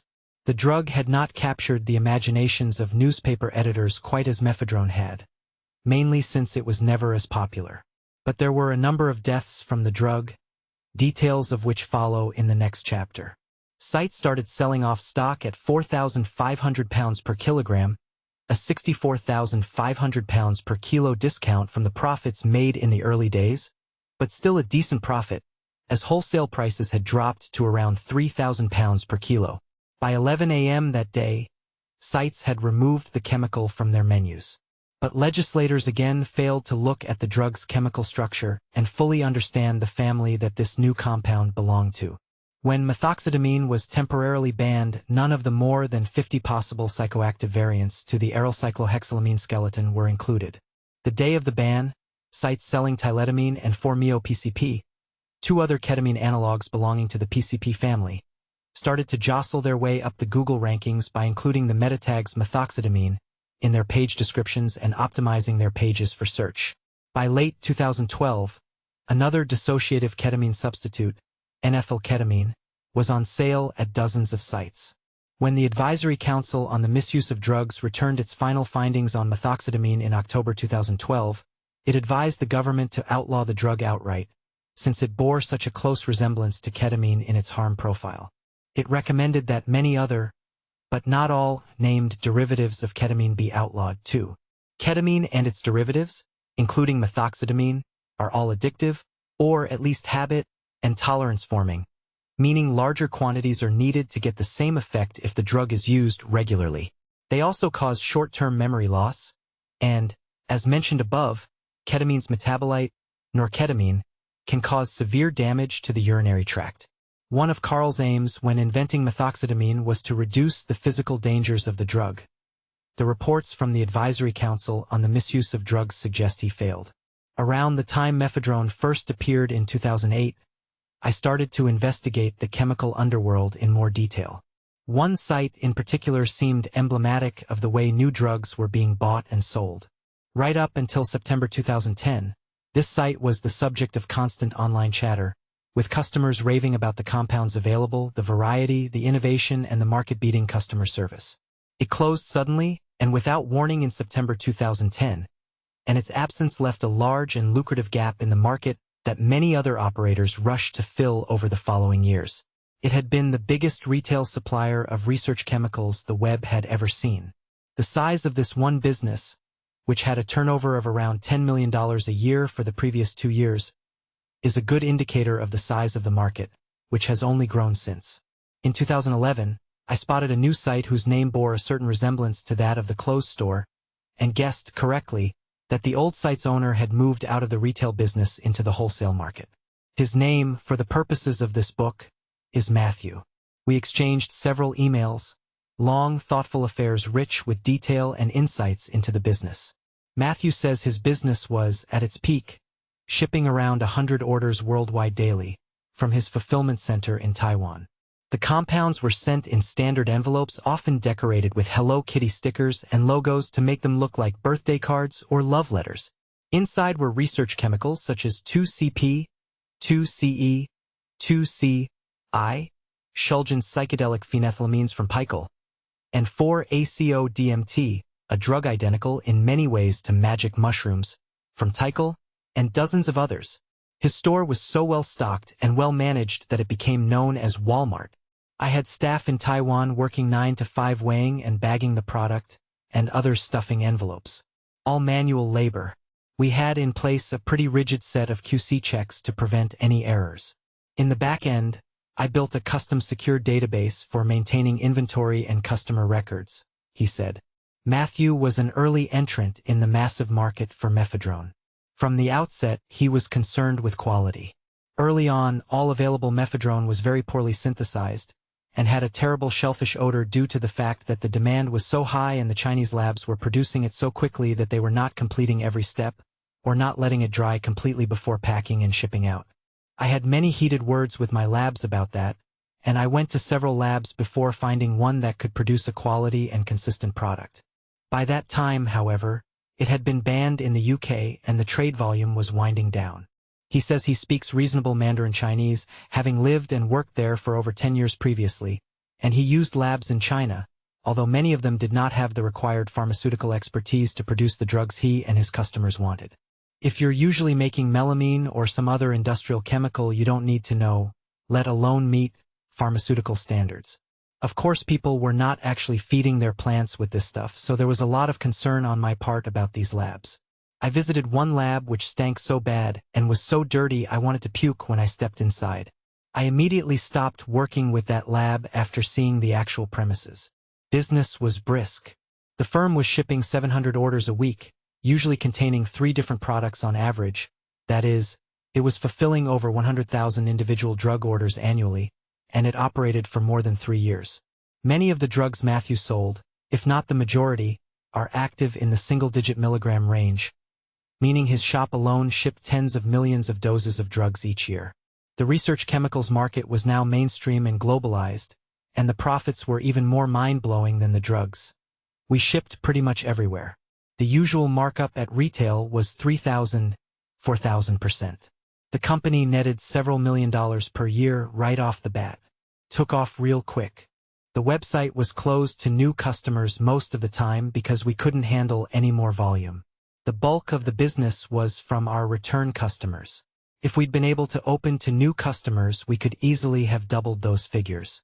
A web professional, Matthew says his company was successful because he had previous professional experience in mail-order customer service, internet marketing, and web programming. Before his site, vendors had used email only or had only rudimentary free websites.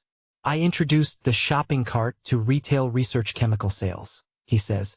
Starting with some open-source shopping cart software, I personally wrote the payment API modules and many other custom functions for the website. Now you could complete your order and pay for it using Alert Pay within minutes, and you would get automated emails updating you with the status, he says. Matthew's site set the technical standard for those that would follow. The web enabled Matthew's business to operate remotely, and he took a hands-off role much of the time. I built an offshore fulfillment center as soon as I could not handle the load by myself, which was quite quickly. We had the fulfillment center in Taiwan, labs in 2 or 3 other countries. I was in yet another country, and often traveling the globe for various reasons, yet everyone was interconnected and you could often complete your order and see it ship within 2 hours, he explained. He also sold to other retailers worldwide as he built up a large and varied stock very rapidly. At one point, he was selling over 20 different products, most of which would be unknown to most governments and customs forces worldwide, but which were the subject of hundreds of threads on drugs forums. Just 10 years previously, most drug users could choose from heroin, cocaine, LSD, marijuana and hashish and amphetamines or ecstasy. Matthew sold 5 different kinds of synthetic marijuana, a heroin analog, several hallucinogens, 3 or 4 versions of drugs that were like cocaine and many more. He was an early adopter of Twitter, using the microblogging site to inform customers of sales and offers and promotions, and was one of the first people in any trade to use QR codes, the scannable, almost bitmapped black and white icons that, when scanned and decrypted, would send customers to secret URLs on his site that had special deals. He remained sober while working, and ensured that all of his staff did too. His own drug habits while not working are a topic he chooses not to discuss. The real enabler in the whole trade, he says, was the willingness of Canadian e-wallet firm Alert Pay to process credit card payments for these drugs. If you want to know what enabled the RC revolution from 2008 to present, it was Alert Pay, says Matthew. They've basically chosen to look the other way regarding these transactions. AlertPay had a banned product list and still maintains one, but it was a random mess and did not relate to any laws, and as there is no global treaty on these compounds, it wouldn't have made any difference in any case. Without AlertPay, the RC business absolutely could never have taken off like it did. AlertPay made millions in profit directly from the RC business. After a question was raised about the firm in the House of Commons in 2009, AlertPay shut its dealings with some sites. The family of Max Llewellyn, an 18-year-old Welshman who hanged himself after becoming depressed following a mephedrone binge, spoke to AlertPay in March 2010, asking them to stop processing payments for mephedrone vendors. Its business operations director at the time, Ellsworth Weeks, insisted the company did not endorse the misuse of mephedrone, which was legal at the time. Should the government of the United Kingdom render a decision that should affect the legal status of mephedrone, AlertPay will take appropriate initiatives to make sure that its services remain in total adherence to trade laws, she told a local Welsh newspaper. AlertPay shape-shifted in May 2012 to become Payza, and now says it will not take payments for drugs and related paraphernalia, including but not limited to research chemicals and illicit herbal incense. Today, the NatWest processes bank transfers for the biggest online research chemical company in the UK, whereas PayPal, the net's most favored online payment processor, does not allow the sale of research chemicals via its service and seizes funds without release if vendors are found to be breaking the rules. Some sites today get around the problem by simply using multiple accounts.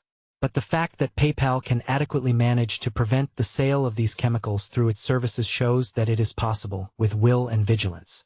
Matthew says he manned the site remotely round the clock. I ran the business like a professional, not like a shady criminal. I was also principled and honest, perhaps the very opposite of what people had dealt with up to that point. Anyone could have done what I did. I just happened to be the first, and I guess I benefited from that to some extent. Money was never a motivation.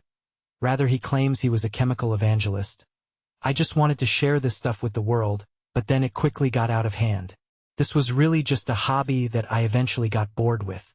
So maybe that helps you understand a little bit why I abruptly shut it all down, right at the peak of our business without any apparent concern. As it turned out, I think I quit at the right time, as the RC industry took a turn for the worse soon after we were gone. In the years following the ban on mephedrone, for every forum that started, another closed or rebranded following infights or buyouts, in a process that reflected the ever-warping world of new drugs. One site, Legal High Guides, was populated mainly by American teenagers, judging by the content and tone and linguistic patterns. It was very busy, with thousands of users posting hundreds of threads every day. The site had a popular swap meet section, where users could offer each other trades or sales of drugs. It was quickly filled with vendors and Chinese laboratories and others selling new designer drugs. The conversation was global and public, and soon dealers sponsored it, handing out free samples of drugs in exchange for adverts. Everything from Shulgin's chemicals to synthetic cannabinoids and a wide array of other chemicals were available, and no one cared about legality. The site shut down not long after one dealer duped dozens of users out of many thousands of dollars, and shortly a competing site launched, the Euphoric Knowledge. Its server was hosted in Holland, and soon enough dozens more group buys and swaps and sales kicked off. The site was mainly populated by young men who bought and sold designer drugs to each other with an enthusiasm and blatancy that was matched only by their carelessness. This Facebook generation, so accustomed to sharing information openly and indiscriminately in a frictionless world where an acquaintance or an ad server alike are trusted with access to your most private information, was lulled into a false sense of security by the lack of action in the U.S. in the years following Operation WebTRYP, in the unlikely event that they had ever heard of it. Quite how anyone believed that a site such as the Euphoric Knowledge could continue to run is anyone's guess, but for a while it was one of the busiest spots for the research, purchase, and sale of some extraordinarily rare and potent compounds that, just a few years before, were known perhaps to a few thousand people worldwide. The users of the site offered hundreds of different chemicals for sale, with an almost unquenchable appetite for novelty.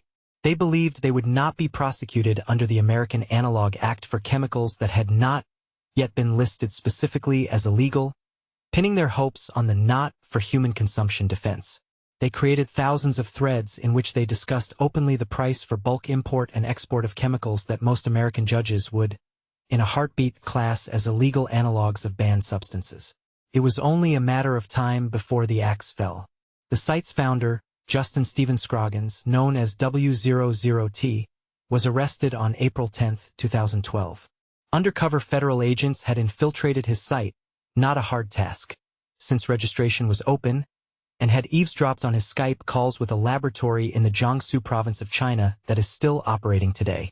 At the time of the investigation, this laboratory sold only 17 products, all of them considered analogs of banned Schedule I substances in the U.S., according to the indictment. Scroggins was charged with the importation of just over 2 kilos of cathinones, none of which was specifically illegal at the time, but all were considered analogs of methcathinone and other banned substances. He pleaded guilty and was awaiting trial in late 2012. The research chemical market is now in the hands of thousands of sites that sell hundreds of chemicals to unknown numbers of users.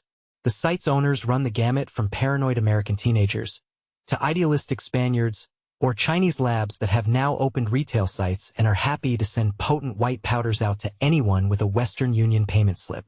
The blurring of the lines between legal highs, research chemicals, and illegal drugs complicates an already labyrinthine legal and chemical picture, and poses a dilemma for legislators, users, and law enforcement agencies. How easy is it to circumvent British and other drug laws as they currently stand?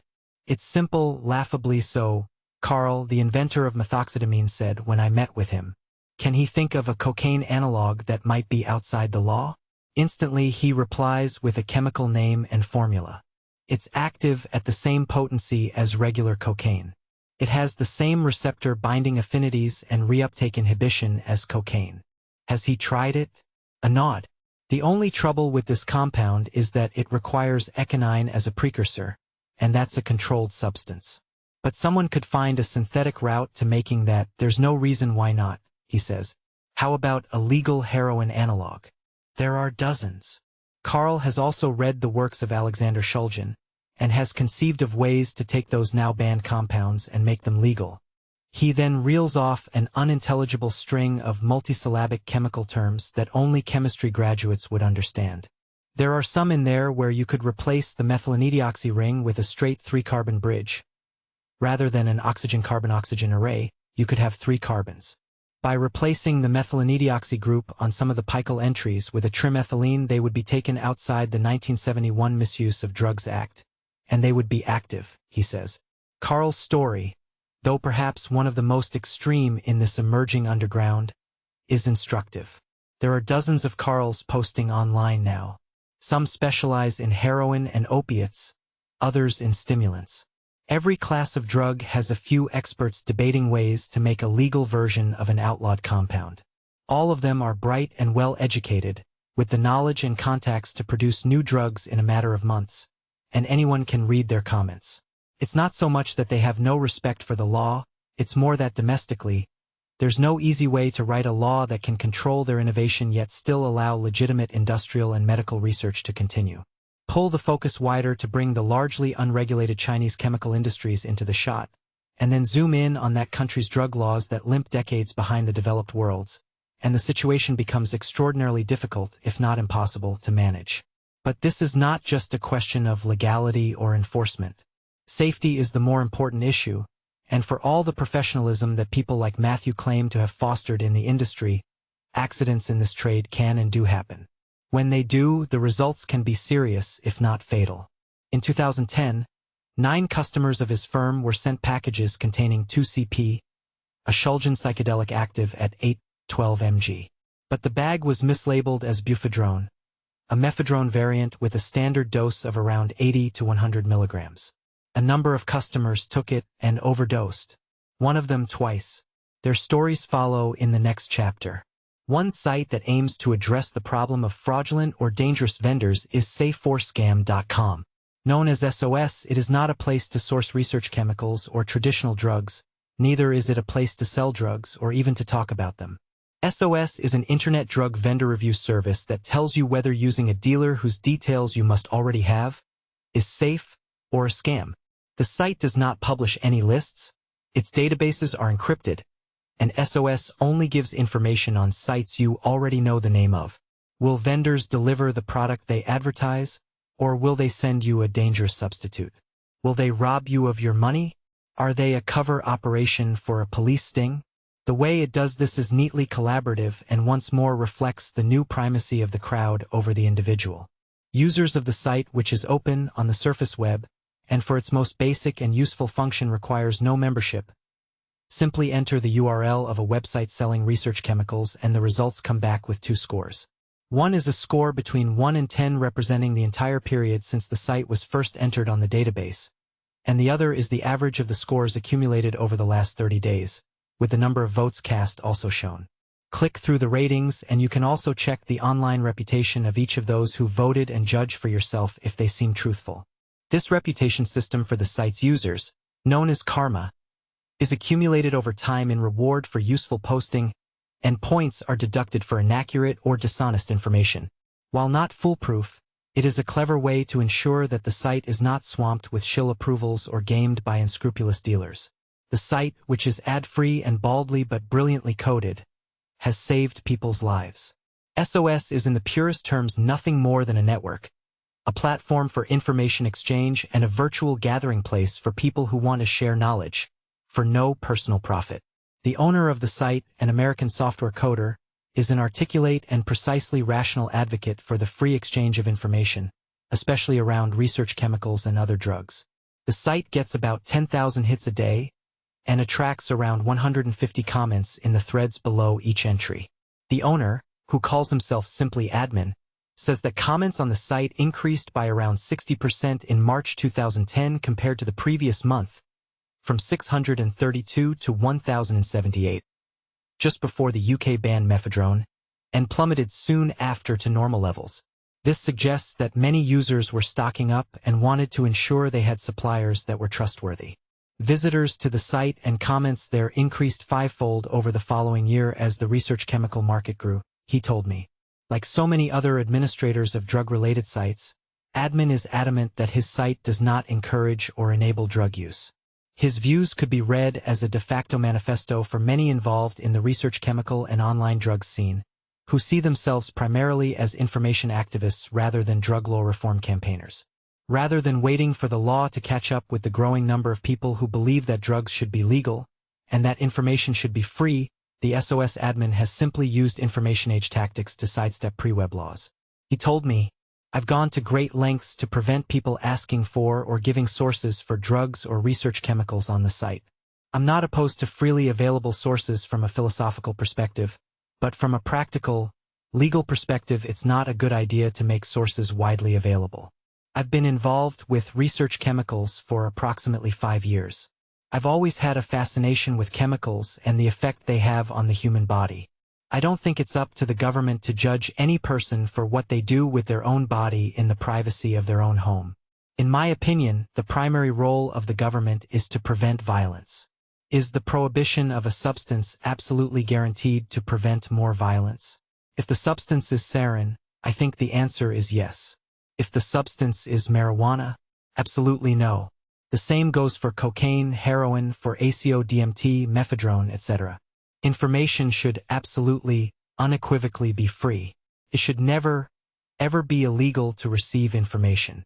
It should never, ever be criminal to give information. This is absolutely my most strongly held conviction, and one from which I doubt I will ever stray. The biggest change with the research chemical scene is that the amount of information available has increased dramatically. 5 years ago, the only information you could access about research chemicals was through sketchy forums and chat rooms from individuals who were unreliable at best. Today, Wikipedia and the linked references contain a wealth of information on hundreds of research chemicals. If SOS helps people make informed and successful decisions, I will be incredibly glad. That is the entire purpose of the site. What they do after the initial decision is absolutely none of my concern. It doesn't bother me in the least. The site has reviewed 13,560 vendors and has 3,086 registered users and over 70,000 comments. Given that it is difficult to obtain a referral to the site that allows users fuller access, only full members can post their comments below reviews. That is an enormous conversation. Consider, too, the concept of online participation inequality or the 1% rule, the social media theorem which states that for every person who posts on a forum, Generally about 99 other people are viewing that forum and lurking. One laboratory in Hong Kong that has a high SOS rating replied to an email I sent them asking what chemicals they sold. All products are produced in China and shipped from China. Shipping with tracking is free of cost to any destination. Shipping to most countries requires about 3 to 7 days, and orders normally ship within 5 business days of payment receipt. Payment can be by Liberty Reserve, 5% discount, MoneyGram or Western Union. Please keep receipt. The products which are currently in stock are listed below. JWH 018, JWH 019, JWH 073, JWH 081, JWH 122, JWH 203, JWH 210, JWH 250, A796, 260, AB001, AKB 48, AM 694, AM 1220, AM 1248, AM 2201, AM 2233, RCS 4, CB 13, URB 597, URB 602, URB 754, UR 144, JT 907, MDA 19, 5-MeO DMT, 5-MeO DIPT, 5-MeO DLT, 2CB, 2CC, 2CD, 2CE, 2CH, 2CI, 2CP, 2C-T-2, 2C-T-4, 2C-T-7, 25I-NBOMe, methiopropamine, 2-fluoroamphetamine, 2-fluoromethamphetamine, 4-fluoroamphetamine, 4-fluoromethamphetamine, methyl-1, ethyl-1, butylone, utylone, pentalone, ethcathinone, 4-methylethcathinone, 4-ethylmethcathinone, benzodrone, 3,4-dimethylmethcathinone, mephedrone, bufedrone, mebuphedrone, NEB, pentadrone, alpha-PPP, MPPP, alpha-PBP, MPBP, alpha-PVP, MDPV, MDAI, 5-IAI, desoxypiprazole, dimethicaine, methoxytamine. Available by custom synthesis is 4-ACO-DMT, 4-HO-MET, 4-HO-DET, 4-HO-MPT, 4-HO-MEPT, 4-HO-DIPT, 4-ACO-DIPT, 5-MeO-MEPT, 5-MeO-AMT, AMT, DPT, DIPT, MET, MEPT, NBOMe mescaline, 25C NBOMe, MBDB, 3FA, 4-methylamphetamine, 3-methylamphetamine, MMA, IAP, JWH series, AM series, URB series, AB series, and many others. Regards. Lab name. This is the reality of drugs 2.0. Among that unreadable alphabet soup of drug names, there are hallucinogens, stimulants, and pathogens, and cannabinoids. Working out which of them are legal or which have been outlawed in various countries would require thousands of hours of legal time or case law study. This lab is trusted. They deliver what they say they will, and they have no interest in what their customers do with their compounds. The old paths between user and dealer, the small networks of individuals with a common purpose and even friendship, have now been replaced for some people by a laptop terminal in a net cafe in West London, Alabama, Kiev, Scunthorpe, or Amsterdam, communicating with a nameless encrypted email server in Hong Kong. And among that plethora of new drugs, as well as fairly benign chemicals, there are others that can kill or injure in seconds if users do not know the right dose.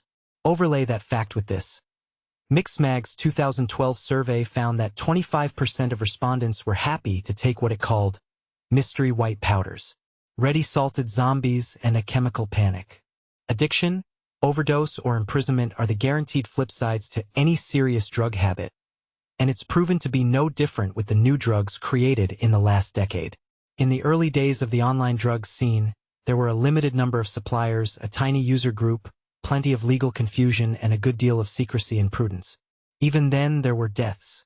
Only after Operation Web TRYP did the subculture become more widely known, and in the 8 years since that legal clampdown in the US, the market has grown exponentially.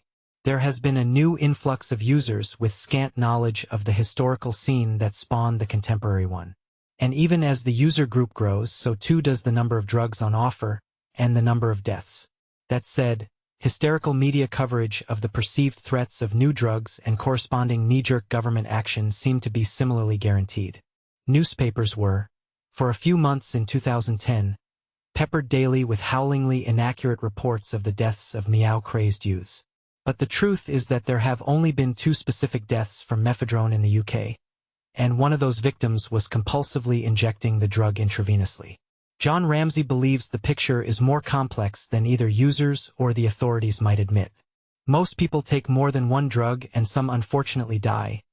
When they do, it is usually impossible to say which one was responsible for causing the death. Unfortunately, the tendency is to attribute the death to the latest drug and consequently overstate the risk, he told me. Admin from SOS thinks that the main reason people die from the new designer drugs is a lack of information, and in the US, Europe, and the UK that is often true. The current market is insanely negative and dangerous. In the US, at least, the way the Analog Act is worded is incredibly harmful. Specifically, according to that law, analogs of scheduled substances cannot be sold for human consumption, he said. He explains that this means no dosage information can be sold along with the chemicals. In the US, the substance is not illegal, and the sale of the substance is not illegal. What's illegal is the information that is passed along with the sale, so long as the information includes any details on what the substance is and how to use it correctly and safely. This leads to research chemicals being sold unlabeled and without usage guidelines. This single aspect has been responsible for every research chemical-related death that I am aware of. I think that any adult should be able to go to the pharmacy and purchase any chemical they wish. It should come with detailed usage instructions including side effects, interactions, and warnings. The pharmacist should be knowledgeable about these chemicals and should dispense advice to the best of their ability. That's a radical and, some might consider, extreme viewpoint. But would we rather have a scenario where people can buy any chemical they want, from Chinese chemists or branded legal high vendors, with no information on dosage and contraindications and no guarantee of purity? For that is the way things are. Would admin's solution cause more or less harm? It is impossible to say until we try it, or until we devise a strategy that might prevent people looking online for drugs. Another, more subtle and non-chemical danger is that while the net may offer a community for drug users, in itself that can soon become an echo chamber, a hall of mirrors that normalizes once extreme behavior. One user told me, "Of course there are a lot of people deluding themselves that their self-destructive behavior serves a higher purpose, helps them develop their personality, gain insights, or is part of a spiritual path of some kind. Keeping company with a bunch of other out-of-control polytoxicomaniacs bragging about their exploits on the internet doesn't exactly help them realize that they have a problem. The problem is that the research chemical market is a big candy store where everybody is invited to have a go at everything. And some of the stuff offered is really detrimental but too alluring to be left alone." As drug users in Europe were gorging themselves on mephedrone in 2009, the original research chemical scene was bracing itself for a legal clampdown, unhappy at the attention it was now receiving. Then late that year, a disturbing series of overdoses shocked even seasoned observers. Mislabeling is perhaps the gravest danger facing research chemical users. If you order one drug with an active dose of 10 mg and receive by accident another drug that is 10 times more potent, there's every chance you will overdose or die.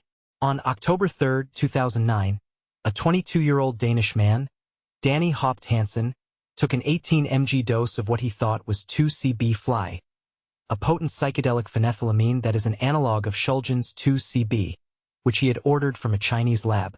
Before he tried the drug, Haupt had also been selling it from his website, haupt-rc.com, to customers all over the world. Haupt died of a heart attack, for the drug, in common with many psychedelics and stimulants of this class, is a powerful vasoconstrictor. His heart gave out as it worked to pull the blood through his tightening arteries. But he took the right amount. He had researched the drug and its dose online. What had gone wrong? As Haupt was overdosing and dying, in California 18-year-old Brian Sullivan was nodding his head to the music, tripping with his brother John and his brother's girlfriend. They too had taken the Danish batch of the drug, ordered online and sent under plane mail to the west coast of the U.S. in a few days. They too were overdosing. Sullivan died. His brother and girlfriend convulsed, but escaped with their lives. And they too had only taken a small amount, far below the safety levels they had researched online in trusted forums and in chemistry journals. On October 5th, Arrowhead and Blue Light posted an alert online warning other users that a potentially lethal batch of 2CB fly was circulating worldwide. In Barcelona that same day at 5 p.m., a young man was staring at his homemade pizza. The topping of goat's cheese and tomato suddenly looked like pools of pus and blood. A few hours earlier, he had been weighing some 2CB fly and some other research chemicals he had bought, including some synthetic marijuana compounds and an MDMA analog. He scooped up a tiny crumb of a white powder that had spilt on the table and wiped it onto his inner lip. He lay down to relax, closed his eyes and put on the Beatles' LP Rubber Soul, but was quickly assailed by powerful hallucinations. He didn't know it, but he too was overdosing. At 5:24 p.m., afraid and overheating, he logged on and fired up a Google search. He hit Arrowhead and found an emergency posting about a spate of overdoses caused by a dangerous batch of 2CB fly. He described his experiences in an Arrowhead report a week later under the name Joan Moreau. My heart dropped when I saw the photo of the same exact bag that was sitting on my desk. I became angry, agitated. He logged on to Blue Light and begged for help. He was told he had to get to the nearest hospital immediately. His life was saved by the bulletin board, whose posters told him he had a 6-hour delay before things worsened dramatically, and the Catalan hospital staff, who tranquilized him and monitored his heart rate and temperature. Moreau said he doesn't remember much of the next few hours other than fear and panic and guilt over impending and self-induced death, all amplified and distorted by the powerfully psychedelic drug, in a chaotic emergency ward filled with screams. I thought a lot about how this would be such a horrible way to go, especially for my family and friends. What would it do to them for me to leave them like that, over something so stupid and preventable and, especially, without telling them goodbye and that I loved them. I was determined to walk out of that hospital, he wrote. He survived. A poster named Voltec posted a message on Blue Light on October 16th containing the results of lab tests on the compound that had killed and sickened the users so dreadfully. It turned out that the Chinese laboratory had accidentally sent a far more potent drug, bromo dragonfly, in place of the more benign 2CB fly. Bromo dragonfly had been synthesized originally in the lab of David Nichols in 1998 and was designed to map the topography of the brain's serotonin receptors. It was not designed for human consumption, but rather for running lab tests using brain tissue. Even in the petri dish or under the microscope, brain tissue can react to chemical agents, allowing data about their action to be gathered and valuable new medicines to be invented. These superficially very similar images, opposite, of two vastly different drugs show how even the tiniest of differences can change a chemical radically and dangerously, reducing its active dose dramatically, thanks to its greater receptor-binding qualities. Bromo dragonfly, so named because images of its winged molecular structure resemble an insect in flight, is active from just 200 g 1/5 of 1 milligram. Haupt, then, had taken 90 times the active dose. 2CB fly, active at 18 mg. Bromo dragonfly, active at 200 g. Nichols' results were published in a 1998 research paper in the Journal of Medicinal Chemistry, entitled A Novel Benzodiphenol Aminolcane with Extremely Potent Activity at the 5-HT2A Serotonin Receptor. In common with all formal, peer-reviewed chemistry texts, it would have included the method of synthesis. The Chinese chemists possibly used this recipe to synthesize the wrong compound, and the young Danish vendor and his customers had failed to carry out adequate safety checks. These might be simple reagent tests, or more complex third-party lab tests such as nuclear magnetic resonance analysis, mass spectrometry, or high-pressure liquid chromatography tests. It may be that the vendor ordered the wrong drug, and the Chinese lab actually got it right. The truth will never be known. The drug that was supposed to have been sent, 2CB fly, was legal at the time in Denmark, and it still is. At the time, bromo dragonfly was also legal in each of the countries involved in the transaction: China, the UK, the US, and Denmark, or at least unscheduled, as long as it was not sold for human consumption. Predicting the ingestion of every possible psychoactive analog or chemical is impossible, and so the law must at times be reactive. When innovation is running at a drug a week in the EU, the rulebook has to be ripped up and a new, more intelligent approach devised. Only Sweden, Denmark, Norway, Romania, Australia and Finland have now banned bromodragonfly.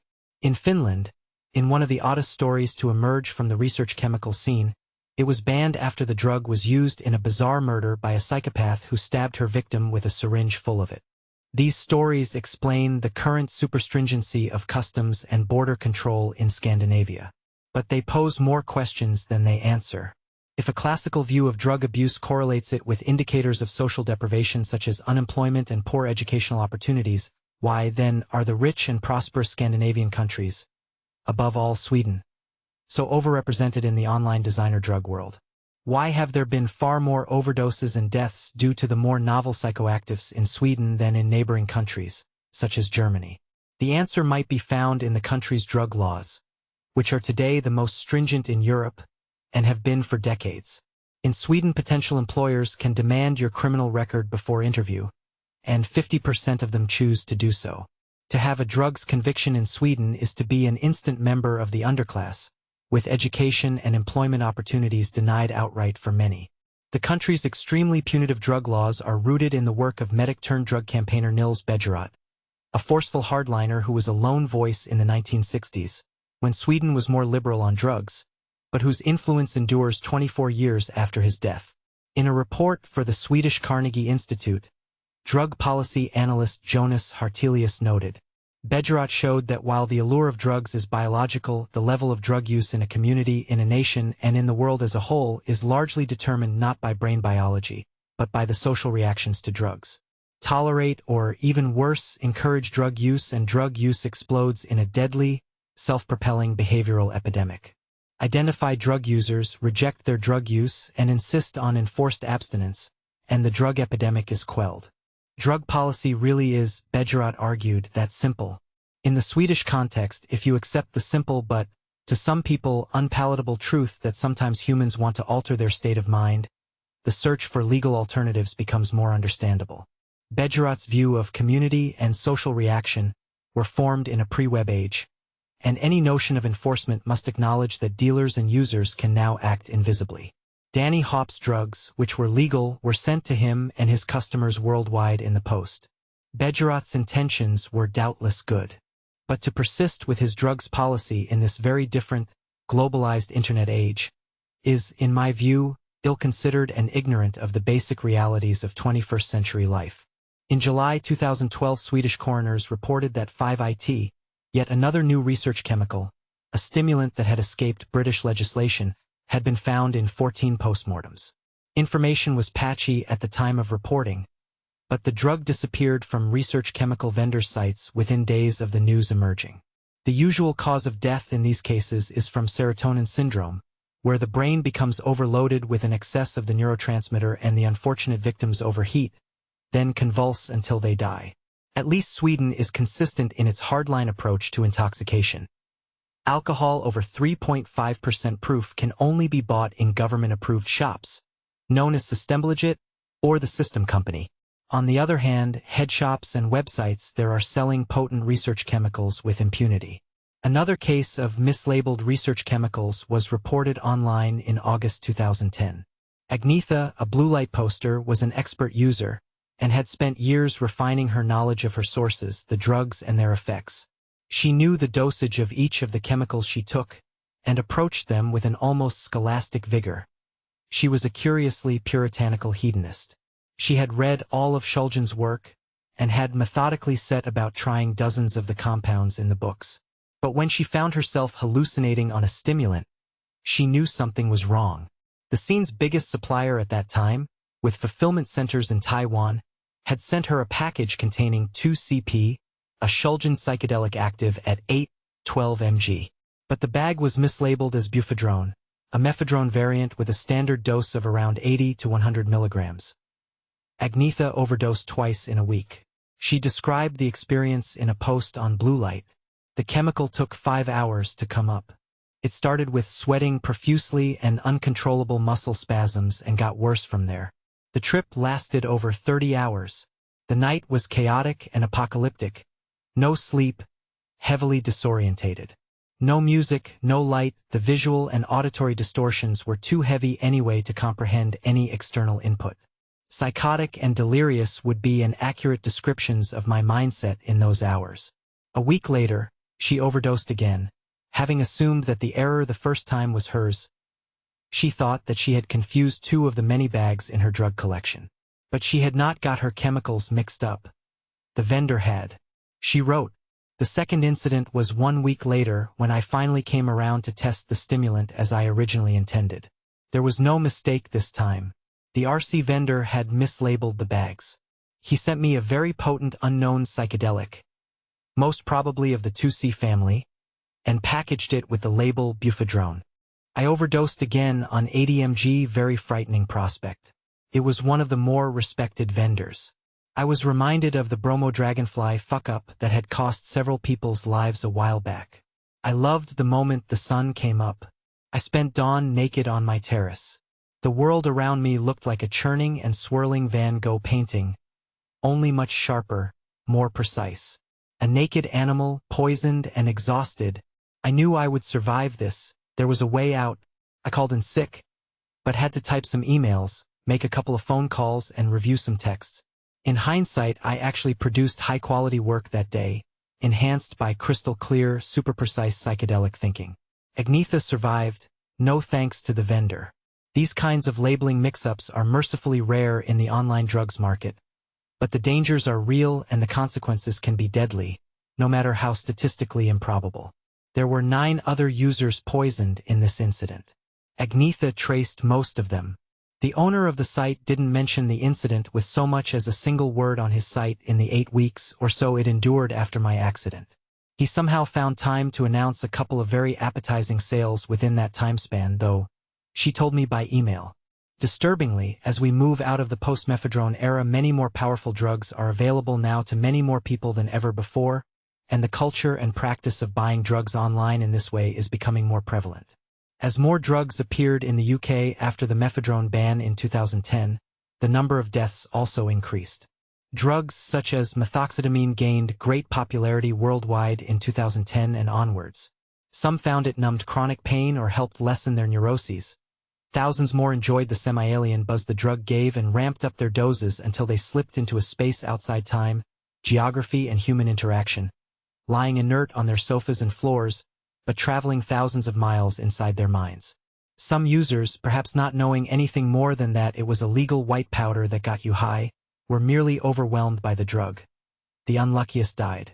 Reports of methoxetamine addictions and patterns of problematic use surfaced within months of the chemical's release, with users binging until they were delusional or psychotic. The first methoxetamine death was in December 2010, when a user in Sweden intravenously injected the drug along with a massive dose of the Nichols-designed serotonin agonist, MDAI. Intravenous drug use is ill-advised even for chemicals such as heroin and cocaine, drugs that have been used in this way for decades, albeit perilously. Injecting drugs means they are not metabolized by the liver or digested by the stomach, bringing an extreme rush into the bloodstream and the brain seconds after the injection. This intense hit is sought by users who either want to conserve their drugs, making them go further, since less is required, or by those hellbent on the most extreme high at any cost. To use research chemicals this way is extraordinarily dangerous and indicative of a serious drug problem. The death was reported on the Swedish Drugs Forum. Flashback, by a poster named Miss Tranquil. His heart started beating about 1,000,000 beats per second and then bang, dead. On my couch, so take it real easy. Fred, an author and musician in London, took methoxetamine on his 45th birthday in a London pub in early 2012. He was unprepared for what happened next. He told me by email. It was a Sunday afternoon pub birthday. All very civilized and middle-aged. As evening turned to night and the kids went home with the babysitter, someone came back from the bar with a round of shots, which was only 30 seconds behind the round of shots we'd just sunk. With this sudden bolt of hedonism, my thoughts turned to a line of coke, or anything else that might put an adventurous shape on the night. Most people there were no strangers to class as an quizzical muttering went round the room, only to come up flat. "I've got this," said a mate unenthusiastically, passing me a rap. "We got it off the net and we did it in Berlin. It's horrible but you might like it." Hardly a recommendation. But I'm a curious type. I've taken my fair share of pills and powders in 2 decades of drug taking, with ecstasy, cocaine and ketamine regularly on the menu, as well as the occasional acid or mushroom trip. I even did DMT once, and rattled around Burning Man 2005 guzzling the postcode drugs. 2CB, 2CE and their chums. I asked my mate more. Turns out it was something synthetic. "One of those new ones off the net," he said. "The important thing was to only do a tiny amount."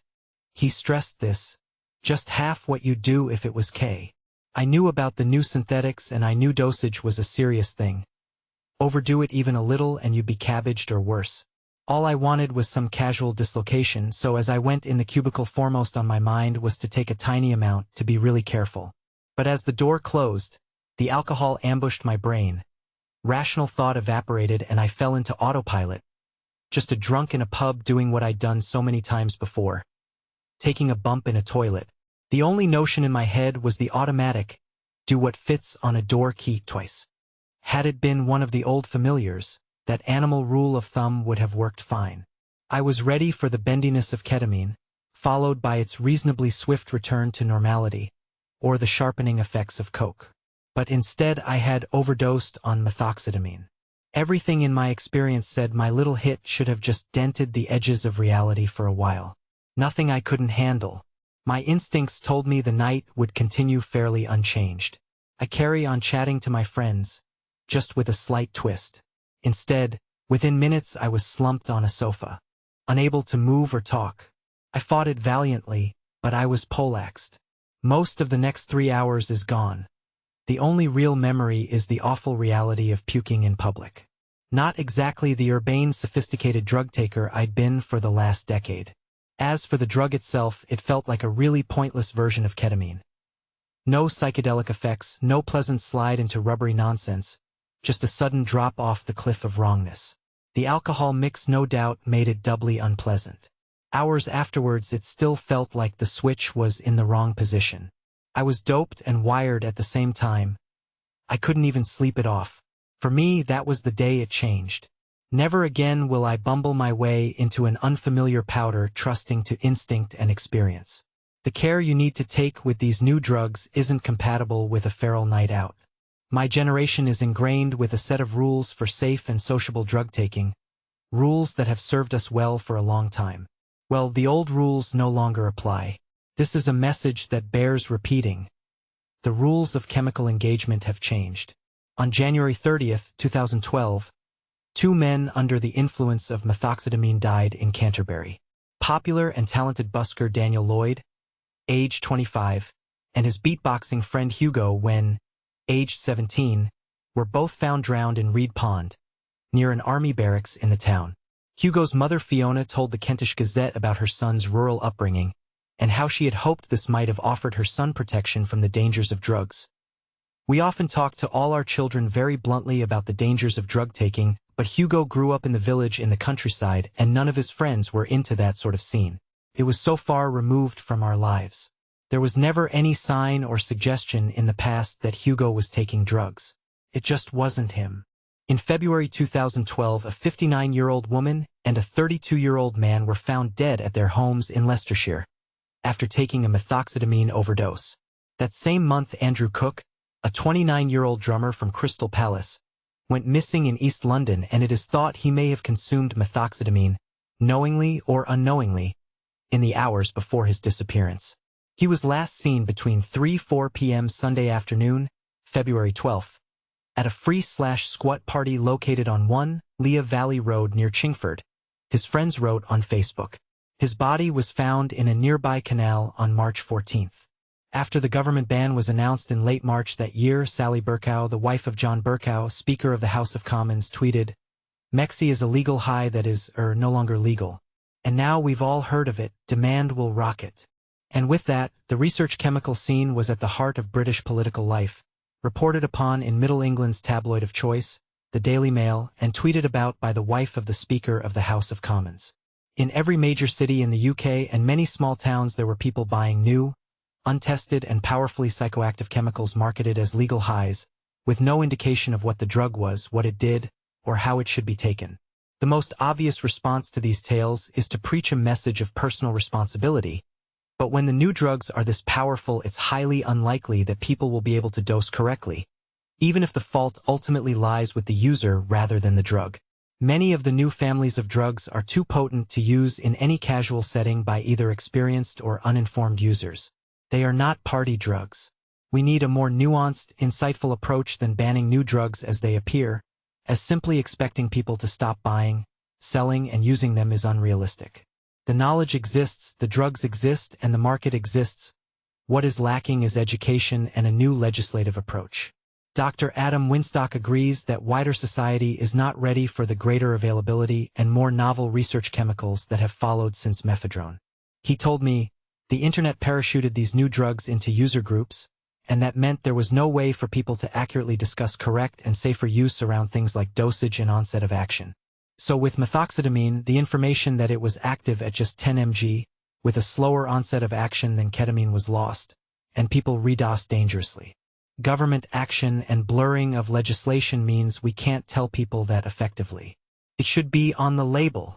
The most worrying aspect of the recent new growth of the research chemical scene into the mainstream is that many new users are not observing the most basic principles of harm reduction. Expert users have long stressed the importance of knowing and trusting your source, but users are now simply buying from the first or cheapest or most convenient source. The only way to know for certain if the correct substance has been sent is to have it tested via expensive chemical means. Vital nonetheless, as even an allergy test of 1 mg might be an overdose.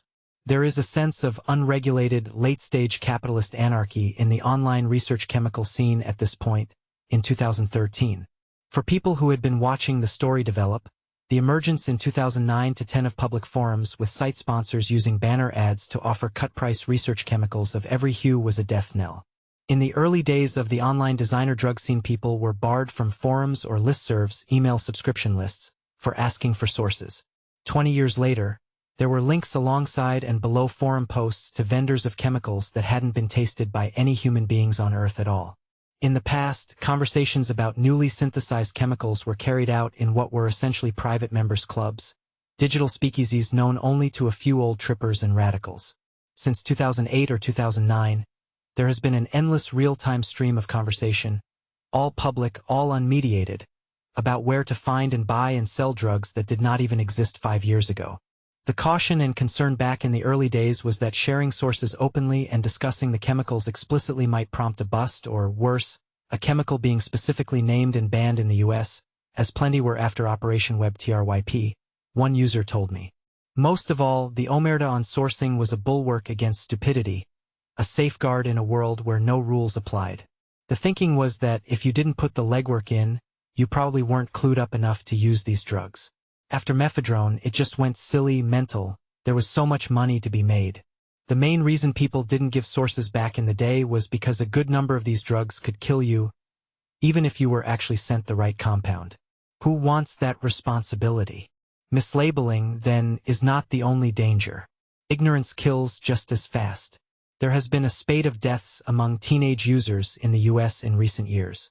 They may be choosing research chemicals because they have less access to traditional drugs, and they may be more foolhardy and less knowledgeable about the effects of the drugs. In the small American town of Blaine, Minneapolis, on March 17, 2011, a group of high school students shared the drug 2CE at a spring break party. The night ended in a mass poisoning and a fatal overdose from this potent, Shulgin-devised psychedelic. Various drug forum users suspected that a mislabeling had occurred as in the Haupt case, or as in Agnetha's case, and there was a palpable sense of fear. However, forensic tests showed that the drug taken was indeed 2C. It had just been dosed wrongly and dangerously. Trevor Robinson Davis, the 19-year-old father of a 5-month-old son, was taken to hospital after snorting a large line of the drug. He became instantly agitated and died of a heart attack. The teenagers had not used a scale to weigh the drug out and had instead eyeballed it, judging a suitable dose by looking at it with fatal consequences. 2CE is active at around 8 mg and has an extraordinarily high dose-response curve, meaning that 18 mg of the drug will hit you far more strongly than even 14 mg. The young people who survived reported delirium, hallucinations, paranoia, auditory distortions, and overheating. Timothy Lemire, a 22-year-old, was charged with third-degree murder for supplying the 2CE and was jailed in 2012 for 9 years and 9 months, the longest available term under local sentencing guidelines. Lemire told the court that he bought the drug online and believed it be legal. At the time, it was not specifically scheduled in the U.S., and its status as an analog had never been debated in court. In an unusual move, federal prosecutors intervened in the state case, threatening to escalate the charges if the court did not hand out the maximum sentence possible to Lemire, who had previously been admitted to a psychiatric ward for complications with bipolar disorder. The town's local newspaper, the Star Tribune, hosted videos of the survivors of the night. Katrina Loomis told journalist Pam Lowagy, "I think about it all the time, every day. Constantly, probably. I will never touch another drug. If we'd just been smarter and thought about what we were doing before we did it, we would still have our friend here.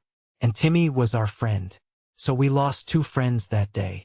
Elsewhere in the U.S., the research chemical scene has spilled into head shops from its online roots, just as it has in the UK. Bath salts are the American iteration of the plant food craze scene during the UK mephedrone craze, whereby vendors dodged the law by marketing new and potent drugs with a nod and a wink and a fake label.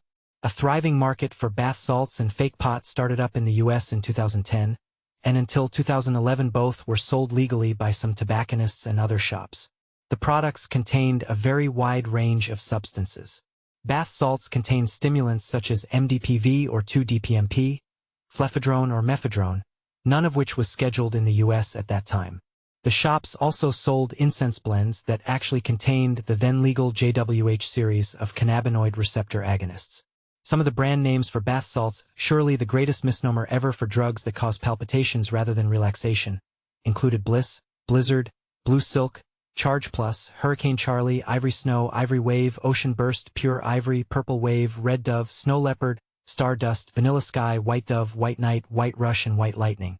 Branded synthetic marijuana products also started to sell to millions of users in the U.S.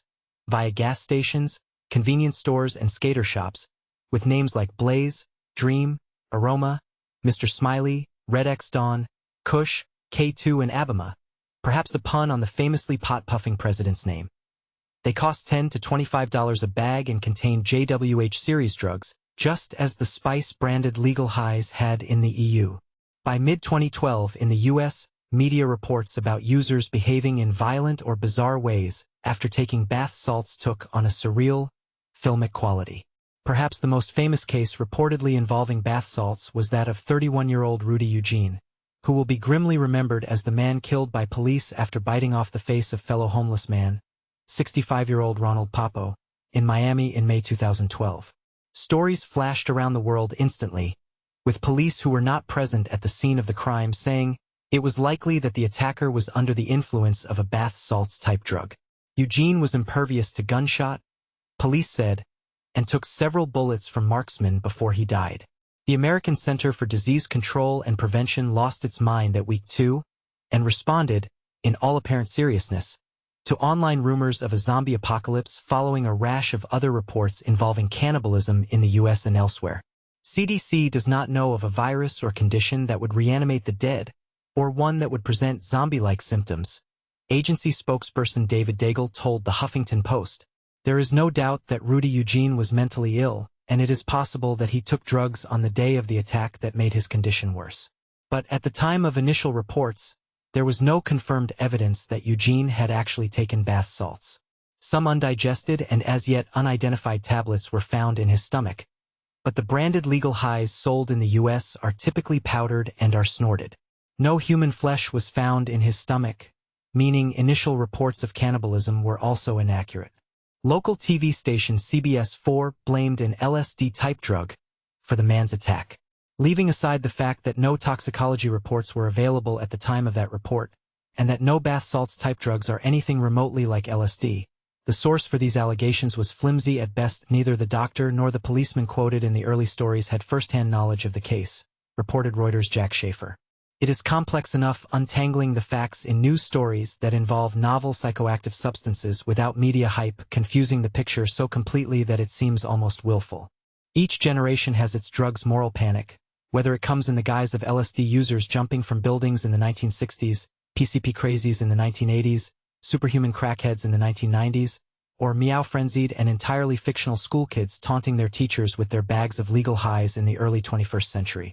As Alastair Forsyth of Glasgow Caledonian University's Institute for Society and Social Justice Research told me, there was a cartoon in Punch a few years back depicting two farmers looking at a huge scarecrow with the caption, "To have any effect I find I have to make it more scary every year." Any retelling of the Rudy Eugene story is incomplete without a wider analysis of the sociocultural and economic climate in which it occurred. It is certainly not as grimly compelling as the possible news of a zombie cannibal apocalypse, but no mention was made of the fact that Florida has the second worst funding of mental health services in the U.S. There are 325,000 adults with severe and persistent mental health problems in Florida, and only 42% of them receive state support, found the Florida Center for Fiscal and Economic Policy in a 2009 report. That means over 190,000 seriously mentally ill people do not receive the help they need. In March 2011, Senator Joe Negrin of the Appropriations Committee proposed a further two-thirds cut to the mental health budget in the state. Banning a drug allows politicians to appear in control, but the problems that led Rudy Eugene to almost kill Ronald Papo can't be solved that easily. Edward Huntington Williams, MD, wrote in the New York Times of February 8, 1914 about the dangerous new cocaine craze sweeping through the shiftless, black working-class communities of the South. The piece displays all the casual racism so common at the time, but leaving aside that easy target, it's interesting to note how the central meme that of a terrifyingly violent black man made superhuman by drugs and impervious to gunshot prevails a century later. Bigger guns were needed to control these Negroes, it was decided in 1914. While the so-called Miami zombie cannibal case inspires both pity and a sheer visceral terror, the reports conflated ethnicity, drugs and violence just as other racists had done a decade before. Bath salts were involved in other bizarre news stories in the U.S. in 2012. The flesh-eating virus had taken hold more quietly earlier that year, when the American medical journal Orthopedics reported that a woman had suffered a bout of necrotizing fasciitis contracted after injecting a dose of bath salts into her arm. Medics reported that the flesh-eating disease crept through her body even as they watched, and moved so rapidly that they had to amputate her arm, collarbone, and shoulder, and then perform a radical mastectomy. But the disease had nothing to do with the drug in question, more the route of administration, an intramuscular or subcutaneous injection, and the patient's existing health conditions. Most casual drug users do not inject themselves, and it is a fair assumption that habitual injecting drug users have worse health and correspondingly weaker immune systems than other drug takers. A measure of the drug's popularity and the dangers associated with their use was seen when the American Association of Poison Control Centers reported that it took almost 6,000 calls related to bath salts and 7,000 related to fake pot in 2011. In 2009, there had been none at all. Louisiana Poison Control Center Director Dr. Mark Ryan told ABC News, "It doesn't matter which socioeconomic strata you're from, we're seeing these drugs being used across the board, all ages, all economic groups. We've had some people show up who are complaining of chest pains so severe that they think they're having a heart attack. They think they're dying. They have extreme paranoia. They're having hallucinations. They see things, they hear things, monsters, demons, aliens." In the southern state of Alabama in May 2012, 30 young people were admitted to hospital wards with kidney failure after smoking the herbal blends that had been sprayed by accident with a pesticide as well as the synthetic cannabinoids. Some of those afflicted will be on dialysis for life, doctors said. The sheer range of branded legal highs in the U.S. shows the popularity of the drugs and the prevalence of their use, while the profitability of the drugs when sold in branded sachets is extraordinary. 1 single gram of MDPV bought in bulk for $3 in Shanghai can be made into 40 packets of a branded high sold at $25 in American convenience stores. A profit of $997 before packaging and distribution. The profit margins for the drugs in the JWH series and other cannabinoid chemicals is just as high. It is clear that the U.S. has taken to bath salts, synthetic pot, and other research chemicals.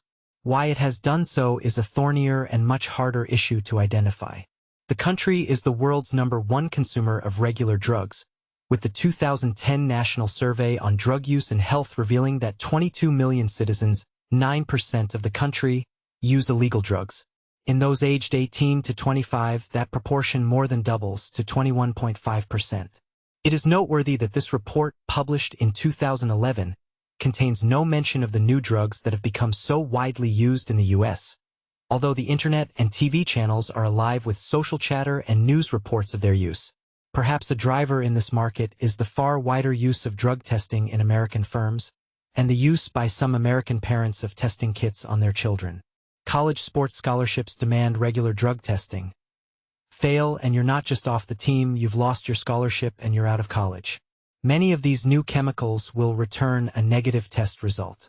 Consider, too, that in 2011 3 states proposed drug testing for people receiving welfare, job training, food stamps, public housing, and unemployment assistance. The state of Georgia was the most recent to pass the law in April 2012 and now compels some benefits recipients. It's not clarified which criteria are used to submit to drug testing before essential benefits are paid.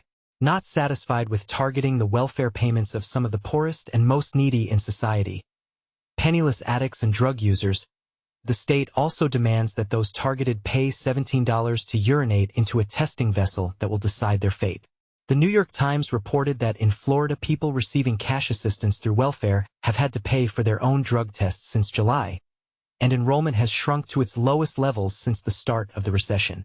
But when drugs active at just a few milligrams are sold to anyone with $30 to spare, the blame lies not only on the labs in China who make them knowing full well that they will be sold as drugs, and on the shops and websites in the U.S. that sell the drugs, but most of all on a legal system that has made the sale of these compounds profitable and their use attractive. The reason these drugs are causing deaths, overdoses, and delusion is because they are being sold under false pretenses as cheap and legal alternatives to drugs like MDMA or cocaine or marijuana.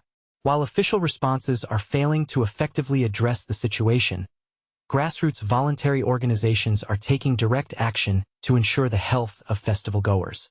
The Bunk Police is a U.S.-based group that produces test kits that use a simple set of reagents to identify, or at least test for the presence and absence of certain chemicals.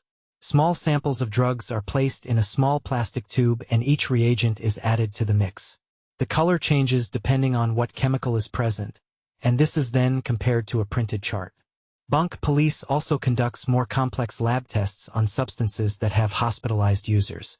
The group checks drug quality at raves and festivals, and also distributes test kits to drug users so they can perform these basic tests themselves. We started in June 2011. The group's spokesman, who remains anonymous, told me by email. He went on, "When we were doing live testing, it would depend on the venue and amount of traffic we had. Now that we distribute test kits, the number has increased dramatically but still depends on those factors. We've distributed well over 1,000 kits at a single 4-day event. We operate at music festivals and other rave-type events that offer camping, operating among the tents and speaking privately with users. We also distribute portable test kits that can be concealed and used in a crowd at smaller events. Our objective is to put an end to the dishonesty that goes on in the black market. In most cases, those who choose to take illegal substances have no way to tell if what they are taking is real. Some of the substituted chemicals can be much more dangerous than what the user intended to take. We find poor quality drugs more often than not, but it really depends on the event. Some are much worse than others. Individuals in the U.S. are now buying research chemicals by the kilo from China and substituting them for regular drugs more often than they are actually selling the regular drug itself," he explained. The best example is that synthetic cathinones and other stimulants are sold as Molly, American slang for powdered or crystal MDMA, more often than MDMA. There are only a handful of substances being offered, LSD, MDMA, cocaine, mescaline, etc. But in fact these substances could be any of over 50 research chemicals. The dangers with RCs are in the unknowns. There is very little formal research on these substances, which means that there could be any number of hidden dangers associated with them. The dangers associated with taking an unknown substance or a mixture of unknown substances is also very substantial. In this book's final chapter 1 will attempt to untangle the legal and social complexities the increase in new drugs have brought about, and suggest ways that might reduce the likelihood of further tragedies in the future. In this celebrity-obsessed age, a tipping point whereby these drugs entered into the national consciousness, at least in the U.S., occurred when actor Demi Moore's friends called 911 as she suffered a terrifying reaction to a synthetic cannabis compound she had taken. In a call posted to YouTube in December 2011, Moore's friend says to the operator as the star suffers fits next door, "It's not marijuana, but it's similar to incense. And she seems to be having convulsions of some sort." That Hollywood stars, who have ready access to the purest and most exclusive drugs on the market, are choking down Damiana and dried sage sprayed with John William Huffman's cannabinoids demonstrates beyond doubt that the research chemical market has penetrated areas of society unthinkable a decade ago. While it is true that the new drug scene has in many cases been caused by a scarcity of a preferred product, it is also true that for many drug users, a new kick is always welcome. And while many drug users are avoiding the law by making or taking drugs that lie outside international control, a high-tech anarchist cadre has built an online market in traditional narcotics that may very well be untouchable, and which represents a major new battlefield in the war on drugs. Your cracks in the post. The first time you see the Silk Road website, there's a creaking disconnect between your eyes and all the evidence they deliver, and your preconceptions up to that point. There's a strange smile, mixing recognition, revelation, and confusion, playing on your lips. Can't be real, can it? Yes, it is. You can buy any drug you want right now on the web.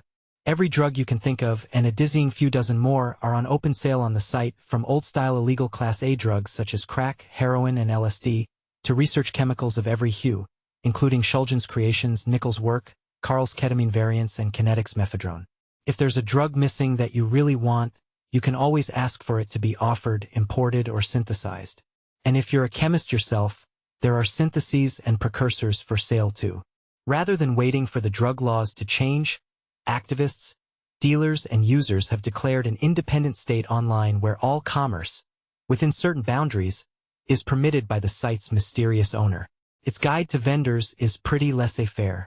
Do not list anything whose purpose is to harm or defraud, such as stolen items or info, stolen credit cards, counterfeit currency, personal info, assassinations, and weapons of any kind. Do not list anything related to pedophilia. The site has Norwegians selling Cambodian mushrooms, Canadians selling Afghan heroin, and Brits selling concentrated cannabis tinctures from ancient Nepalese cannabis landraces grown under artificial sunlight in lofts that may well be in Basildon. Appropriately for a site named after a trade route that first brought these drugs to the West, there are also opiates, including opium, prescription morphine, and white and brown heroin from Afghanistan. Most of the products are illegal, but whether you want a quarter gram of heroin or a gram of glittering Peruvian esquema de pescado cocaine, you're in the right place, and there's not a great deal the police or customs can do to stop you. The Silk Road is a cyberpunk dreamland, except it's happening today, in dozens of countries, not in some dystopian future in a William Gibson novel. For all that, it's a website like any other, if web design skills were locked down in the ancient pre-Google, pre-Amazon days. You almost expect each page to be soundtracked by the screaming of a modem while the bits crackle slowly down the phone lines. But instead of books or household goods, there, in the most stark and simple language possible, advertisers lay out the drugs they offer and their prices. In a neat left-hand navigation bar, there's a list of different categories. Psychedelics are well represented, along with research chemicals and standard options such as LSD and an abundance of mushrooms. There are 2CB, 2CI, and a few other Shulgin-created delicacies for the chemical cognoscenti. There's DMT, the drug William Burroughs traveled months in the Amazon to find. One vendor, Seekong, has a gram of the more hallucinogenic cousin of MDMA, MDA, for sale, synthesized, he says, by an aspiring chemist friend. At just 12, it's an absolute steal for such a rarely seen drug. The symbol stands for Bitcoin, the mysterious currency whose use is compulsory in this online market, of which more later. There are tranquilizers such as Valium, lots of crystal MDMA and ecstasy pills, dissociatives such as ketamine and stimulants including crack, ice, and other amphetamines. There's high-grade Kush marijuana, with enthusiastic recommendations from satisfied customers for one particular vendor, detailing how he vacuum-sealed and wrapped and triple-packed the highly fragrant goods into an envelope small enough to be posted through most standard letterboxes, negating the need to sign for the packets, or for the raising of any red flags at customs. That the strain is one of the world's oldest and earliest genetic examples of the plant, brought to Europe and thence to the U.S. along traditional trading routes, is an irony probably not lost on the Silk Road's intelligently combative and articulate owner, who operates under the pseudonym Dread Pirate Roberts. Buying is a simple matter of adding the goods to your shopping cart and paying for them.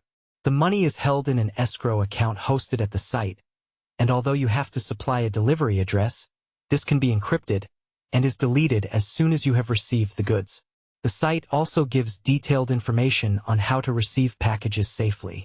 Use a different, unrelated address than the one where your item will be kept, such as a friend's house or post office box. Once the item arrives, transport it discreetly to its final destination. Avoid abandoned buildings or any place where it would be suspicious to have mail delivered. Do not sign for your package. If you are expecting a package from us, do not answer the door for the postman. Let him deliver it and then transport it as described above. Do not use your real name. This tactic doesn't work in some places because deliveries won't be made to names not registered with the address. If you think this is a problem, send yourself a test letter with the fake name and see if it arrives. If you follow these guidelines, your chances of being detected are minimal. In the event that you are detected, deny requesting the package. Anyone can send anyone else anything in the mail. Initially, the Silk Road also had a weapons trading area, but many users were uneasy about the influx of arms dealers, and a new subsite, The Armory, was launched in February 2012. It was closed in August 2012 due to a lack of interest. The Silk Road's turnover reached US $22 million a year within its first year of operation, according to security researcher Nicholas Kristen, who scraped the site's data by deploying software agents under multiple user accounts that recorded customer activity via the public feedback system and showed how many transactions had taken place. He crunched that data in the middle of 2012 to calculate the market size. The site's owners take a commission on each sale of around 6%, or $143,000 US per month at current rates. The Silk Road has a very busy forum area, too, with over 100,000 posts, 9,000 topics, and 11,000 users in the bustling community pages. The conversations there weave around the site's holy trinity: drugs, smuggling, and cryptography. There was once even a post purportedly by a Canadian postal official who claimed to have become addicted to opiates following an accident, in which he gave instructions on how to avoid detection. It was, he said, his thanks to the site for enabling him to manage his pain and addiction, since he could not obtain his medicines any other way. It was either a fantastically subversive act or a cunning Black Ops move. It read like both, just to complicate the matter. The Silk Road is the most popular of the growing hidden network of drug dealers who use Tor, or the Onion Router Network, an alternative web-like space that swarms with users in virtual tunnels beneath the everyday web. One drug dealing site found there, the General Store, is even more bare-bones than the Silk Road, but still delivers the goods it offers: ketamine, DMT, MDMA. Another site, Black Market Reloaded, operates on similar principles and offers the same drugs and services as the Silk Road, though it's far less busy. The value of the service provided by the Silk Road is proportional to the numbers of people using it, and the site is quickly growing. How does such a service as the Silk Road even continue to exist when it is breaking the law in such a flagrant manner?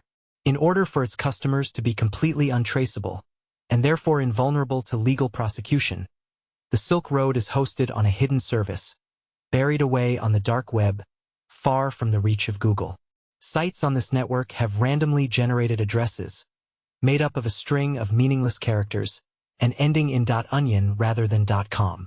Its owner and its users, both the dealers and the customers, have complete anonymity. The location of the server that hosts the site is unknown and unknowable. And, extraordinarily, the American Navy is, in some small and unintended way, partially responsible for this state of affairs. The Silk Road is hosted on the Tor network, which allows users to browse access sites known as hidden services anonymously, via a layered network of volunteer servers that encrypt traffic.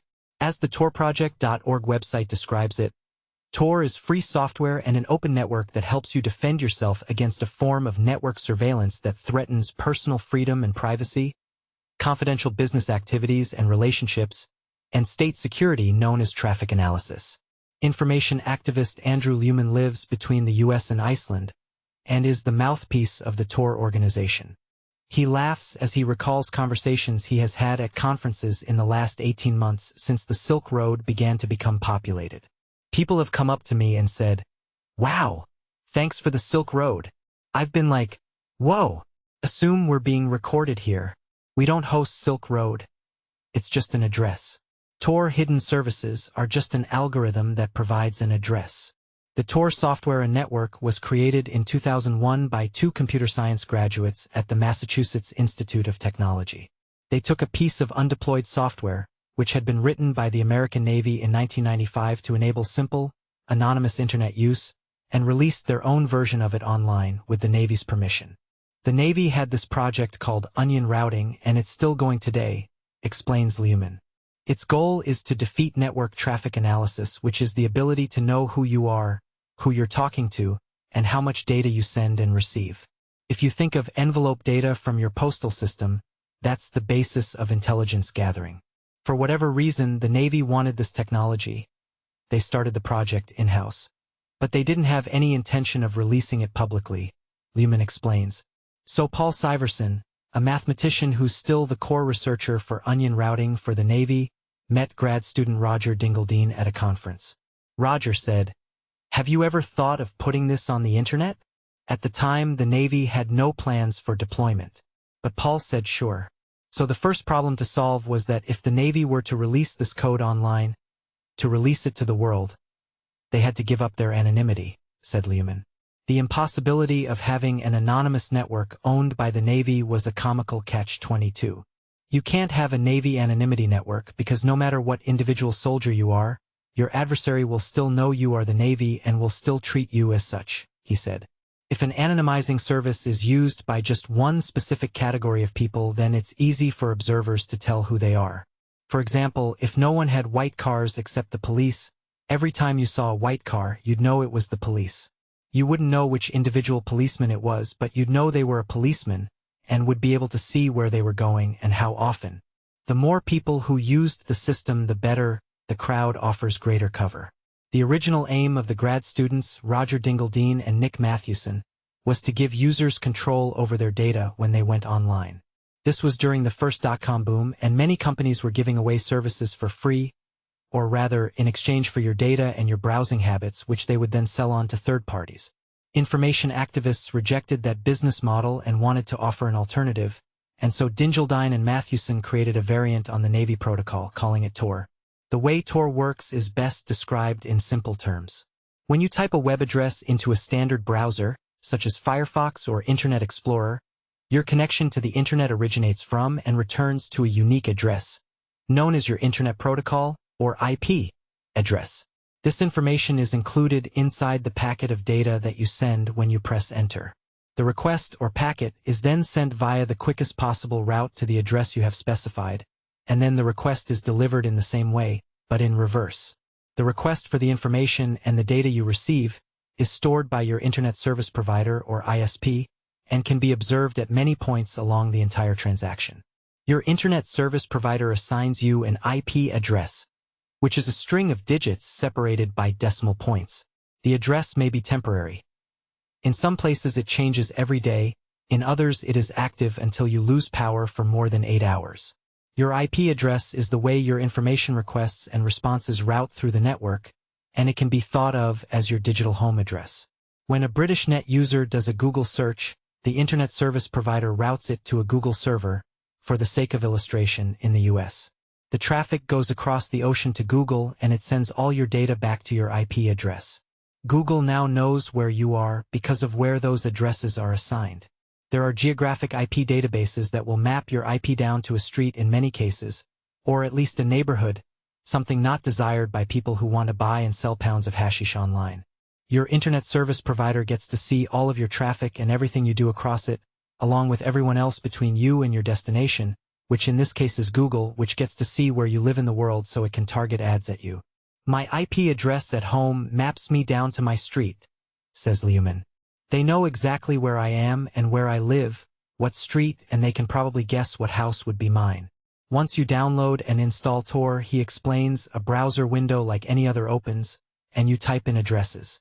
It then creates a virtual tunnel from point to point, and hides each piece of data inside a series of encrypted layers, like the rings of an onion.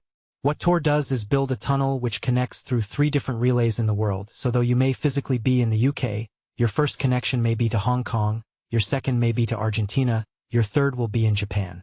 If you think of driving a car into a tunnel, in Tor you enter the tunnel in the UK, and then pop out in Japan.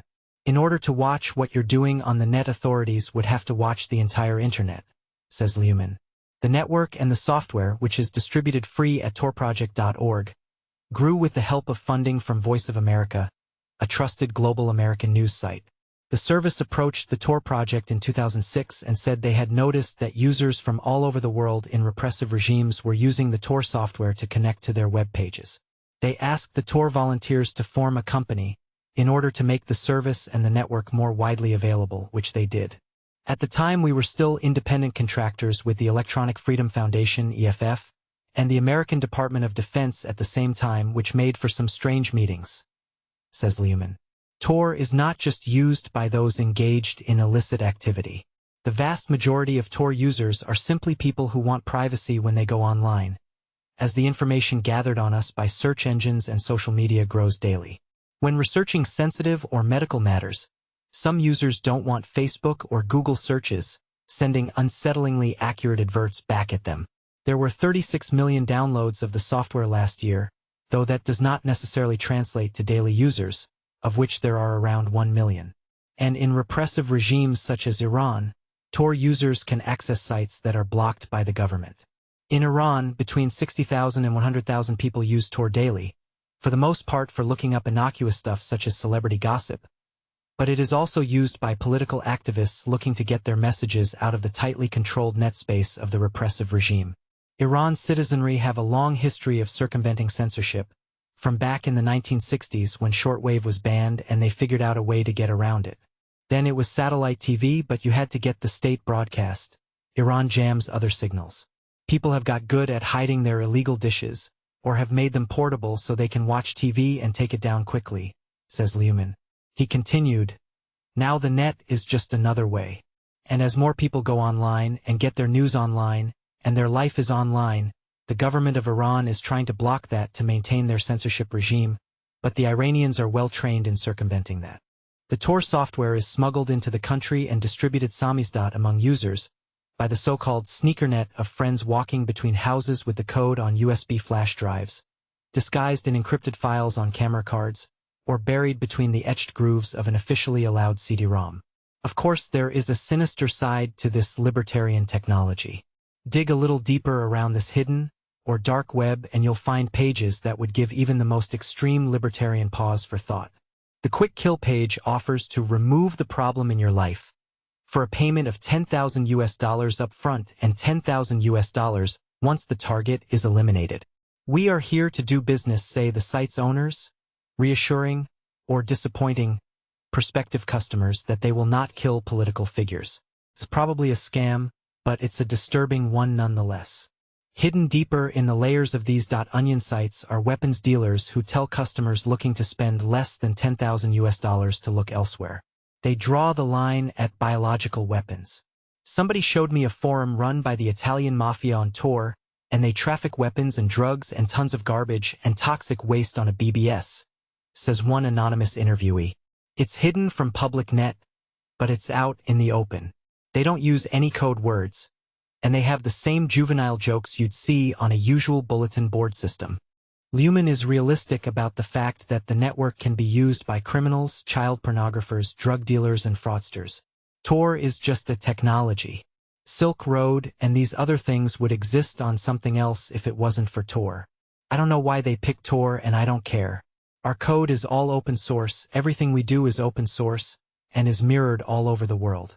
So even if, for whatever reason, let's say the pedophile terrorist drug lords and the 4 horsemen of the apocalypse take over Tor and that's the majority usage, then the current Tor network could shut down, and just like a phoenix it will get born again. Then maybe we'll have 10 or 1,200 Tor networks because everyone starts running their own. Drugs, you might consider, are the least of the authorities' worries when it comes to the hidden underbelly of the net. But not so. In June 2011, the US demonstrated that it is not content only to fight endless and expensive wars in real life, but that it now intends to take its Pyrrhic battles online. That month, Democratic Senators Charles Schumer of New York and Joe Manchin of West Virginia wrote to Attorney General Eric Holder and DEA Administration Head Michelle Leonhardt, calling for the Silk Road to be shut down. Their startling lack of insight into how this part of the internet actually works might be forgivable in an uninterested or general web user. For legislators lobbying for its closure to fail to understand that the site is not findable, and even if it were found, could simply resurface elsewhere on the dark web, virtually guarantees that the network and others like it will exist, grow and gain strength for many years to come, for as long, in fact, as drugs are illegal. There really isn't any way to shut down the Silk Road unless multiple governments synchronize a worldwide jam of the entire internet, as Egypt did for a few brief days in January 2011 during the Arab Spring Revolution. It soon came back online when businesses started losing money. All the war on drugs does is knock off the idiots on the corner because they sell it to undercover cops, Lehman says. The big drug cartels can afford submarines and planes, and bribe entire police departments, which means the money is flowing somewhere. The DEA are going after the humans. He says the DEA's interest was piqued by Senators Schumer and Manchin's bluster. In a long line of things that will kill America, Silk Road is the worst right now. That got a lot of attention and press but had the opposite effect to what they wanted. What people heard was that Silk Road has really good drugs. He says, Silk Road's owners are entirely anonymous.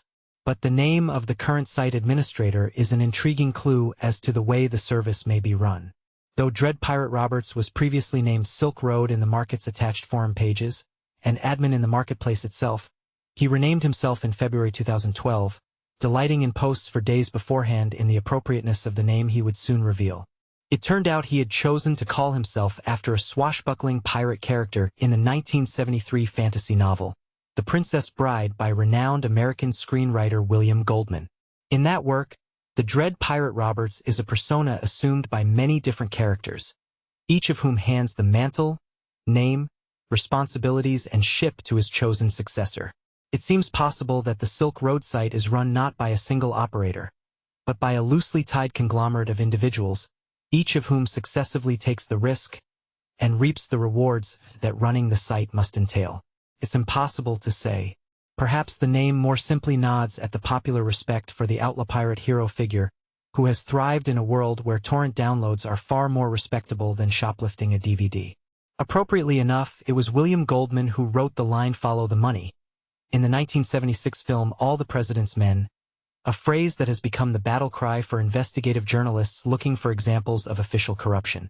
The architecture of Bitcoin, the currency used on the Silk Road by dealers and users, and other services deployed by the site, mean the money cannot be simply followed. Transactions are almost anonymous, and communications are encrypted between the intended recipients, making eavesdropping impossible. Proof that the site delivered was broadcast in the UK in February 2012 when researchers from British Broadcasting Corporation Radio 5 Live ordered and received a sample of very high-purity DMT. The sample was tested by John Ramsey at St. George's, and he said it was indeed excellent quality. The story was broadcast and published on the British Broadcasting Corporation's website. Andrew Lehman audibly facepalms as he relates the story over the telephone. What better advert could they have given? Not only does this illegal site sell rare drugs, it sells very high-quality product. But you didn't need to trust the British Broadcasting Corporation. The forums at the site offered crowdsourced proof of the best vendors and worst scammers. In June 2012, reviews for the best LSD vendor ran to 81 pages, with 50,000 views, heroin to 22 pages with 8,000 views. Cocaine vendors were reviewed in a 292-page behemoth with over 90,000 views, and MDMA ran in at 129 pages with over 60,000 views. One vendor said dealing drugs on the site wasn't without its moral problems. The prospect of a 12-year-old loaded to the gills on my MDMA is not a pleasant one. Enabling self-destructive/addictive behavior is also upsetting to me. Dealing in real life, you can recognize abuse and let customers know you're concerned, but online, there's no way to tell. He admitted, though, that vending on the site was financially much more lucrative than selling in real life. In real life, you're limited by your social circles, but here it's only a question of supply, capital, and hours in the day. Packaging straight up sucks to do. It's extremely monotonous and requires a good degree of concentration to avoid making any mistakes that might endanger the customer receiving. Sometimes during especially busy periods I spend 70, 80, 90 hours a week packaging, all of it extremely dull. Apart from the risk of being locked up for the next decade, it's definitely the worst part. Dealing in real life is much more pleasant. Greater paranoia about the authorities is another downside. Public drug markets, such as this, are a giant middle finger to many powerful interests, and so the political motivation to shut them down and lock up the people participating is out of proportion to the actual volume of illicit trade taking place. Last summer I was the #1, basically highest volume, vendor on the site for a while, and the fear really crept up on me. I'd lie awake at night thinking about it, worrying I was going to have my door kicked down and be dragged away at any moment. I'm much more comfortable with it now. But if I had known from the start how much mental torment and stress were involved with vending, I probably wouldn't have started. However, there are upsides, he says. I find the day-to-day grind of vending online worse than dealing in real life, but the human interaction online is often a lot more uplifting in some ways. Most people I sell to in real life are club kids/raver types, so they're more predisposed towards hedonism, which I of course have nothing against. Then using for more spiritual/emotional reasons, so the feedback is less touching, which is a definite negative for me. I get emails from Silk Road customers telling me how the drugs I sell have helped them with emotional or spiritual or sexual problems, people mending broken relationships, rekindling intimacy. If predictions that sites such as the Silk Road will become more popular, or even commonplace seem far-fetched, think back just 17 years. At that point, Amazon.com was a 3-person startup launching from a garage. Today, it's the first place most people look to buy almost any object that can be delivered. And exactly the same issues confront users of online drugs markets today, as face those who dared enter their credit card details onto a bookshop's website in the 1990s. Will the vendor deliver? Can I trust this software with my money? The only difference is that Silk Road customers might find themselves wondering whether their purchase will result in a jail sentence. The motivation for people to use the Silk Road is high, given the prevailing legal climate. Considering that the Royal Mail in the UK delivers 15.9 billion items a year to the UK's 29 million addresses, and that small envelopes and packages are seldom opened, much less x-rayed or sniffed by dogs, capture, prosecution, and imprisonment look unlikely. One vendor on the site even offers a fake package service for the super cautious. He'll deliver you an empty box or envelope for a small charge, just to get the postman used to delivering packages from overseas. Packaging by many vendors on the site is said to be exceptionally ingenious, and the protocol on the forums and in feedback forms below purchases is never to discuss the details of these. What's more, there are vendors in many countries, so there's no need to worry about international postal or customs issues. Users in the US or UK or the Netherlands, or indeed, in dozens of countries worldwide, can buy drugs from dealers in their own countries, removing the danger of border staff targeting their packages. Technically, while the Tor network is now small, meaning its pages load more slowly than those on normal websites, in coming years the power of cloud computing means that more relays carrying the service will be able to be set up cheaply. In November 2011, Amazon's cloud servers started hosting Tor bridges. For $3 a month, users click and support the project, with no knowledge of the technology required. And in late 2012, the Noisebridge group of online activists made supporting the Tor network as easy as clicking on a donate button at noisetor.net. Anonymity 2.0, click here to buy now. Most politicians speak as if they believe there is an off button for the net that can be thrown without affecting business interests, too. But the dreams of early net pioneers, for better and for worse, are now coming true. People are now connected to each other with no central hierarchy governing that process. Information flows freely and respects no authority, and the network is indestructible. As Roy Amara, a futurologist and Stanford computer engineer, and president of Institute for the Future said, "We tend to overestimate the effect of a technology in the short run and underestimate the effect in the long run. A new kind of currency is making official control of this area even harder." Bitcoin is an electronic cash system produced using cryptography. It is a peer-to-peer currency made by users, meaning that no central authority issues money or tracks transactions. For every legal Bitcoin user selling web design services or carrying out coding jobs for which they are paid in the currency, there are many more using Bitcoins to buy drugs on the Silk Road. Bitcoin is today the preferred choice of hundreds of online drug dealers. You can buy Bitcoins using cash or other currencies in hundreds of ways, with varying levels of anonymity. Using Bitcoins can be, depending on how you use them, almost completely anonymous. Originally, Bitcoins were produced by miners, a figurative term for computer owners who donated their processor time to the project and were rewarded with coins for their efforts. The currency, or rather, the system that creates the currency, was released to the web on November 1, 2008, as the world economic system teetered on the brink of systemic collapse. Anonymous software coder Satoshi Nakamoto issued the open-source application and included a sly reference to the latest banking bailout by Britain's then-Chancellor of the Exchequer, Alistair Darling, buried in code for the so-called Genesis block, the first coins ever mined, in January 2009.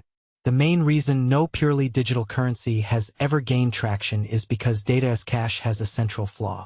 As the music industry has discovered in recent years, digital information is infinitely copyable. Digital money until now could be spent again and again. To prevent this, a central banker would be required, someone who would maintain a sales ledger. But who could be trusted with such a thing? Bitcoin solved that problem by turning to the crowd for the answer, distributing the record of transactions much like a .torrent file.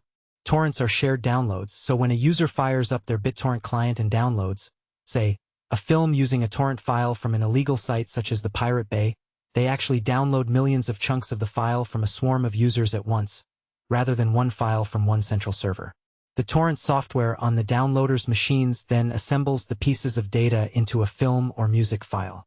Nakamoto's elegant solution to the double-spend dilemma was to create what he called a blockchain, a distributed or shared ledger of all transfers of coins from one person to another. Crowdsourced, decentralized, massively distributed cryptographic cash had arrived. Users, known as miners, donate processor time to maintain and update the blockchain, which records all transactions between users, and in the process also dig for new coins. Miners' computers send evidence of those transactions to the network, racing each other to solve these irreversible cryptographic puzzles that contain several transactions. The first miner to crack these puzzles gets 50 new bitcoins as a reward, and those transactions are added to the blockchain. The puzzles are designed to become more complex over time as more miners come on board, which maintains production to one block every 10 minutes, keeping the creation of new coins steady. The reward for successful mining also falls over time, from 50 to 25 coins per block, and drops sequentially by half every 210,000 blocks. In the year 2140, there will be no more bitcoins minted or mined. The software limits their production, meaning there will only ever be 21 million coins in existence, preventing inflation. They can, though, be divided to 8 decimal places, with each subunit known as a Satoshi, after the coder who invented them. Bitcoin could almost be seen as performance art. It demonstrates in the most practical way what many people have never considered, that the system of money, of currency issuance, is illusory at best, deceptive at worst. As if to illustrate this, one truly psychedelic item was put up for sale on the Silk Road in July 2011, when a vendor named Ugly Surfer offered pound weights of American copper pennies for 10.43/pound. The face value of the pennies was $14.60. But at the time, copper prices were such that the metal contained within an American penny was worth almost 3 cents. Ugly Surfer was demonstrating that the fiat system of money and fractional reserve banking, whereby banks can and do create money from thin air, was not to be trusted. Under the best conditions, I could walk into a bank and provide $25 in paper Federal Reserve notes, and walk out with a box of 95% copper pennies with a metal value of approximately $64 in copper, he explained. Not a bad deal.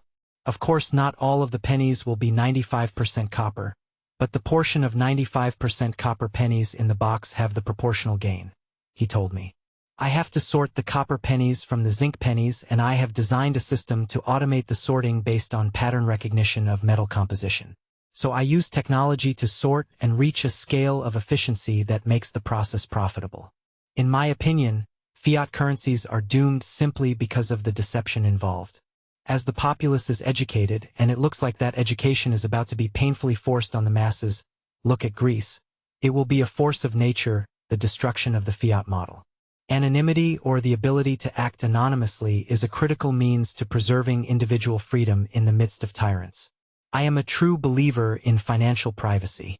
My belief is today those that seek personal freedom become enemies of the state, as far as the state is concerned, and are in the eyes of the state criminals. Not unlike those who deal in drugs on Silk Road. In 2009, Laszlo Hansiez, an American programmer, made the world's first purchase using bitcoins. He sent the bitcoins to a British man who called in a credit card payment transatlantically. It was a pizza, and it cost $10,000, a sum worth £75,000 in November 2012. Today, many thousands of bitcoins are circulating around Silk Road users, and around 12,000 per day are spent on the site, at a value in late 2012 of around £7.50 each.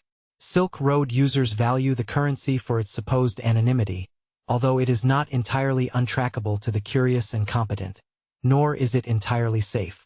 Live by the chip, die by the chip.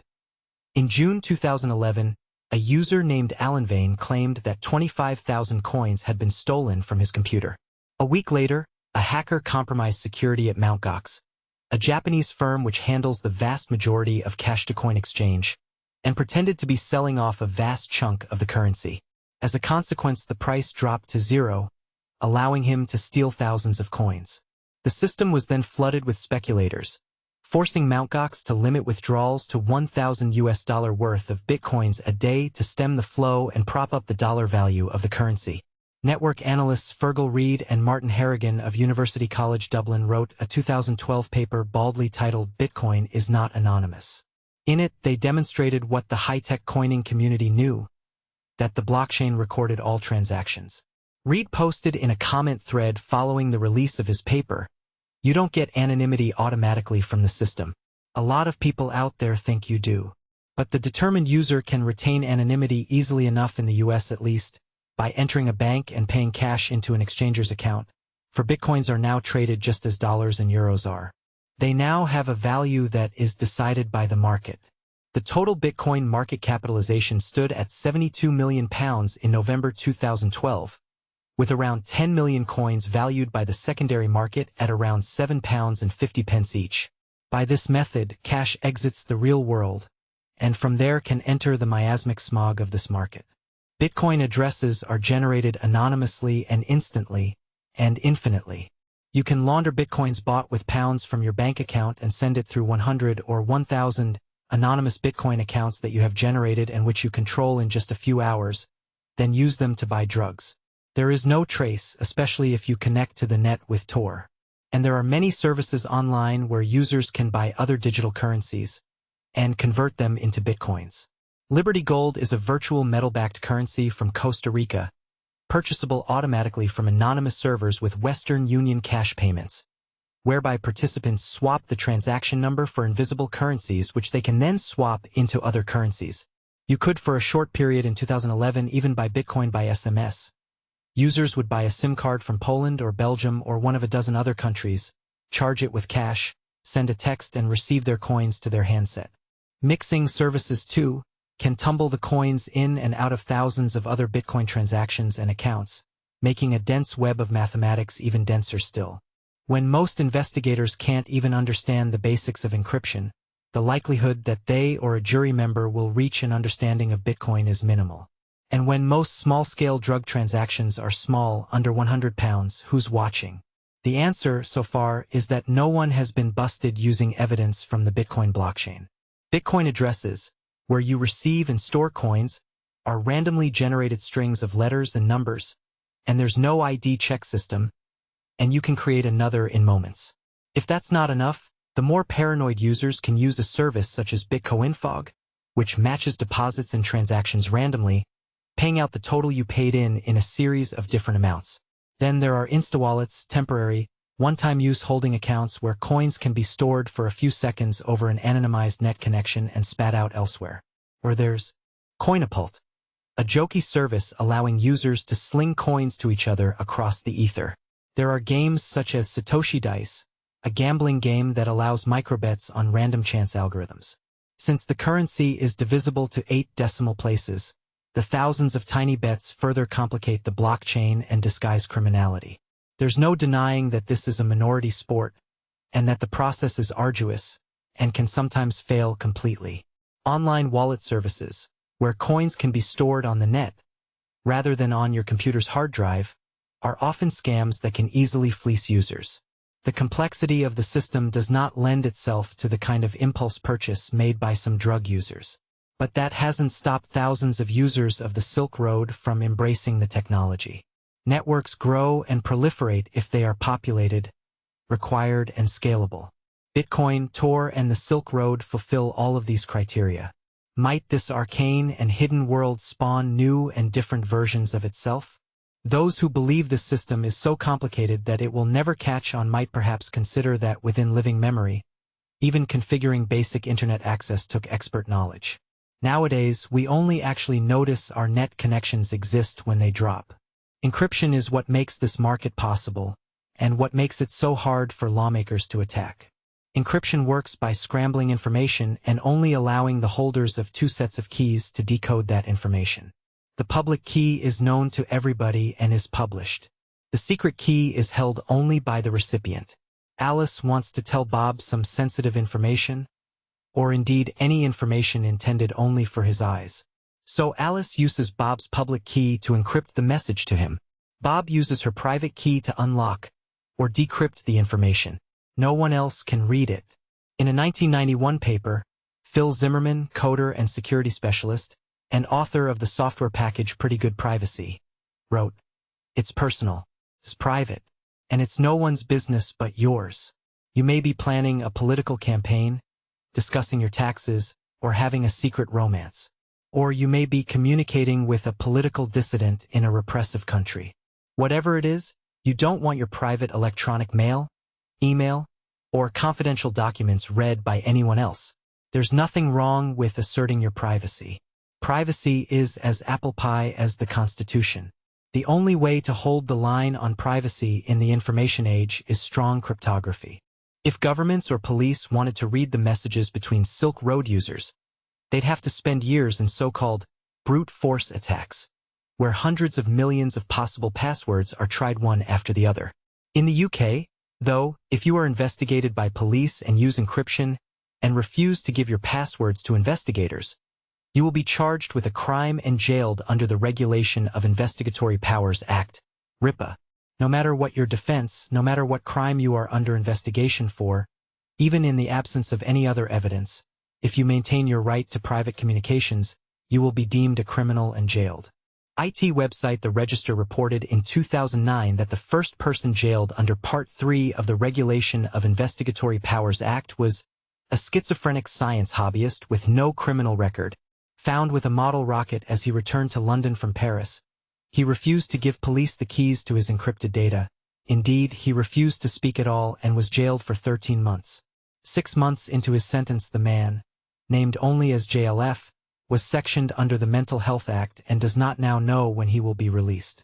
It's highly likely that legislators will one day use the menace of online drug deals as a justification for intruding into people's privacy. A happy consequence for the government of its targeting of this strawman folk devil will be unfettered access to all our private thoughts and conversations. You can never be sure a conversation is private without encryption. John Collis, an American computer security expert who co-founded PGP Corp with Zimmerman, tells me. The German government broke Skype's encryption models by releasing malware and viruses into the wild that can easily unscramble voice calls across the network, allowing it to eavesdrop at will, he tells me, across a Skype line.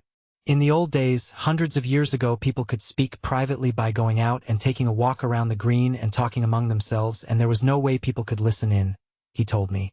Today, with long-distance communication so commonplace, there's no good way to do that except by using technology. Encryption lets you have a private conversation with anyone else, and that's needed by business and anyone that wants to talk in private. The history of encryption is a fascinating tale of early net privacy campaigners facing down the government and winning. From the 1970s onwards, encryption was considered military hardware and could not be exported from the U.S. In 1995, Phil Zimmermann had the source code for PGP printed in book form and sent to Germany from the U.S., since the export of literature was not banned. An engineer in Germany scanned the code, recompiled it, and distributed it online. The export regimes were eventually liberalized, as the government had to accept that encryption was nothing more than maths. These networks were not designed to respect orders. Deadpans Collis. Could governments roll back encryption advances in order to prevent online drug dealing and halt secret communications? I think the toothpaste is out of the tube, says Collis. Cryptography, in some form, is used by people every day all the time. Whenever you buy something online, your purchase details and delivery details are all encrypted. There are reasons for that. There are gangs that want to steal your info and defraud people with it. The reality is that among the other problems society has, including the mafia stealing from old ladies, the way to protect them is encryption. It is flat technologically impossible to manage encryption, he told me. Collis is certain government will focus on the drugs issue in the upcoming debates around encryption and privacy. Encryption is why the big National Security Agency, NSA, facility in Utah is being built. The NSA understands it is a new century and they need new technology for what they are doing, he said. The new NSA facility is a data harvesting plant in the desert near Utah. It will cost $2 billion to build, will measure 1 million square feet, and will be able to store 500 quintillion pages of information. It is Collis' belief that this center is being built for traffic analysis purposes, seeing who is talking to whom, how often and for how long, and to engineer password-breaking technologies. Though encryption is essentially uncrackable, passwords are generally trivial to break. Traffic analysis can also be used to gather valuable data on communications that have passed through Tor. In just under 2 years, the Silk Road administrators have used technology and ingenuity, along with innovative crowdsourcing solutions to internal and external threats, to achieve what thousands of campaigners have toiled since the 1960s to achieve: the right for people to buy and sell natural and artificial chemicals that affect their consciousness in ways they choose without interference from the state. It is a paradigm shift that cannot easily be reversed. The growth of Silk Road may have provoked the very public forced closure in 2012 of one of the net's longest-standing online drugs markets. The Farmers Market, or TFM as it was known, was an accident, or more accurately, a bust waiting to happen. The site operated for a number of years as an email-only service at adamflowers@hushmail.com. Later, it ran its business on the anonymizing Tor network but, foolishly even there, used the Hushmail encrypted email service to serve its thousands of international customers rather than using its own encryption. The site sold mainstream psychedelics, MDMA, LSD, ketamine and high-potency marijuana and hashish, along with DMT, psilocybin mushrooms, and mescaline. Its vendors were connoisseurs and offered rare cannabis strains and seeds seldom available anywhere else. It was mainly a boutique online marijuana store, and its descriptions showed the expertise of the obsessive. TFM's existence was an open secret in the online drug dealing and purchasing community, far too open. The only startling thing about the closure was that it took so long. The site was like a proto-Silk Road, but crucially, as court papers would reveal in 2012, it accepted payment methods that were traceable and insecure. Users could join the site with no invitation, and therefore with no background or reputation checks. With its drop-down menus and creaky lo-fi design and jagged fonts, it felt a rather rustic kind of place. An artisanal street market, if street markets, had rickety oak barrels filled with pounds of free-flowing crystal ketamine and fragrant sprigs of marijuana, rather than single-estate coffee beans and overpriced sourdough bread. The bust came 1 year after mainstream media outlets became aware of the Silk Road's existence. It was a showboating exercise to satisfy political pressure from the U.S. to do something about the new internet drug menace, and maybe to scare off users from buying drugs online generally. The bust was hardly high-tech, nor was it particularly ingenious, however much the police attempted to portray it that way. Undercover agents infiltrated the network posing as buyers, and simply made orders that revealed the network's international links, names, bank account details of the recipients of funds, and addresses connected to the dealers. Every criminal enterprise has a weak point, and one of TFM's most fundamental errors was that it took payment via various insecure and far from anonymous means, from PayPal to Western Union international transfers. They also accepted iGolder, a digital gold currency, and Pecunix, a similar currency, which stores its ingots in Swiss vaults but is incorporated in Panama, the Central American banking powerhouse that borders Colombia to the south and east. The Pecunix payments were laundered through various PayPal accounts, and then sent through various accounts in Hungary, Western Union payments skipping across continents to become balances on-screen in iGolder and Pecunix accounts, and back and forth until TFM's dealers thought, mistakenly, that the money was crisply laundered. They were wrong. The transactions had been tracked through these systems. The paper trail was easy to follow. If they'd used Bitcoin, the site's operators would be free men today. The indictment alleged that between January 2007 and October 2009, the farmers market processed 5,256 orders with a value of $1.04 million. The site had over 3,000 customers in 35 countries, including buyers in every state of the USA. 42-year-old Mark Willem, the lead defendant, also known as Adam Flowers, was arrested on April 16, 2012 in Lelystad, Netherlands. The day before, Michael Everin, an American citizen living in Buenos Aires, Argentina, was arrested as he attempted to leave Colombia. 6 other dealers and accomplices were arrested at their homes throughout America. At the time of research, none of their 3,000 customers had been targeted. The indictment ran to 66 pages and documented hundreds of drug deals that the group had administered. The network was huge, covering countries in Central, Latin, and North America, Eastern, and mainland Europe. The men were charged before the United States District Court for the Central District of California on charges of conspiracy to distribute controlled substances, conspiracy to launder money, distribution of LSD, aiding and abetting, continuing criminal enterprise, and criminal forfeiture. When the news broke online, panic chatter spread across dozens of sites. Police called the group sophisticated and said it used advanced anonymizing online technology. This was not true. The group used proprietary encryption on a webmail service, Hushmail, which publicly stated it would cooperate with police if asked to do so. The advanced anonymizing software was simply Tor, which, though it is indeed advanced, is something even the most technically illiterate web user can use easily. Breon Gray of the DEA said the operation, named Atom Bomb, should send a clear message to organizations that are using technology to conduct criminal activity that the DEA and our law enforcement partners will track them down and bring them to justice. The police's intention was to give the impression they had infiltrated an elaborate and complex market. They had not. They had just sent a few emails and issued a few subpoenas to follow the money. In the final analysis, TFM was low-hanging fruit for the police, and in grabbing it, they merely showed their hand early and revealed the weak points of any online peer-to-peer drug smuggling network: communications and payment. The slew of news stories also told anyone who was listening that it was possible to buy drugs online, and that it was the dealers, rather than the site's 3,000 happy users, that the police were targeting. The Silk Road's payment and communication systems remain essentially impenetrable. It's here on the Silk Road that the early net evangelists' vision of a world where information flows freely, where no central hierarchy rules, and where the network takes precedence over the individual has finally been realized. Whether you celebrate or lament the fact that drugs such as cocaine, heroin, and LSD are now available online with just a little effort and very little likelihood of legal consequences, it is undeniable that we are at a turning point in legal history. Through a decades-long process of chemical and technical innovation, drug users and producers have beaten the laws made by a political system whose only response to increased drug use is a harmful, expensive, counterproductive, and ultimately failed strategy of criminalization.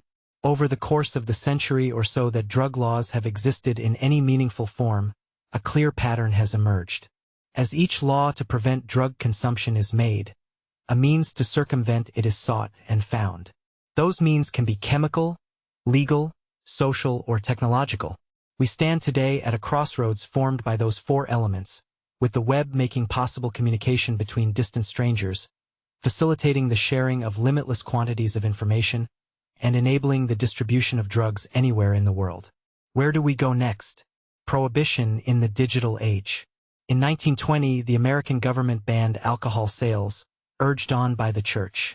During the first 2 years of Prohibition, consumption dropped at first, but then increased enormously. Insurance companies said the increase in alcoholism tripled.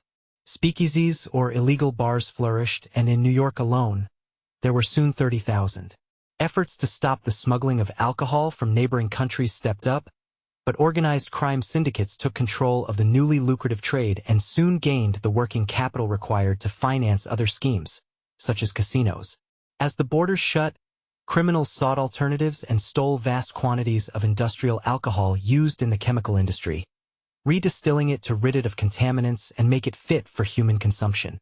The government, angered that its laws were being flouted, decided to poison the alcohol to scare people out of drinking it. In a largely unreported act of deliberate mass murder, the government added new, more dangerous substances to it.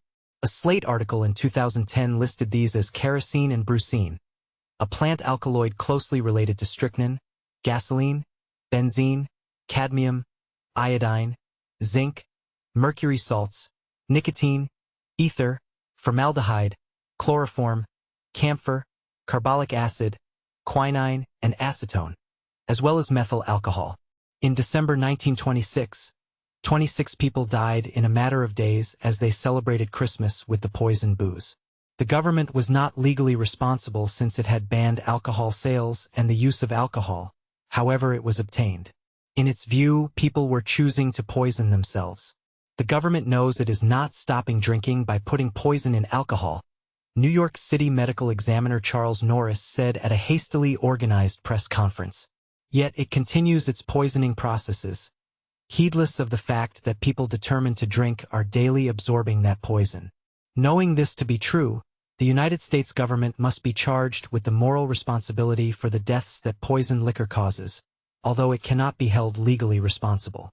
Who then is morally responsible for the sickening of the 30 young Alabamians who are today suffering kidney damage after smoking tainted spice products? Legal responsibility lies with the manufacturers and retailers of the fake pot products that were tainted with herbicide as well as the research chemical that made their customers ill. Personal responsibility lies with each of the young men and women who chose to smoke the tainted herbal blends. But in a country where 850,000 people have been arrested for cannabis use since erstwhile marijuana enthusiast President Obama came to power, where does moral responsibility lie? It is mainly the young who are suffering the consequences of society's inability to update our drug laws effectively for the modern age. Almost 1/3 of young people are searching for ways of getting legally high, according to the latest survey commissioned by the Angelus Foundation, a campaign group founded in 2009 by Marion Stewart, whose 21-year-old daughter Hester, a gifted medical student and keen athlete, died after taking GBL in 2009. Gamma-butyrolactone, a paint stripper and industrial cleaner, can be used as an intoxicant and is popular on the club scene. It is active at 1 ml and causes euphoria and disinhibition, but overdoses where users fall into a coma-like state are commonplace since it is so potent. It was legal until late 2009. 2/3 of the 1,011 16 to 24-year-olds surveyed by the Angelus Foundation in October 2012 admitted they were not well informed about the risks associated with the new drugs on the market. Festivals. Since Woodstock have been linked with drug use, whatever message their public relations machines might seed in the press, so events there can tell us much about current trends of use and the attendant problems. Dip your head under the canvas at a festival medical tent and you arrive at the intersection of the net, new drugs and young people. Monty Flinch, who runs Shanti Camp, a non-profit aid organization providing drug crisis intervention at American festivals, says that in recent years, instead of dealing with the psychological issues caused by LSD, psilocybin, and MDMA, they have seen seizures, delirium, violence, and deaths. Even discounting the hyperbolic news coverage of face-eating zombies, the real situation is substantially worse with legal research chemicals than it ever was before. It is now easier for an American teenager to obtain a powerful psychedelic than it is to obtain alcohol. Today's scene is much more complex with the influx of large numbers of research chemicals ranging from the more common bath salts, MDPV, methyl 1, to much more obscure chemicals such as 25-cNBOMe and methoxetamine, he said. The reasons the drugs are taken are manifold, but he believes their legality is a major draw, along with cultural influences. Kids feel they are exposing themselves to less risk by taking drugs that are not going to get them arrested, and drug use is highly subject to countercultural trends, and whatever the cool kids are taking quickly becomes popular. In many cases, the legal consequences of drug use far outweigh the medical risks. Our drug laws in the U.S. are forcing users to experiment with increasingly dangerous compounds in order to avoid having their lives ruined by a criminal conviction. Flinch says he cannot see any likely improvements in the future.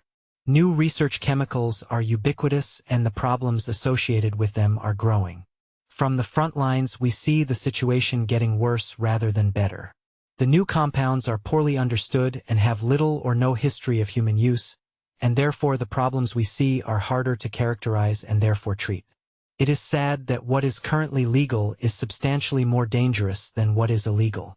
The entire debate around drugs, which was already philosophically and practically complex, has been made yet more intractable by the emergence of these new drugs and distribution systems. Our insistence on overlaying anachronistic models of drug control onto this digital world might, in future years, be seen as a fatal flaw that we did not address when we had the chance. The popularization of research chemicals presents legislators, policymakers, and police with an almost existential dilemma. They are charged with protecting the health of populations and reducing crimes, and these new drugs pose health risks, but are legal. The Chinese factories that produce them operate with none of the quality control typical in most pharmaceutical manufacturing plants, but customer uptake is enthusiastic. Each new ban brings a newer, possibly more dangerous drug to the market, and it is impossible to predict what the next moves might be. Legal responses seem not only not to work, but to exacerbate the issue.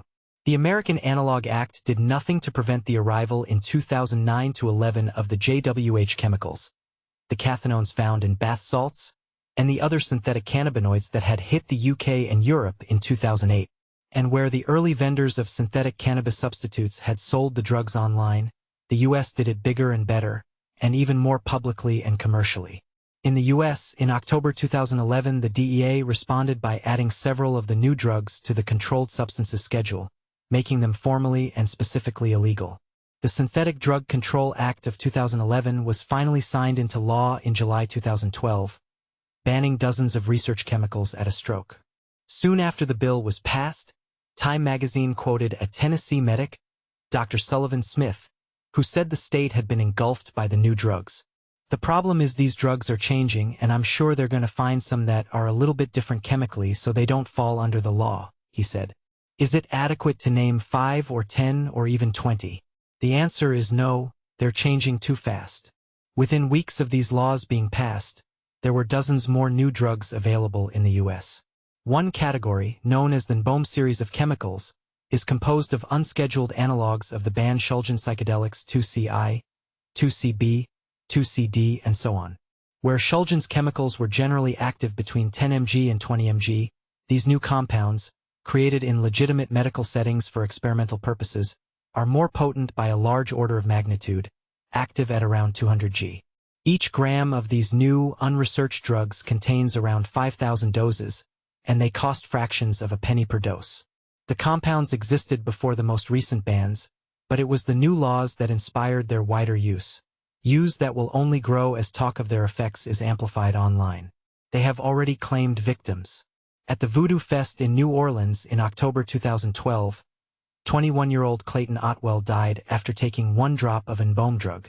The New Orleans Times-Picayune newspaper spoke to festival goers who said many dealers were selling the drug 25I, NBOM as artificial LSD or mescaline at the event.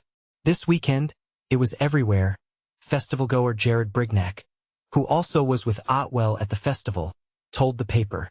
People had bottles and bottles of it. They were walking through the crowd, trying to make a dime off people at the festival. There have been at least 6 other fatalities in the U.S. from 25I NBOM, Arrowhead reported in late 2012. There are dozens of other NBOM drugs, and their use is growing. The Blue Light Bulletin Board has 3 threads on 25I NBOM, running to over 75 pages with more than 100,000 views. Search Google for it, and there are suppliers on the first page.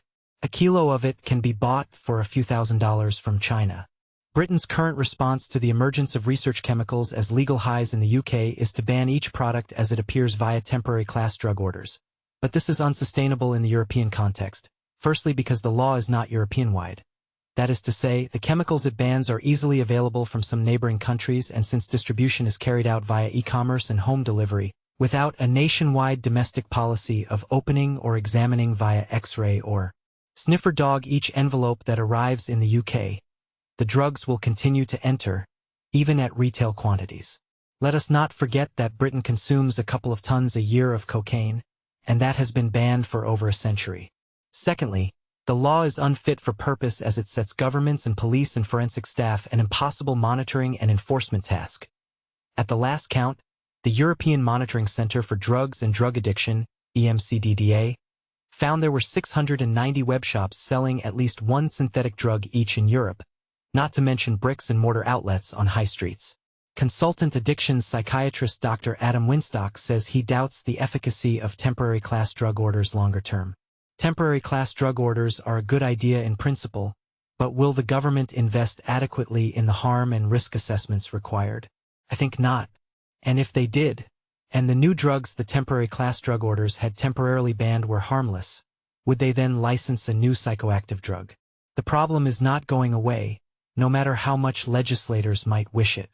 New drugs have become a global phenomenon which is developing at an unprecedented pace, said an EMCDDA report in April 2012. Director Wolfgang Gotz wrote, "We now see new drugs marketed in attractive packages on the internet or sold in nightclubs and on street corners. Whatever the source, the simple fact is that a dangerous game of roulette is being played by those who consume an ever-growing variety of powders, pills, and mixtures, without accurate knowledge of what substances they contain and the potential health risks they may pose." He added, "We must continue to enhance Europe's ability to detect and respond quickly and appropriately to these developments. This requires networking and the sharing of information, and it requires greater investment in forensic analysis and research." The European Monitoring Center for Drugs and Drug Addiction admitted that these new drugs posed health risks to individuals and the general public, and acknowledged that legal moves to ban the drugs could simply see the cycle repeat. Legislative procedures to bring a substance under the control of the specific drug law can take over a year in some countries, and controlling a substance may have unintended consequences, such as the emergence of a more harmful, non-controlled replacement. Yet even while identifying the risks to thousands of drug users across Europe, and acknowledging that its strategy could lead to greater harms, it did not propose any solution to the issue other than the prohibition that the organization itself argues actually created the trade in substitute drugs. Europol Director Rob Wainwright, quoted in the European Monitoring Center for Drugs and Drug Addiction report, said, "The selling of illicit drugs and new psychoactive substances is yet another area where the internet is abused by organized criminals. We must ensure that law enforcement agencies have the modern operational and legislative tools to combat such cases effectively." British police have different views, however. The Association of Chief Police Officers National Lead on Drugs, Tim Hollis, one of Britain's most senior policemen, with a 35-year career in the force, confirmed that the emergence of research chemicals and other paralegal recreational drugs is not a policing priority, and even pursuing prosecutions for possession of standard drugs isn't at times. He insisted that changing behaviors and attitudes is the best way to prevent drug use. Street cops recognize that if kids have drugs in their possession and you haul them before magistrates, it's a good box-ticking exercise, but does it change their behavior? Frankly, no. The service is pragmatic about how we can change the choices young people make. I'd like to think we could have a better informed debate on how to use scientific and health evidence to help young people make good choices, and how to help those who make choices that are inherently unhealthy for them and society. Hollis, who laments the inability of both sides of the drug debate to come to a consensus rather than taking up polarized and politicized positions, argues convincingly that for the majority of people who do not take drugs, decriminalization is not a viable option. The decriminalization and legalization approach worries a lot of the overwhelming law-abiding majority who do not use drugs. The Home Office statistics show that the reality is the vast majority don't take drugs. It's also an emotive issue.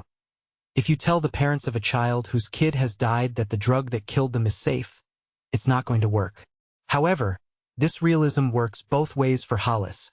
one of the UK's most senior drugs officials, who says he believes the public expect police to tackle crimes that affect communities more than targeting internet dealers. Are there squads of officers sitting on computers monitoring this? He asked. No. The public wants visibility. Police on the street, not a police member sitting in an office monitoring the internet trying to spot people selling drugs. This is planet Earth, he told me. As police, we deal with all aspects of harms, from terrorism to organized crime, to road traffic accidents, where we talk to the parents of the dead and tell them what's happened. We talk to victims of violent assault and of sexual assault in hospital. From a police perspective, how excited are we about some young people buying a white powder from a head shop, which may or may not be what it claims to be? Is there a risk? Of course, it's a risky world. Can we monitor it all the time? No, it's not realistic. Even as the flow of chemicals continues unabated, the UK Border Agency believes jailing dealers is a deterrent. In February 2012, its investigations were instrumental in the conviction of a 26-year-old Kent man, Jeremy Detheridge, for the supply of drugs sourced from China that he believed were legal to sell with the no-consumption caveat. Detheridge chose to disguise them as lawn feed. It was one of the first such cases that resulted in a conviction. Paul Tapsell, prosecuting, said that in April 2010 two packages from Shanghai Maui Co., China, were intercepted at Stansted Airport. They were addressed to an alias, David Saunders in Botany Road, Broadstairs. Upon testing at the airport, the packages were found to contain lignocaine, a topical anesthetic, and MBZP, a recently banned Class C drug of the piperazine class. Judge Adele Williams said Detheridge did not know what was in the powders he was buying, and nor would his customers, who bought the powders from the sites Happy Cat So UK and Perfect Powder So UK. Detheridge was jailed for 3 years, admitting he had been playing a cat-and-mouse game, trying to bring in legal drugs. He didn't know what effect they could have on the people he was supplying them to. They could have been substances which turned out to be lethal. He didn't know, said Judge Adele Williams. Malcolm Bragg, Criminal and Financial Investigation Assistant Director at the UK Border Agency, argues for stricter controls and more prohibition. Drugs devastate lives and communities, and officers at the UK Border Agency are determined to stop them reaching our streets. But a person with close links to the UK Border Agency said on condition of anonymity that the agency is overworked and under-resourced, and that most single-kilo packages sent through UK airports by express courier service were more likely to pass through unimpeded than not. The Serious Organized Crime Agency, responsible for targeting narco-traffickers, said in its 2012 report that it continued to disrupt the trade in new psychoactive substances. Work in conjunction with the Home Office and forensic providers is building a better picture of the range of psychoactive substances, both controlled and non-controlled, which are traded in the UK, and this picture is continuously refreshed as new substances become available. It said that it had worked closely with the competent authorities in source countries, such as China, to seek to influence their response to the trade, including by encouraging them to tighten the legislation surrounding the substances. This produced some good results. China, for example, increased the controls of online sales and made mephedrone a controlled substance. However, since mephedrone was banned in the UK and China in 2010, use has increased by 20% and prices have doubled, and a torrent of new, legal drugs has emerged, each new ban prompting innovation from manufacturers keen to cash in on the legal highs craze. Banning a drug does not eliminate it from dealers' repertoires. Instead, the range of drugs they offer simply expands. And in a classic piece of geographical displacement, whereby pressure to limit production in one country merely sees the trade shift to another nation, India now produces much of the UK's illegally imported mephedrone. Serious Organized Crime Agency did, though, close down over 120 UK-based websites that continued to advertise controlled drugs, but many of them simply reopened under different names, selling legal compounds. It's highly likely that the flood of new chemicals will continue unabated. Alexander Shulgin has published a new book, The Shulgin Index, Volume 1, Psychedelic Phenethylamines and Related Compounds. It is the culmination of his life's work, and behind its sober, leather-bound cover lies more chemical data than most people could read in a lifetime. It covers over 1,300 compounds. It is, says its American publisher, an invaluable resource for researchers, physicians, chemists, and law enforcement. It costs $150, but its pages are available for free online, where volunteers are participating in a group edit and annotation. Volume 2, covering hundreds of new tryptamines, will be published within the next few years.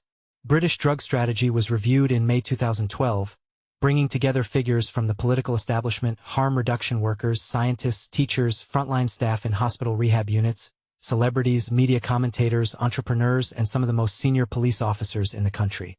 Members of the Home Affairs Select Committee, which is appointed by the House of Commons to examine the policy, administration, and expenditure of the Department of Health and its associated bodies, visited drug-producing countries such as Afghanistan and Colombia, and investigated the links between drugs and crime and disorder. It represented the highest-level mainstream political debate on drugs that has been seen in the UK for over a decade. The Home Secretary, Theresa May, in a letter to the Advisory Council on the Misuse of Drugs, Professor Les Iverson, acknowledged the thorniness of the problem. With the pace with which we are seeing new substances becoming available in the UK and, in addition to the more traditional routes of supply, with the Internet playing a critical role by increasing the ways in which it is possible to buy novel psychoactive substances, the challenges to the government, law enforcement, and the forensic community are considerable. The announcement of the Home Affairs Select Committee's intention to open a debate around drugs policy was made at the same time that a series of influential international figures went public for the first time with their belief that the war on traditional drugs was not working, and that a new approach was needed. These included the presidents of Mexico, Guatemala, and Colombia, all of whom have experienced events that, if replicated on the streets of Europe and the US, would be deemed unacceptable. Some 100,000 Mexicans have died in the last 9 years as the country's criminal gangs supplied the U.S., the world's richest and greediest consumer of drugs, with cocaine, heroin, marijuana, and methamphetamine. Guatemala's president wrote in The Guardian that it was time for his country, as a key transshipment point for the drugs trade, to consider legalization. Guatemala will not fail to honor any of its international commitments to fighting drug trafficking. But nor are we willing to continue as dumb witnesses to a global self-deceit, he wrote.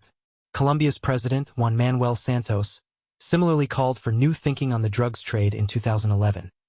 The world needs to discuss new approaches. We are basically still thinking within the same framework as we have done for the last 40 years. He went further and said his country, the world's biggest producer of cocaine, would consider full legalization. If that means legalizing, and the world thinks that's the solution, I will welcome it. I'm not against it, he told journalist John Mulholland.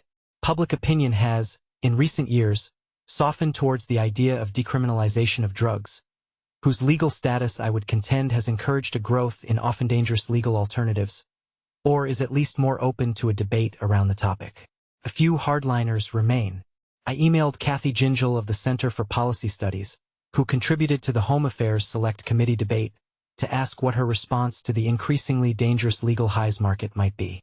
She equated those buying and selling legal drugs on the Internet with those who sexually abuse children. We do not stop pursuing crime or enforcing the law because crime persists or because the technology they use changes, whether the Internet or not. If you took that view, you might give up on tracking down pedophiles who have come to operate as many criminals do through the Internet, she said. However, the market in legal highs is currently, and rather self-evidently, legal in the UK, Europe, and the US, and much of the rest of the world. The sexual abuse of children by adults is not. Gingell offered commentary to the Home Affairs Select Committee together with boisterous right-wing media commentator Peter Hitchens. He cast the use of drugs, as the churchmen in 1920s America once did, in a moral light. I think that taking drugs is a wrong thing to do. I think there is a good reason for there being a law against it, and if people do it, they should be punished according to the law. If we had held to that, then we would still have the levels of drug use which we had before the 1971 Act, which were minimal, he said, citing no evidence whatsoever. Hitchens declared that the rule of law, if properly and zealously applied, was in itself enough to dissuade young people from taking drugs. I think if you have a properly enforced law where cannabis possession, which is illegal, is punished when detected, then one of the most important things you will do is you will armor people who are under strong peer pressure from their schoolfellows to take drugs. Against that, they can turn around and say, No, I will not do that. I don't want to risk having a criminal record. I don't want to risk never being able to travel to the United States for the rest of my life. I don't think it's worth it. However, the hundreds of legal chemicals now available as replacements for cannabis are far more harmful than the illegal drug itself, as was noted by the drug's inventor, John William Huffman.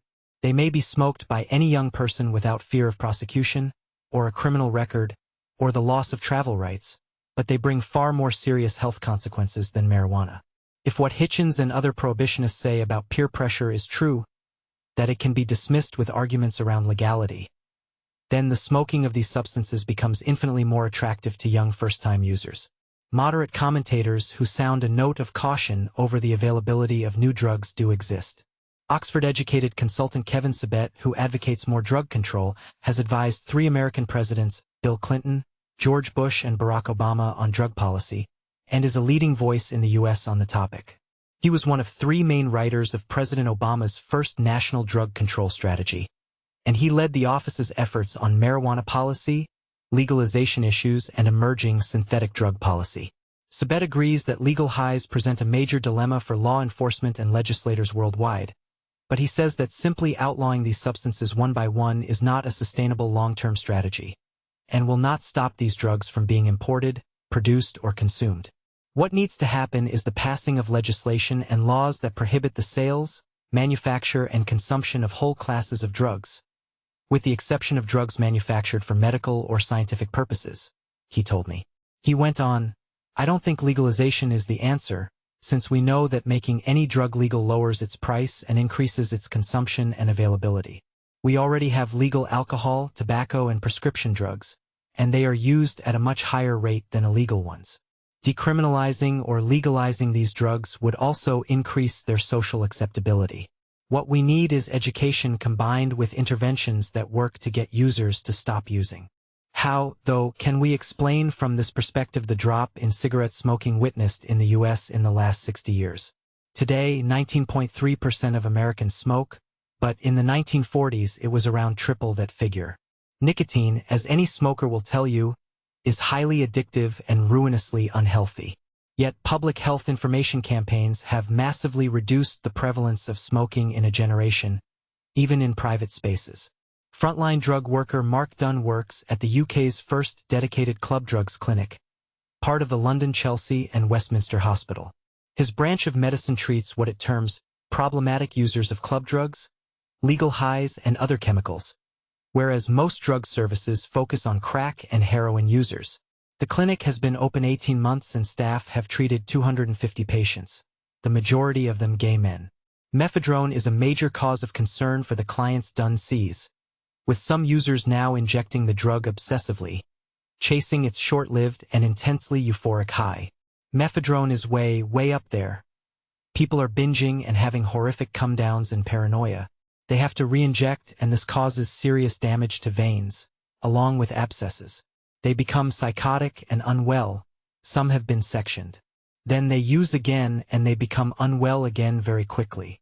One patient had no previous psychiatric history, and he has been sectioned 4 times in the last year.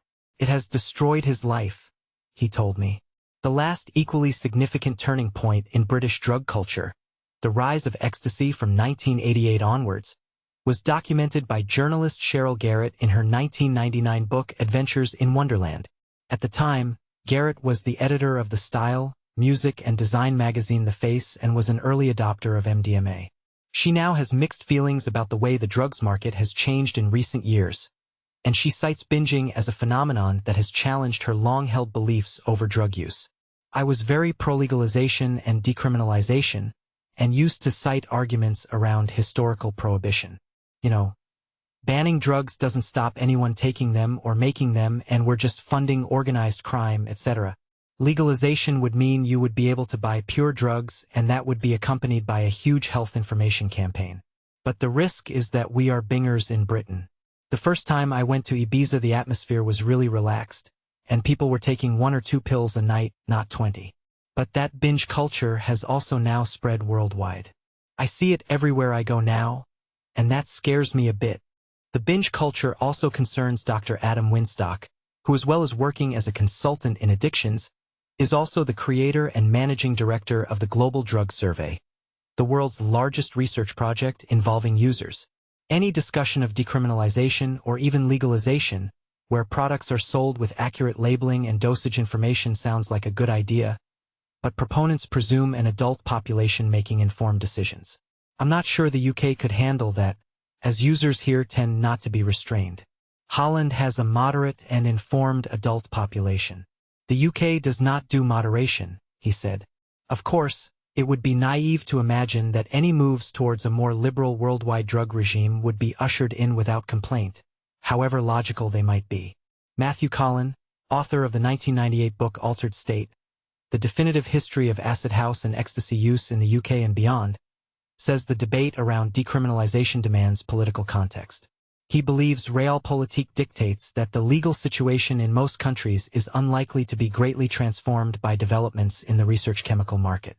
A politician running for office is still open to attack from electoral enemies if he or she is seen to be soft on drugs, while for a government in power, the rhetoric of the war on drugs is still more easily comprehensible and reassuring, despite its cost, than a step into the unknown whose outcome might appear unpredictable and potentially frightening, he said. Prohibition may not have worked, but in countries like the US in particular, it's hard to see any political leader running on a legalization platform and having any chance of getting elected. The candidate would be ripped to pieces by attack advertisements during the campaign. And even if he or she made it into office, getting such a policy into the statute book would appear impossible. Look at the fierce resistance to Barack Obama's attempt to reform the American healthcare system, and then imagine if he was trying to convince Congress and the House of Representatives to legalize cocaine and heroin. Dealers who profit from the sale of banned drugs can have a clearer view of the problems of legalization than many other commentators. I conducted an in-depth interview with one of the most popular vendors of MDMA on the Silk Road, discussing the legalization of drugs across an encrypted email connection. The biggest issue I have with legalization is quantifying the pros and cons. What information do you base your decision on? Which metric is most important? Is it addiction rates, acute risk, economic cost, family breakdown, crime rates? It's easy to look at the gruesome prohibition-fueled civil war in Mexico, the private prison industry in the US, the gang fighting over drugs that goes on in every city, and draw the conclusion that legalization is the only humane and reasonable alternative, because all of those injustices are blatant and gruesome. It's harder to weigh the less apparent consequences, the subtle personal issues that easy access to drugs brings, he said. As a dealer/vendor, I get to see a much closer view of these problems, both in myself and others, and frankly it often upsets me. Many times I've had to stop selling to clients because they developed serious addiction issues. I know people who use MDMA every week and suffer serious memory and cognitive problems because of it. People who can't stop using coke despite not even enjoying it anymore. People who have to pop oxycodone just to make it through the day. Seeing it really wears me down. How many more people would there be like that if they could pop down to the convenience store and pick up an 8-ball of cocaine? Would they ultimately be better off if given access to whatever they wanted along with subsidized harm reduction and treatment programs if needed? It's not an easy question to answer at all. I used to think that people should ultimately have agency over their own bodies and what they put in them, that the world was overwhelmingly worse off with prohibition than without it. I still feel that way, but over the past few years my view has become much more conflicted. In Europe, only Portugal has dared to experiment with radical moves towards decriminalization of drugs far more harmful and addictive than the most popular recreational drugs whose effects many research chemicals and legal highs seek to emulate. Before 2001, heroin use in Portugal was rife. There were over 100,000 intravenous drug addicts in the country, and open-air drugs markets were commonplace. In 2001, the government decriminalized the possession and personal use of all drugs, including heroin and cocaine, and compelled users caught with banned substances to appear in front of special addiction panels, making drug use a health matter rather than a crime. The changes that were made in Portugal provide an interesting before and after study on the possible effects of decriminalization, the European Monitoring Center for Drugs and Drug Addiction said. And indeed they do. In 2011, João Galeo, president of the Institute of Drugs and Drugs Addiction, told journalists that the number of problem drug users had halved. The rate of injectors also halved to about 0.5% of the population, below the levels seen in Britain and Italy. New HIV cases also dropped. In 2002, half of all new cases of the disease were injectors. Today, that figure is 17.5%. Dr. Adam Winstock says the UK missed a chance to institute a fresh approach to drugs policy when it banned mephedrone. The appearance of research chemicals like mephedrone in mainstream markets gave governments an opportunity to do something different. It's difficult for governments to retrospectively amend laws around existing substances, and mephedrone did offer a chance to use consumer or medicinal product regulations rather than the Misuse of Drugs Act. We missed that opportunity. Widespread use was initially reduced, but the drug migrated to street dealers, the price went up, and many users thought that purity fell. He told me. Toxicologist John Ramsey says doing nothing is not an option. In terms of control, we have to do something in case some horrendous compound comes along. It's almost inevitable, just a matter of time. There is the potential for someone to drop dead the first time they take it. When you're tinkering with molecules, you can get things wrong and there are surprises, he warns. But Ramsey is, like many since the legal high and research chemical market ballooned, conflicted over what to do now. Most feel legalization is also not an option, since many of the drugs are harmful, while leaving the industry unregulated is equally unsatisfactory. Why tolerate a lower standard of safety for recreational drugs than you do for pharmaceuticals? Ramsey asked. The pharmaceutical argument is a risk/benefit one. If you have a tablet for headaches, you won't put up with one that has many side effects. It's easier to put up with the headache. If you have cancer, the chemotherapy will make you sick, impotent, and will make your hair drop out, but you take it because if you don't, you'll die. The difficulty with recreational drugs is how do you make that call? The only positive effect of taking recreational drugs is pleasure. So how many side effects should we tolerate for a pleasurable drug? Other legal measures that may be considered in the UK are generic or analog controls to update the Misuse of Drugs Act 1971. These kinds of laws seek to ban entire categories of drugs and have been in place in the US since 1986 to little effect. While the government's chief advisors have recommended further study in this area, experts at the Independent Scientific Committee on Drugs and the UK Drug Policy Commission argue that the courts could become filled with judicial claims against such a complex area of law. The Independent Scientific Committee on Drugs said in a report citing recent admissions by the US that its own analog laws were flawed. In everyday terminology, the term analog is often used to describe a substance which has major chemical structures in common with another chemical. To organic chemists, however, the term analog has a more precise meaning. It is also the case that many chemicals that look alike and have similar chemical structures react very differently both in and out of the body. So the issue is not at all clear-cut. John Ramsey also believes that analog laws would be impossible to enforce in the UK, and that other types of legislation would be equally difficult. Why, I asked him, could we not simply ban every chemical that had a psychoactive effect? The problem is collecting the evidence, he said. When you are just appraising 1 or 2 compounds a year, that's achievable. When it's 1 a week, it isn't. Even if you did ban all the known ones, all of the possible substitutions, there would still be something you hadn't thought of. There are literally millions of organic chemicals. The issue is trying to find out which ones can be used as drugs and which ones can't. We don't have that knowledge. He went on. The cannabinoid receptor agonists are a good example. They come from a wide variety of chemical groups or families, so to try and define them chemically is extremely difficult.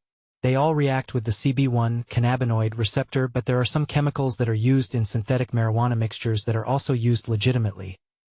There's one that is used as a lubricant in the manufacture of plastics, so it would have an impact on industry as well. What's more, an analog law would leave people open to prosecution, said Ramsey, since they might believe they are selling a legal compound, only to have that assumption challenged in court, upon which they might face jail. We are only at the beginning of our understanding of how drugs work, he added, so writing laws on the basis of what they do is equally problematic. Not all drugs work because they have activity at a certain receptor site. For example, nitrous oxide or laughing gas has no known receptor reaction that laws could target. How, then, do we control that under analog legislation? The science is much more complex than these simplistic models suggest, he told me. Danny Kushlik of campaigning UK non-governmental organization Transform argues that the best way to address the emergence of new drugs is not only to tackle drug laws in the round, but to ensure that law changes are in fact the last piece of the jigsaw puzzle. He is pragmatic and notes that decriminalization of the regular market would not solve the problems of prohibition overnight. These aren't easy choices. You would have to incrementally introduce reforms and monitor their impact to assess what is working and what isn't, he told me. Keep it open, transparent, democratic, and open to science, and to critical review, impact assessment, value for money, and cost-benefit analyses.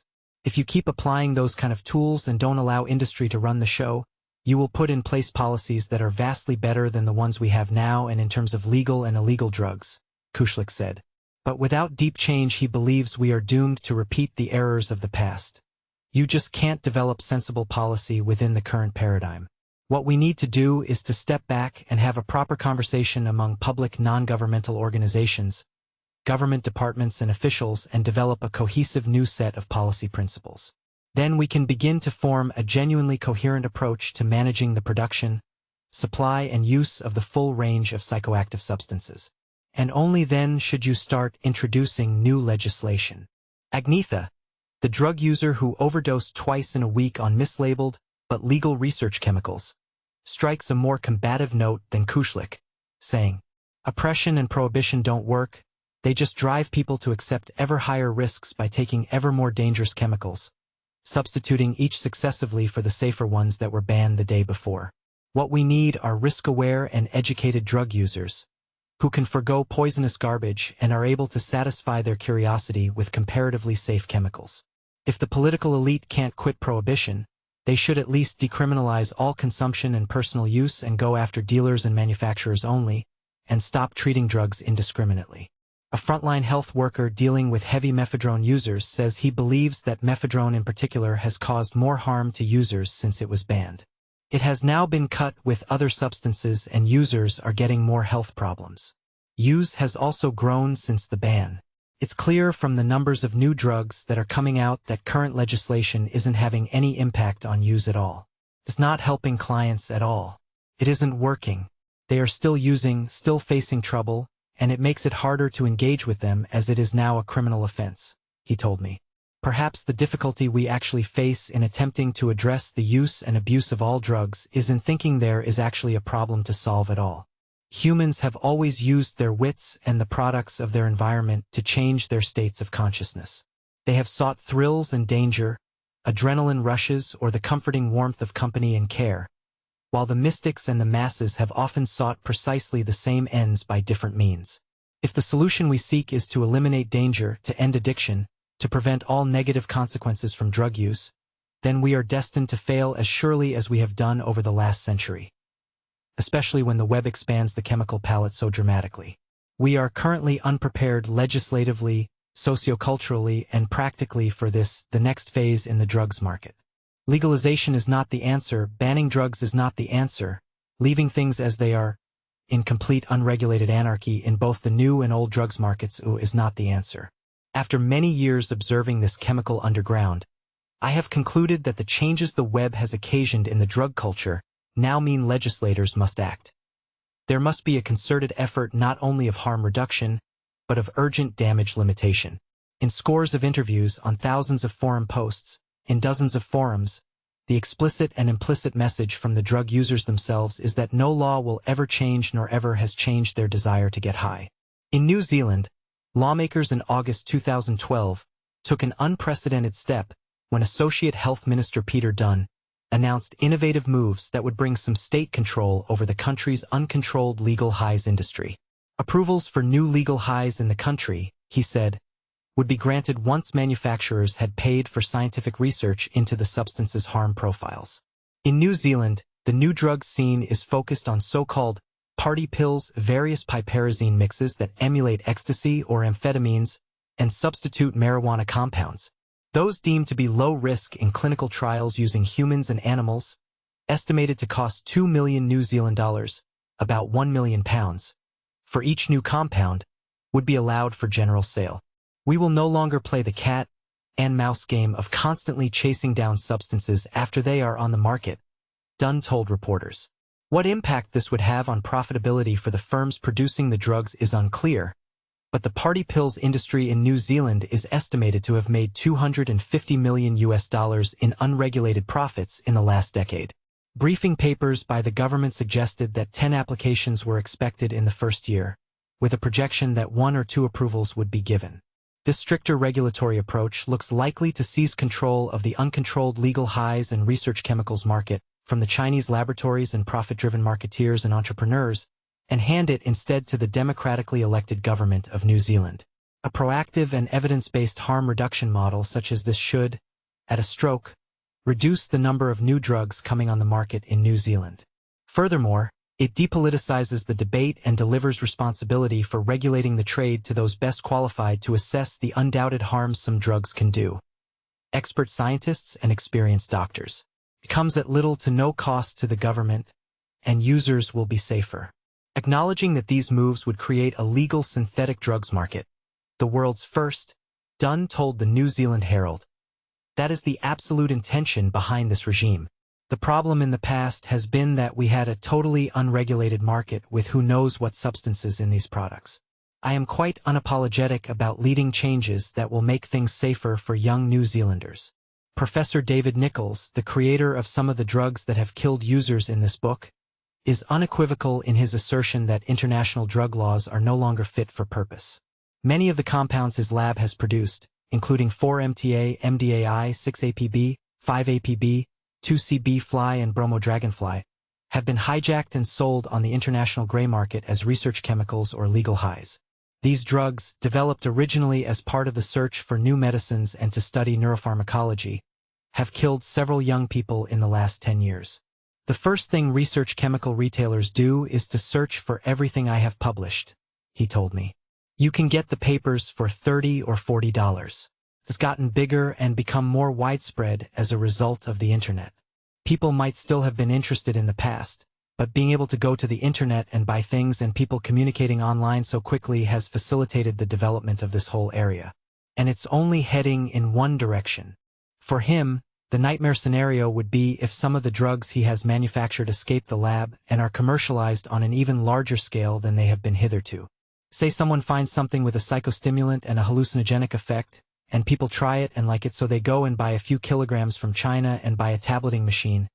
They're on eBay for $1,000.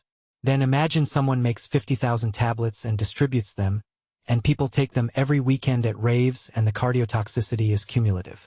What if the harm it does to your heart does not manifest on the first time you take it? People could take it, keep doing it, and all of a sudden after taking this for a month or two or thinking it's great stuff, they might find themselves going into hospital with heart problems, arrhythmia, whatever. This, almost to the letter, is what happened with 4-MTA, though the health issue was more acute. 6-APB has similarly been commercialized for the research chemical market, though without such disastrous results, for the time being. Nichols says the solution to the serial tweaking of molecules and rating of his work could be solved pretty easily. But it's a position that will win him no friends in high places. Legalize the safe ones. Mushrooms, mescaline and peyote, all have been used for thousands of years and have been shown to be safe. And marijuana, the most widely used drug in the U.S. Nichols blames prohibition for the greater variety and strength of drugs available today. It is silly what they did with marijuana. We wouldn't have any of these synthetics, which are far more dangerous, if they had just said, marijuana has been used for thousands of years, it's an intoxicant, put it in the stores like alcohol, and make it so you have to be 21 to buy it. Regulate it in some way. We have beer, wine, and liquor, and we could have different grades of marijuana like that.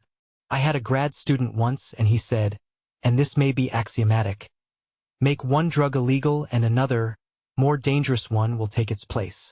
We must now allow drug users to make safer choices, and that means a gradual, tested, evaluated but concerted rollback of all existing drug laws, particularly those concerning MDMA, marijuana, magic mushrooms, and mescaline, for these are the drugs that most research chemicals seek to emulate.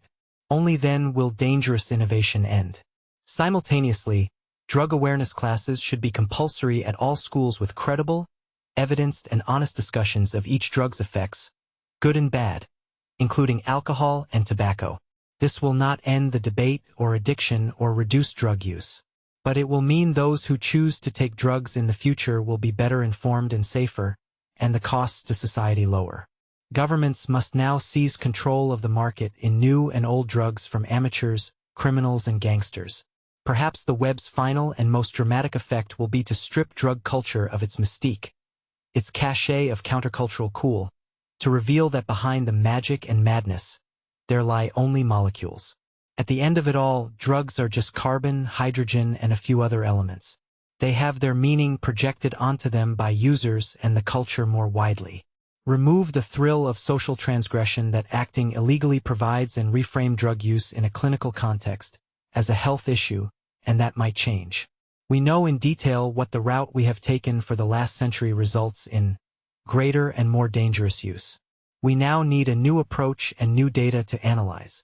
It is not this book's argument that any drug is entirely safe. They demonstrably are not. But to persist in the digital age with this failed and arbitrary strategy of prohibition in the face of all the evidence that it increases harm is irresponsibly dangerous. However, although some politicians are able to admit grudgingly to youthful experimentation with drugs, it seems few are willing to experiment even moderately with new approaches in policy now they have the power to effect positive change. Even at a time when the people who vote for them are demanding exactly that, and when it is more urgent than ever before. Epilogue. On January 30, 2009, the year following the saffron burn that caused the quality and quantity of MDMA to plummet globally, there was a minor meeting in the margins of larger trade talks in Brussels between the European Union Commission and the Chinese government. Commission President José Manuel Barroso, a staunch prohibitionist, and Chinese Prime Minister Wen Jiabao signed an agreement on drug precursors and other chemicals used in the illicit drugs manufacturing industry. The objective of the 2009 bilateral agreement between China and the EU was to monitor the trafficking of precursors and to prevent their diversion from legitimate trades. The agreement became active on July 11, 2009, and was the first time that China and the EU established a system of monitoring the legal movements of precursors. From the banned chemical paramethylketone or PMK, there lie only a short series of reactions to MDMA, just as there are from saffron. Chemicals such as these cost mere dollars per kilo and produce drugs that are worth tens of thousands. A move at which any medieval alchemist would surely marvel. Even the production of naturally derived drugs such as cocaine demands potassium permanganate, while a key reactant in the conversion of opium to heroin is acetic anhydride. But all these chemicals have legitimate uses in various industrial sectors from perfumery and flavoring to medicines and water treatment, so cannot simply be banned. The main initial effect of the bilateral agreement was to entrench the MDMA drought. But suddenly in 2011, the quality and quantity of MDMA mysteriously shot up all over Europe. It was obvious that something was happening. Researcher Peter van Dijk of the Trimbos Institute in the Netherlands confirmed the news to the Associated Press. There's a large amount of pills going around containing a high dosage. A full 25% of all pills had a higher than average dose at 140 milligrams. They are too potent for many people, said Van Dijk. Test centers in Amsterdam found pills containing large and potentially dangerous doses of MDMA. Whereas normally there might be 80 to 145 milligrams in each pill, the quantity in the new Dutch pills was racing up to 200, even 220 milligrams. There were a number of overdoses, some of them fatal, as users who were accustomed to taking several pills in a night found themselves dangerously overheating. At an event in London's Alexandra Palace in late 2011, 2 young men died over the same weekend. 21-year-old Lloyd Jones of Oswestry, Shropshire, died after midnight on November 27th, and 20-year-old Richard Baker died at 7:29 a.m. that day. Initial rumors suggesting that they had taken only ecstasy were met with disbelief. But coroner's reports in July 2012 confirmed that they had only MDMA in their systems. Immediately British newspapers claimed that a new, super-strength Chinese variant of MDMA was responsible. They were almost right. The sudden upswing in quality and quantity was actually due to innovative chemists in the Netherlands, who had discovered a novel solution to the international control of precursors for MDMA. The organized crime syndicates behind the drug's production had simply shifted from the now more closely controlled precursor liquid PMK to solid PMK glycidate, a legal analog of the banned precursor, imported from China. The process is called masking, and the increasing use of masked precursors presents myriad challenges to drug control authorities. said Justice Teddy, chief of the Laboratory and Scientific Section of the United Nations Office on Drugs and Crime. Traffickers can change the appearance of a chemical by tweaking the chemistry to circumvent controls, and easily recover the parent compound prior to use in illicit manufacture. The possibilities are almost limitless. PMK glycidate was seized in an ecstasy and methamphetamine lab in the Netherlands in 2011, along with instructions for its conversion into PMK. PMK glycidate remains legal in late 2012. While it does, MDMA supplies will remain abundant and of high quality. If international precursor conventions are again hastily amended, it's a fair bet that supplies will dwindle and replacements will be found. Whether that will be another analog of a precursor or a new mephedrone-type drug remains to be seen. Just as Chinese chemists have been evading the law for some years now by tweaking molecules to produce analogs of drugs, now the Russian, Italian, and Israeli criminals who control the world's synthetic drugs markets are going one step further and producing legal analogs of banned precursor chemicals. It presents legislators with a fresh challenge. For each of the precursors that legislators ban, another will quickly appear. The circle closes like a ring substitution in Shulgin's laboratory, and this tale of unintended consequences closes with analogous, tail-chasing circularity.